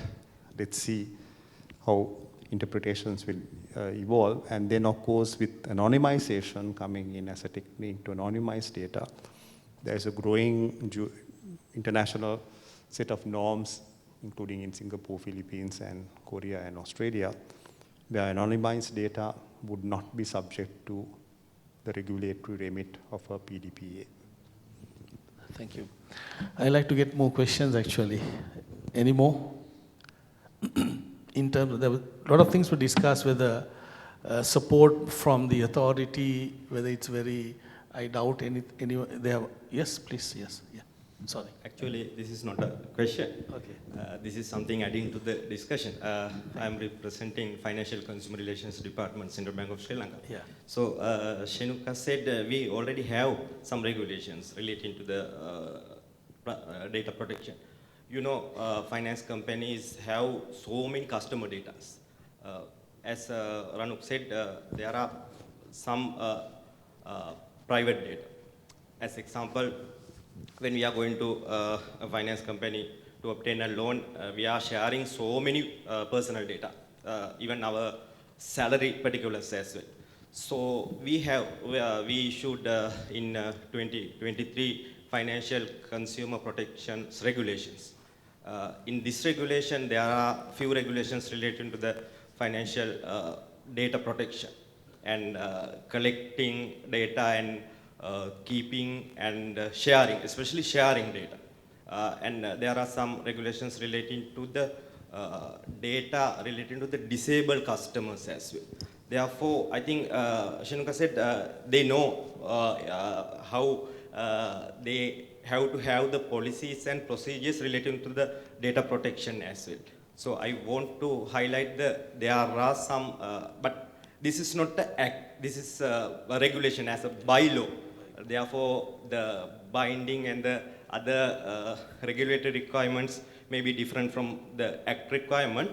Anyhow, we have something. I want to highlight that we have some regulations. Thank you. Yeah, thanks for the input. Is it possible to see how compliant are the financial services in terms of the regulations that you are having? Are they sort of well behaved? You all haven't taken any action against non-compliance? Yes, actually, our department is a newly established department in Central Bank after the crisis. So now we are conducting some market conduct supervisions. So when we are conducting market conduct supervisions, our team observe how the compliance level of such regulations. Then recently, we are also handling customer complaints as well. So we are having some complaints regarding to the breaches, data breaches as well. I would like to share one example. This is actually one of our central bank officers faced. You know, in 2024, there was a discussion relating to the central bank salary. One of our central bank officers go to a bank to obtain a credit card, and she was sharing her salary particular with the front office officer. Then that officer took a photo, the salary particular, and shared the salary sheet with their union WhatsApp groups. And a few minutes, it was being circulated. So that officer complained us, and we got clarified from that banks. However, that incident was not by the bank, the one officer, but one officer representing the bank. So we advised, and the bank promised and to strengthen their data protection policies, procedures as well. So anyhow, we are observing through our market conduct supervision activities, we observe the compliance level of data protection requirements. Thank you. Thanks. Thank you very much. time to wrap up. Any questions? Anyone who wanted to wait to ask the last question? Anyone? Before the... Sir, Yes. There's one here. We'll take one more, I think. Thank you. So now I think from central bank regulations, we have a requirement to keep customer data or the records for about 6 years. And in the other hand, with the PDP, it says we need to delete records of customers if the customer comes and say that we have to withdraw. So in this kind of a scenario, which regulation supersedes the other? Interesting.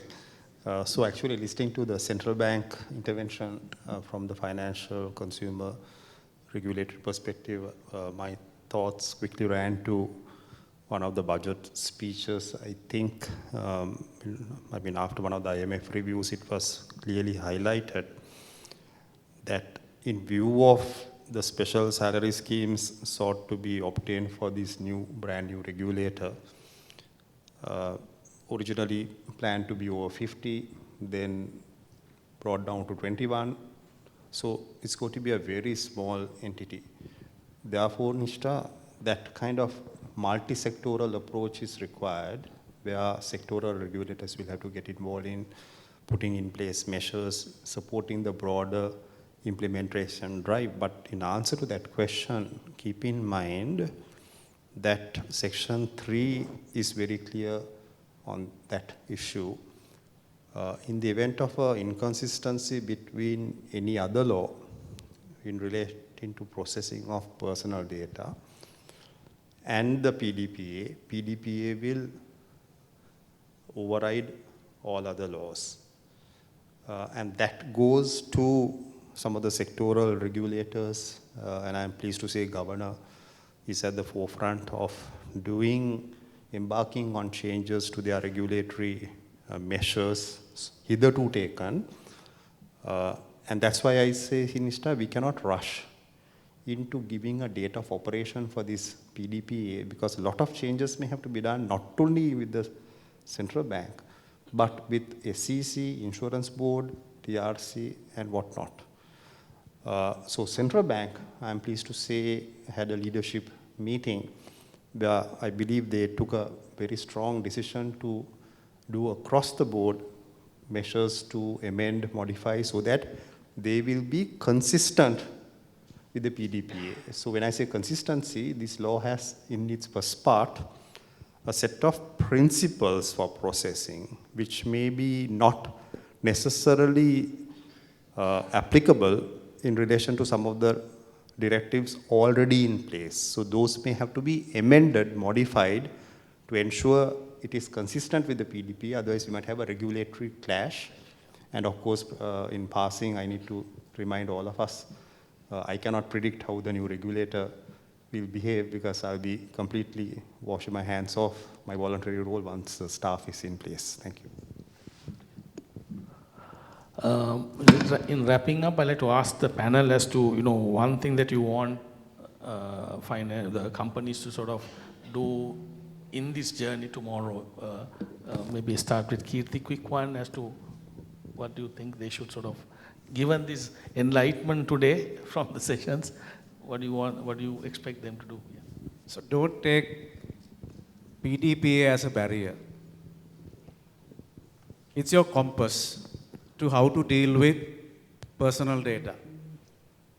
As business organizations, we all monetize personal data in different instances for our business developments, to frame up or fine-tune our strategies, and sometimes to give a personalized experience to our customers. Let's say if you are, forget the financial industry, if you are a retail chain, you will plan your inventory based on having considered your customer behaviors.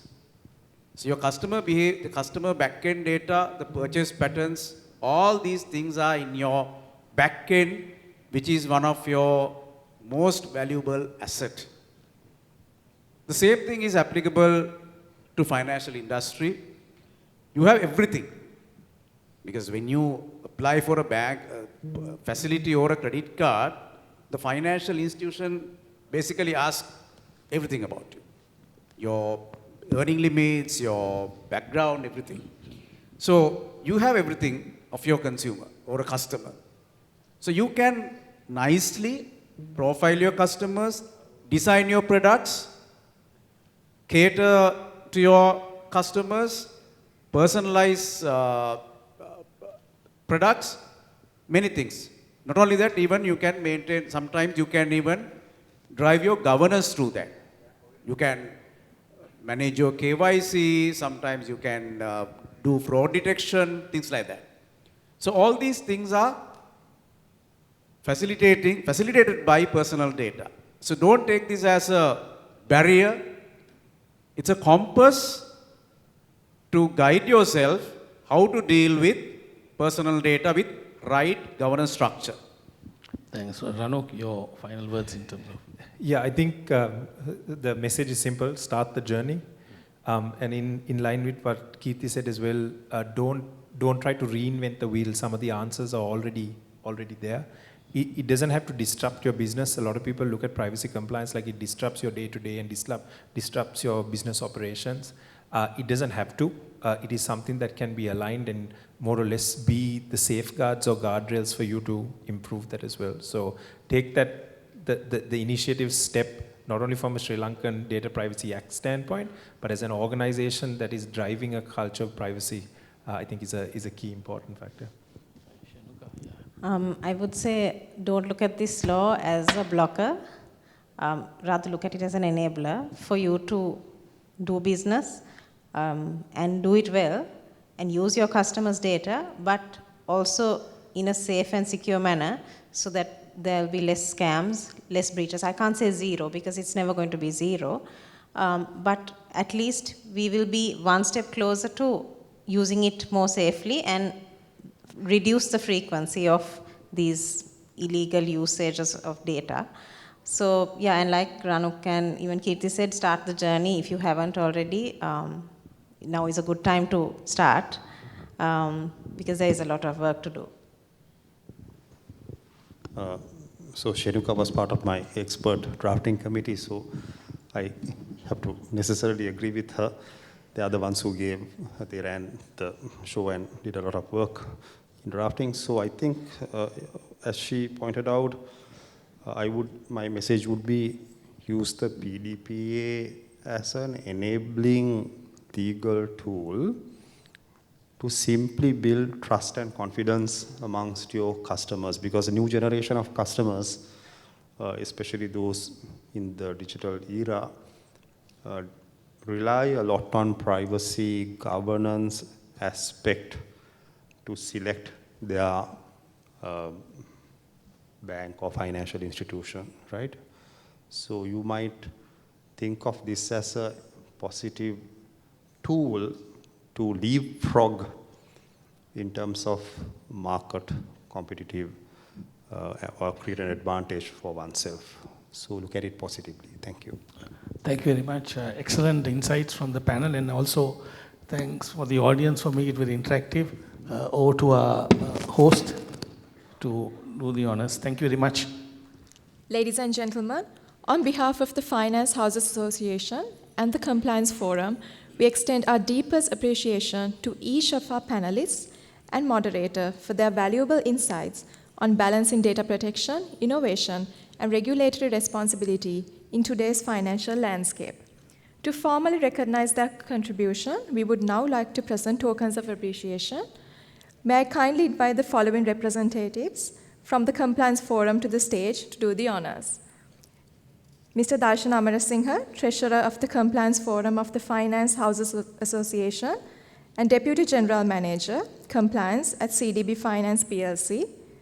Ms. Nadisha De Silva, Assistant Secretary of the Compliance Forum of the Finance Houses Association and Senior Manager, Compliance at Singer Finance Lanka PLC.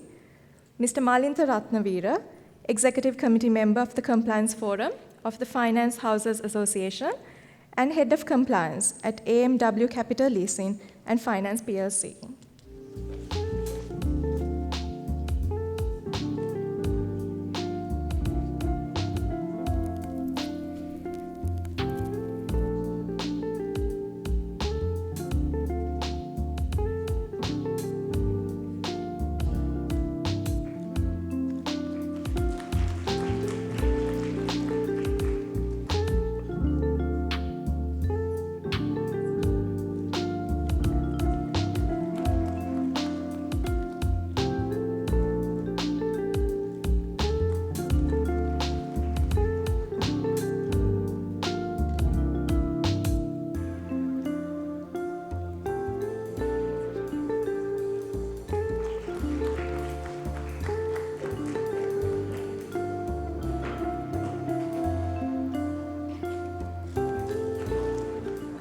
Ladies and gentlemen, due to time constraints, kindly note that the scheduled tea break will be provided after our final session of the Compliance Symposium.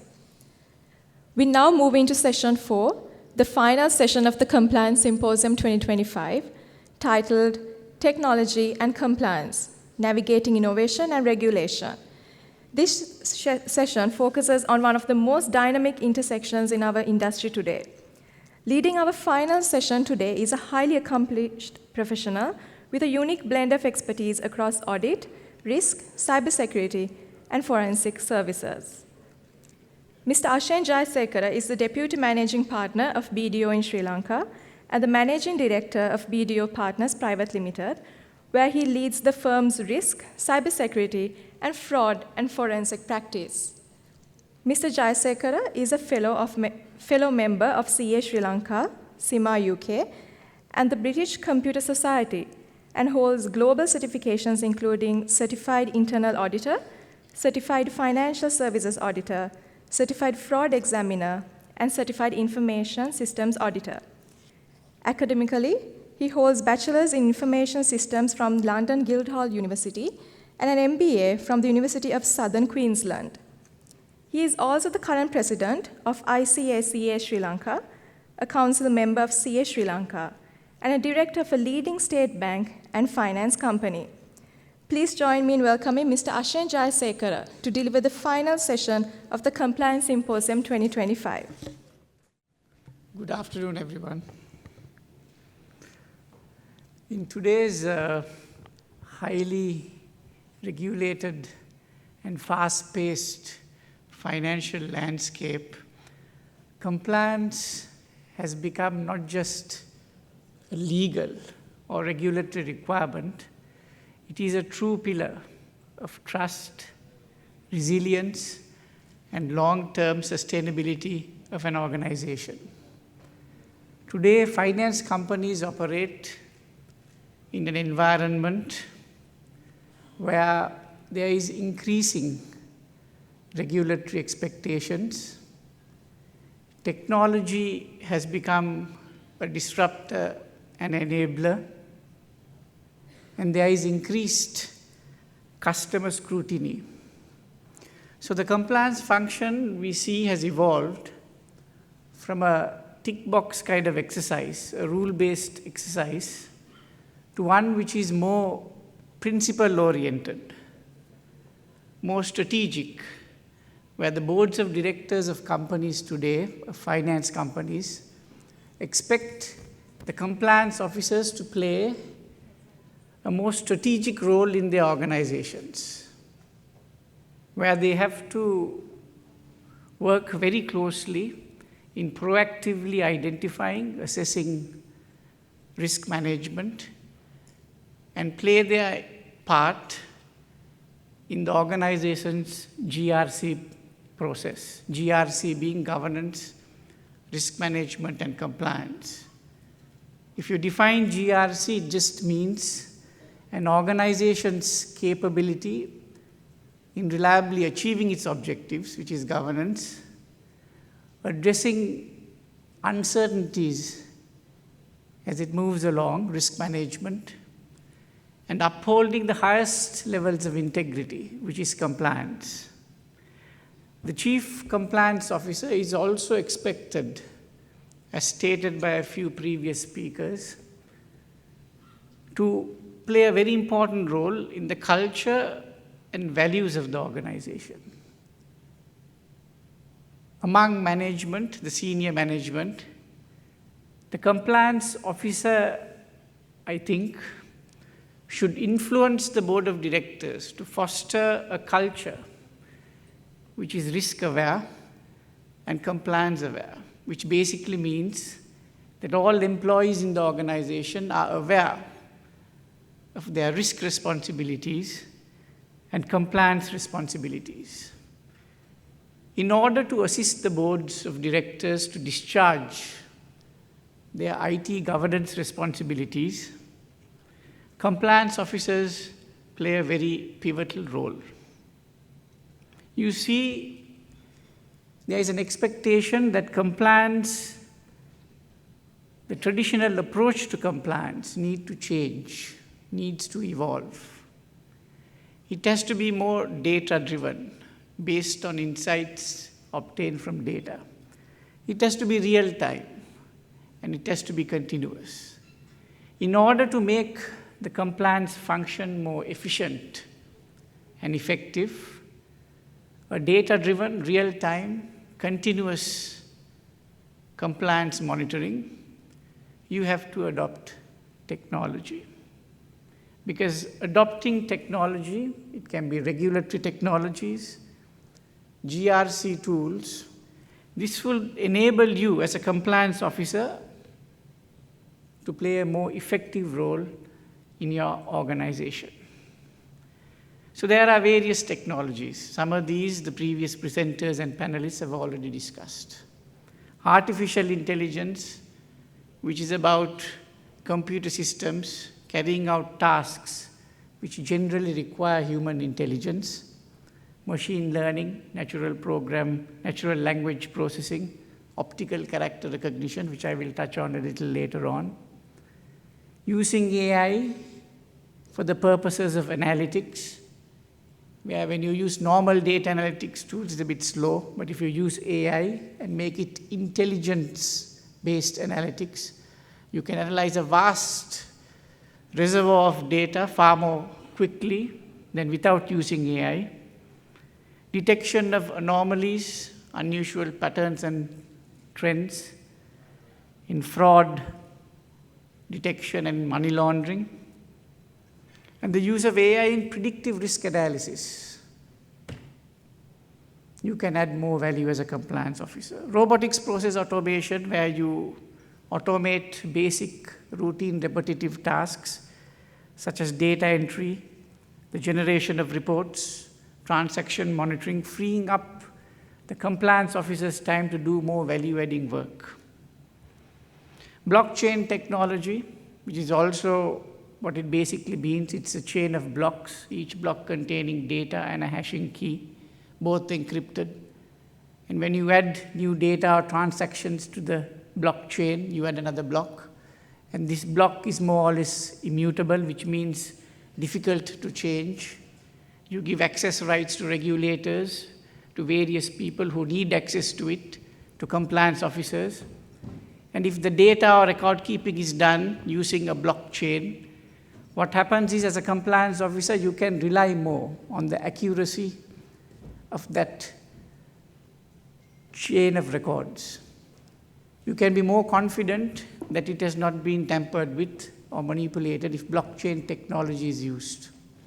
You also have this concept in blockchain called smart contracts, where contracts are embedded into codes or programs, where when certain terms and conditions in contracts are met, action is triggered to ensure compliance with those contracts.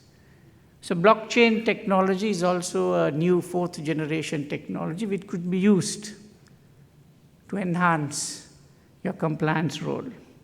Data analytics and visualization, cloud computing, where you use various GRC or compliance tools which are cloud-based, which basically means that you can access it from anywhere, you have scalability, flexibility, and you can carry out more compliance-oriented, data-driven monitoring because of the vast amount of storage capacity that clouds provide. Security considerations, privacy, confidentiality, all that is sorted out most likely by the cloud service provider. So you have these various technologies, AI, machine learning, blockchain, robotics process automation, cloud computing, AI-enabled data analytics, which you could use as a compliance officer. So what is AI in compliance? Let me just take AI to talk about. AI in compliance refers to the use of machine learning, where machines are capable, like the human brain, to learn, read, and understand, and adapt. The use of natural language processing, where earlier if you wanted a computer to understand something, it had to be in a certain format.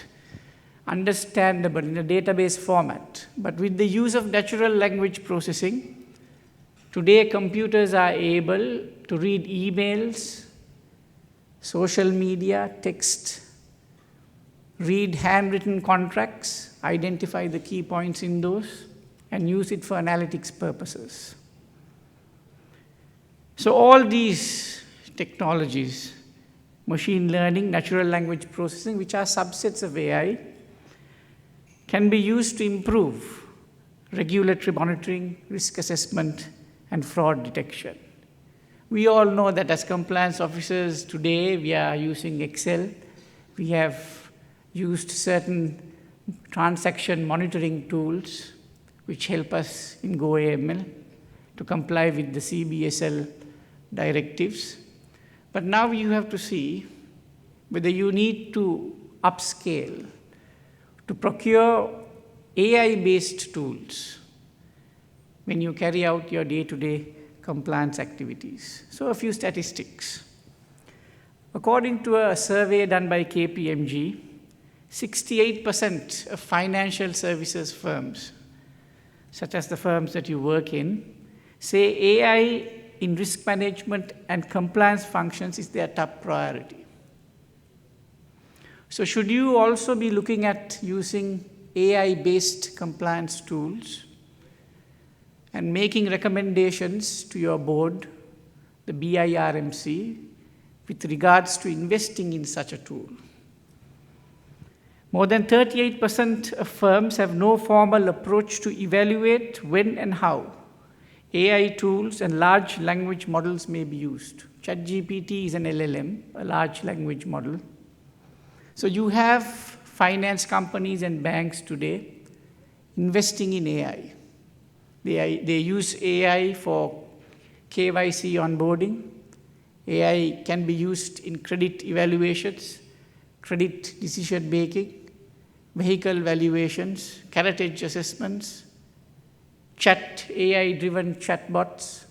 So AI is being deployed and developed in your organizations. But have you truly assessed the compliance risks that a company may face as your colleagues in business operations utilize and deploy AI? This is something you need to think about. 38% of the firms have not tested or validated the quality of the output of their AI tools. So your business colleagues are using AI at the moment, but is the output validated? How confident are you that it is accurate? And what is your role in that AI deployment? Should you have a role? Let's see. A recent study by Moody Analytics revealed that 83% of compliance professionals expect widespread adoption of AI in compliance within the next 5 years. But there are barriers, such as poor internal data quality and a lack of clarity around regulations hindering progress. So let's just look at AI governance, because there are two aspects that you need to consider as a compliance officer. One is the use of AI in your compliance function. And the second is, what is your role in identifying and assessing the risk of compliance when your business colleagues develop and deploy AI in their operations? So, a recent survey, based on the outcome of a recent survey, they say that organizations today need to have an AI governance framework.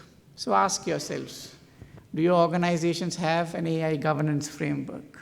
They say that if you have a good, effective framework for AI governance, the adoption rate of AI-powered services and products are greater. You introduce more and more products because you have a sound, robust framework in place to assess the risks of AI. The compliance costs are reduced. There is stronger customer retention because at the end of the day, AI provides customers convenience. Proactive AI governance through that, you can differentiate your company. It can be a unique selling point for your company to tell your customers and various stakeholders, including regulators, that you have a robust AI framework in your organization. It helps to avoid costly AI failures, because sometimes AI can give very inaccurate and outputs, and that could lead to significant reputational risks and even legal risks. So you need to future-proof your operations. So 1 year ago, if you had asked me, what are the AU regulations or legislation in place? There are only 3. You had the European Union's AI Act, Artificial Intelligence Act. The United States has an organization which is called NIST, N-I-S-T, and those of you who are in cybersecurity are familiar with this organization because they publish standards on cybersecurity, privacy, and on AI. So they had a risk management framework. And the International Standards Organization, the ISOs, they also published a standard on AI governance, which is 42001. I think a previous presenter also stated that when it comes to the privacy risks and security risks related to AI, you already have ISO standards. You have 27701 for privacy. You have 27001 and 27002 for security. So when you look at the governance framework for AI from the ISO point of view, you have a specific standard for AI governance, which is 42001. And then you have other standards related to how the IT infrastructure in your organization should ensure cybersecurity and data privacy. So you have to look at all those standards as a whole. This was 1 year ago. But today, if you look at the standards and regulations that are there on AI, there are so many countries, including India, that have introduced AI-based governance standards. Sri Lanka is yet to introduce an AI governance standard. We have an AI governance roadmap, which talks a little bit about AI governance, but it doesn't elaborate to the extent that these standards do. So AI isn't just a technology challenge. I mentioned to you a few minutes ago about how and in what instances banks and finance companies develop and deploy AI in credit evaluations, credit decision-making, valuations, AI chatbots, AI heritage assessments, and so on. AI KYC onboarding of clients, which certain banks have done. So, as a compliance officer, there are certain questions you need to ask. This is not the sole domain of the IT department or the internal audit department, because you are mainly concerned with compliance risk. And compliance risks, as we all know, stems from legal enactments, from regulations, and even from standards. So how does the AI product or service or tool or system make the decision? What are the risks of using the AI system? Is the AI system, was it developed and deployed ethically? When you talk about ethical AI, you're referring to fairness, transparency, accuracy, accountability, and so on. So ethical AI requires more than compliance. Ethical AI looks at the development and the deployment of artificial intelligence in a way that aligns with the principles and values of your organization. Because at the end of the day, IT exists to serve humanity. It's not the other way around. So public trust and reputational risk is very important, especially when it comes to AI deployment. Fairness, transparency, and accountability. What is fairness? If your organizations are deploying AI, what does it mean when you say that your AI product or service must be fair? What it means is that there should be no biases. When you use an AI tool, bias can be derived from various sources. Mainly it comes from the data it is trained on. Bias is introduced through the data it is trained on. So if the data is inaccurate, if the data contains a bias, if the data is not diverse, if the data is not representative of the population, what happens is that the AI model will perpetuate that biasness. So when you are developing an AI tool, you need to ensure that the data on which it is trained on is diverse, is representative, that all stakeholders are involved in developing that AI model, not just the IT department. If more and more diverse stakeholders are involved, the chances are that it will carry less bias. What is transparency? What is transparency? So the bias can be in the data and in the model itself. When you're developing the model, you have to develop it in such a way that it is not biased. I will talk about that a little later on. So that is fairness. No bias in the model, no bias in the data it is trained on. What about the transparency? So the AI model, more or less, is a black box. You don't know what is happening. Transparency means the output must be explainable. When it throws out an answer, when you go to ChatGPT and it throws out an answer, how sure are you that it was derived from some sort of logical basis, that there was some sort of supervision, validation in the process of generating that output?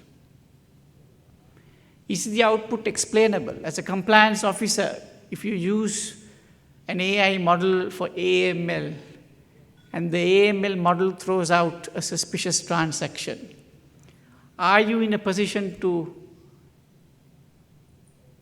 tell the regulator how that output or suspicious transaction was derived? So it has to be explainable. That is what transparency is all about. And then you have accountability. They say AI should be accountable. What does that mean? That means that it cannot be just left to technology. There has to be always a human in the loop. Whatever the AI model produces, it has to be validated and moderated by a human.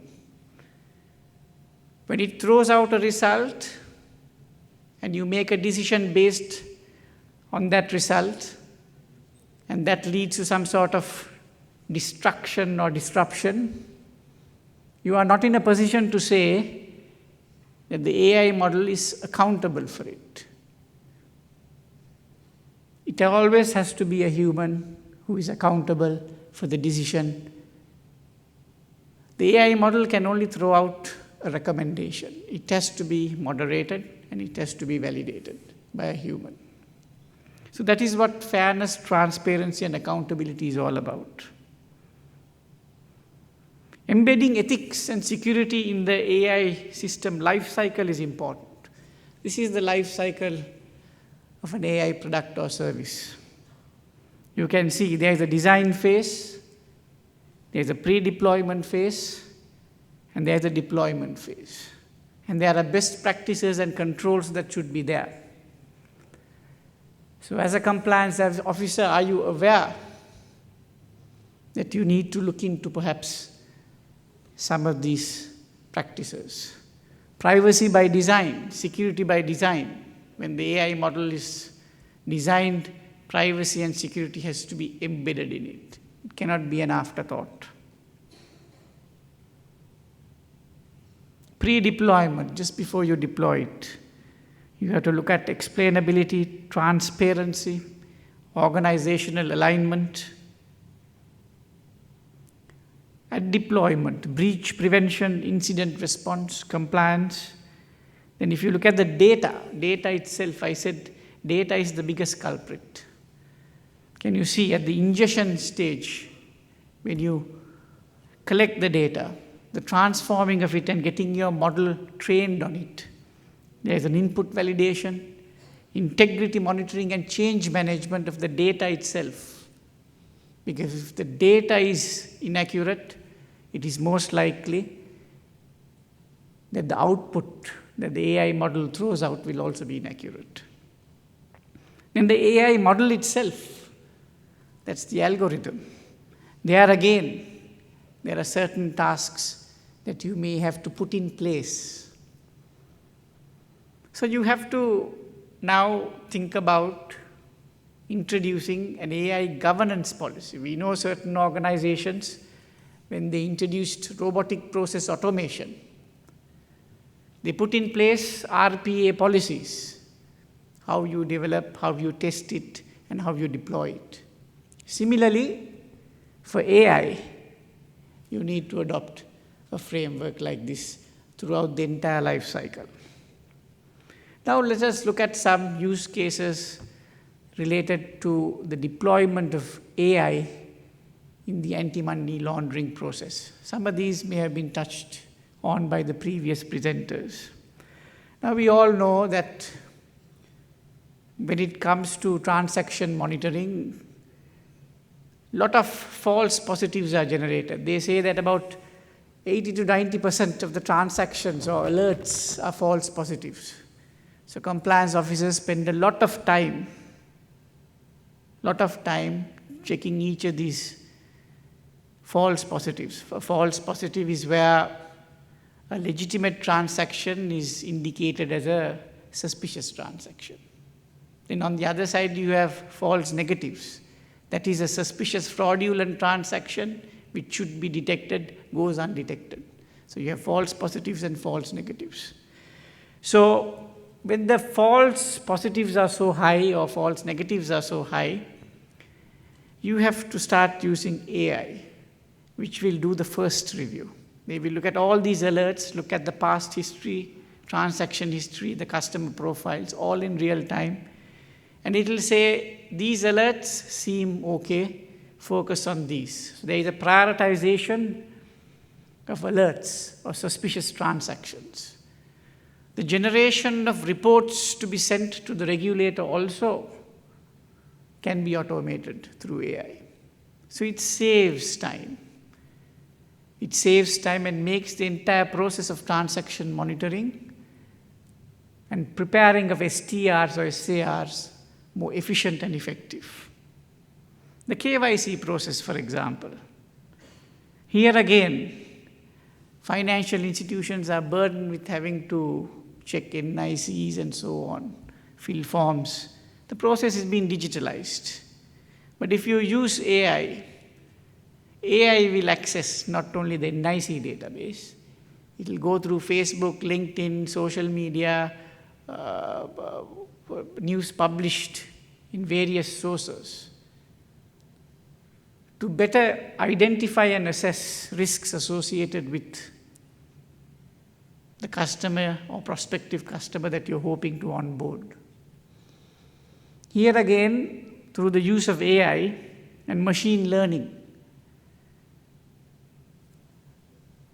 the KYC onboarding process can be made more effective. Someone gives you a fake ID, for example, using OCR, they will compare, AI will compare and identify discrepancies in that picture.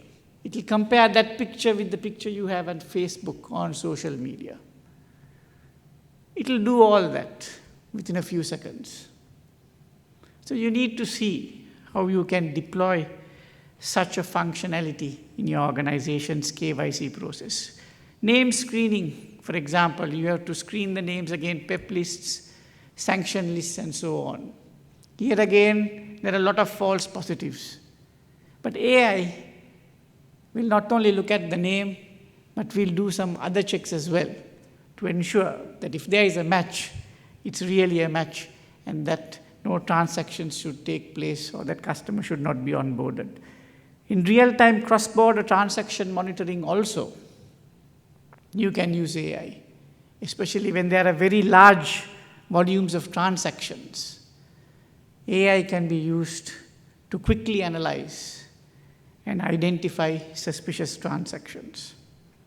There are other use cases also when it comes to tech adoption. You can start using GRC platforms. The GRC platforms can have all the obligations, all the requirements that you need to comply with in your GRC tool. The checking for compliance with those compliance requirements will also be automated. Rules will be defined.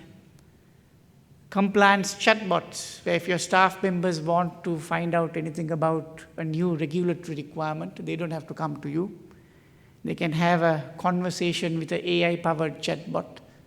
You can have AI tools which will scan the internet, look at new legislations, look at current Sri Lankan legislations, prepare and draft the policy for you using natural language processing. When there are developments or advances or new regulations, AI can identify those, read your policies, identify the gaps, and formulate new policies and put it for board approval. Of course, it has to be validated and moderated by you. So all that can be automated using AI. Training on compliance can also be automated. Then again, you have, when it comes to compliance, you have this ESG, environment, social governance, cybersecurity compliance, third-party risk management is very important. For all this, by using tools which may or may not be powered by AI, you can automate the entire process. So I think it's time. It's time that you put a board paper to your board of directors on investing, on making a recommendation with regards to one of these tools.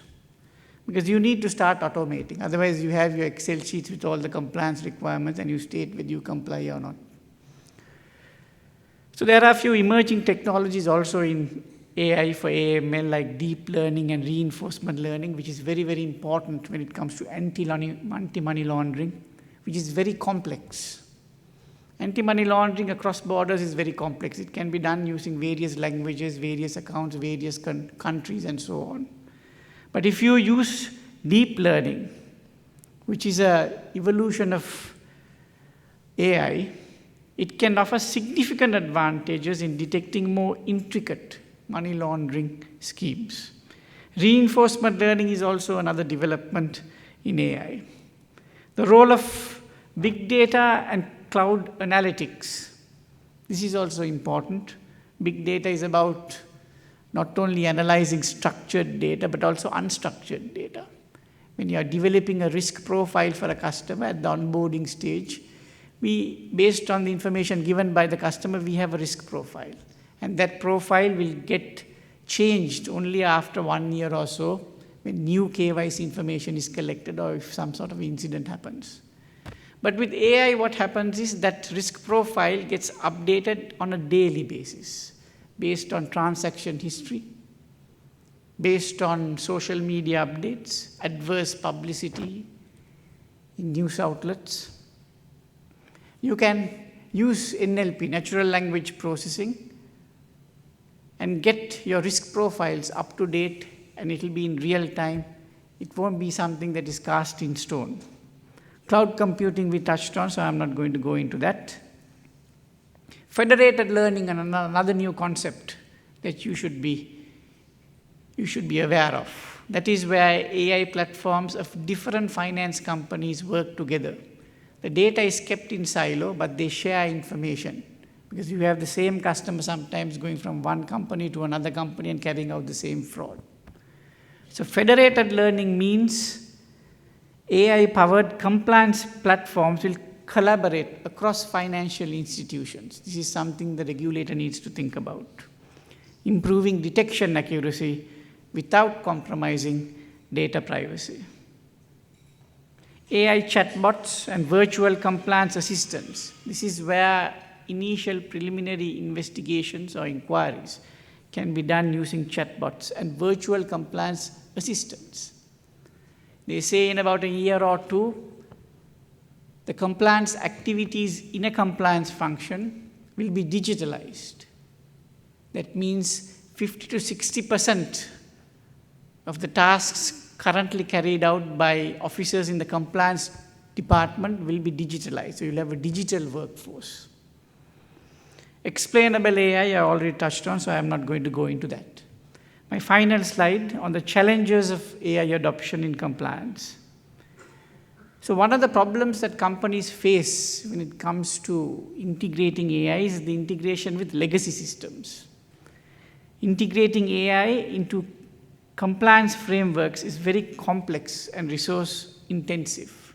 One of the reasons why companies cannot apply or adopt AI is because of their legacy systems are incompatible. Data privacy and security concerns. These are a huge issue. Some of your employees sometimes may be going and using ChatGPT, divulging proprietary information, and once you put it into ChatGPT, it is public. This is a huge problem in program or software-based companies, where their programmers are going and putting proprietary code in ChatGPT and making it public. So you need to have a private environment. You need to buy a license and ensure that whatever data you upload is kept within a certain firewall. Dependency and over-reliance. That is where when the AI puts out, gives you a decision or an output, you have to validate it. There has to be a human in the loop. AI will never replace humans. That's what the CEO of Google said.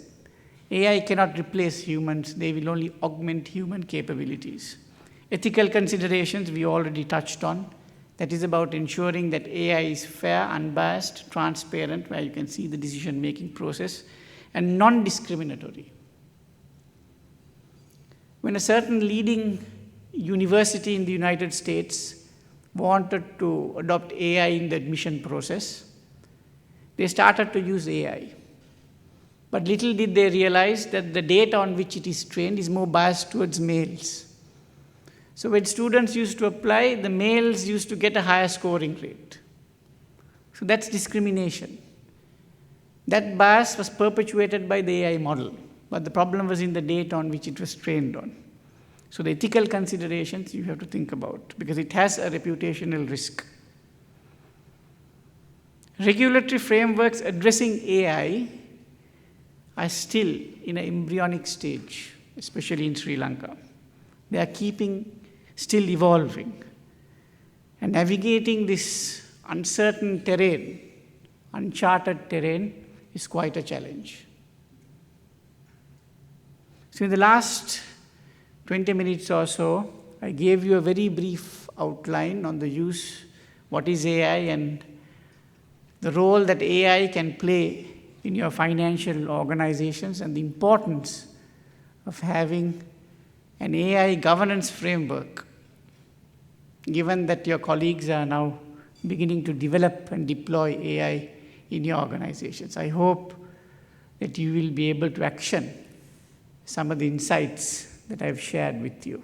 Thank you. Thank you, Mr. Jayasekar, for that insightful presentation. Ladies and gentlemen, that brings us to the conclusion of our fourth and final session of the day. On behalf of the Compliance Forum of Finance Houses Association of Sri Lanka, we extend our sincere gratitude to Mr. Ashen Jayasekara for his insightful and forward-thinking presentation on the evolving relationship between technology and compliance. To present a token of appreciation, may I now invite the following representatives from the Compliance Forum to the stage, Mr. Malintha Ratnavira, Executive Committee Member of the Compliance Forum of the FHA and Head of Compliance at AMW Capital Leasing and Finance PLC, Mr. Thisil Vincent, Executive Committee Member of the Compliance Forum of the FHA and Head of Risk and Compliance at Dialogue Finance PLC, Ms. Gayani Godalwatta, Executive Committee Member of the Compliance Forum of the FHA and Assistant General Manager, Compliance at Jana Shakti Finance PLC.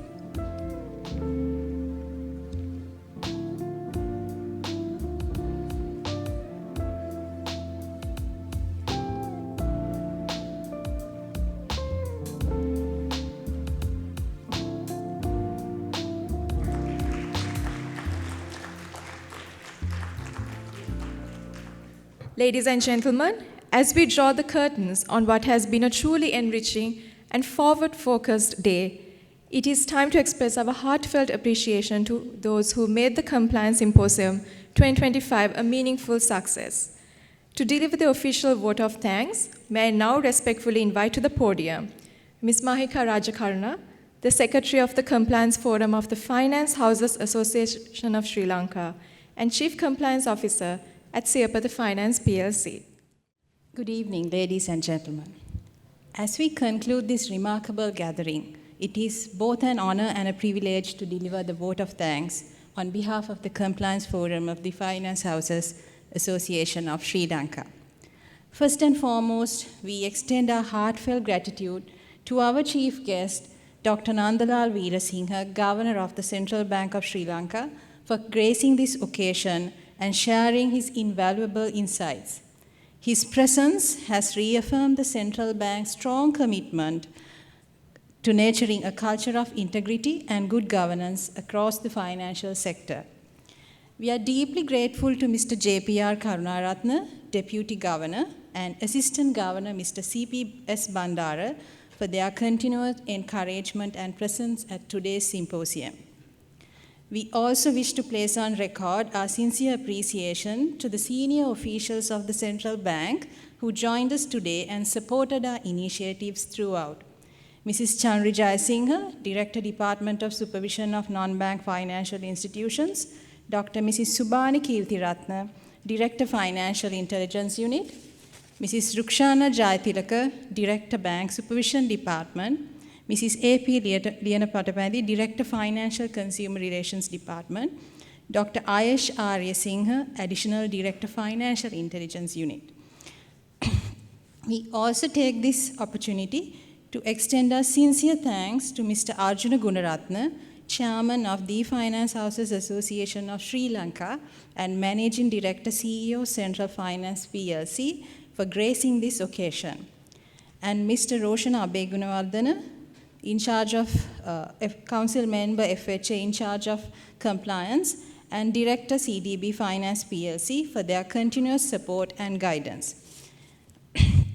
Our sincere thanks also go to the eminent panel of speakers, panelists, and moderators who contributed their time, insights, and experience to enrich today's discourse. Your thought leadership continues to inspire and inform the evolving role of compliance across the financial sector. To the directors, CEOs, and compliance professionals from licensed finance companies, commercial and specialized bank, and other institutions, your full participation, particularly the representation of all 32 licensed finance companies, marks a moment of unity, shared purpose, and professional resolve. We are greatly grateful to our valued sponsors for their generous support, which enabled us to deliver a symposium of this quality. I would also like to extend a sincere appreciation to the staff of Galadari Hotel for their excellent hospitality and support in facilitating today's event.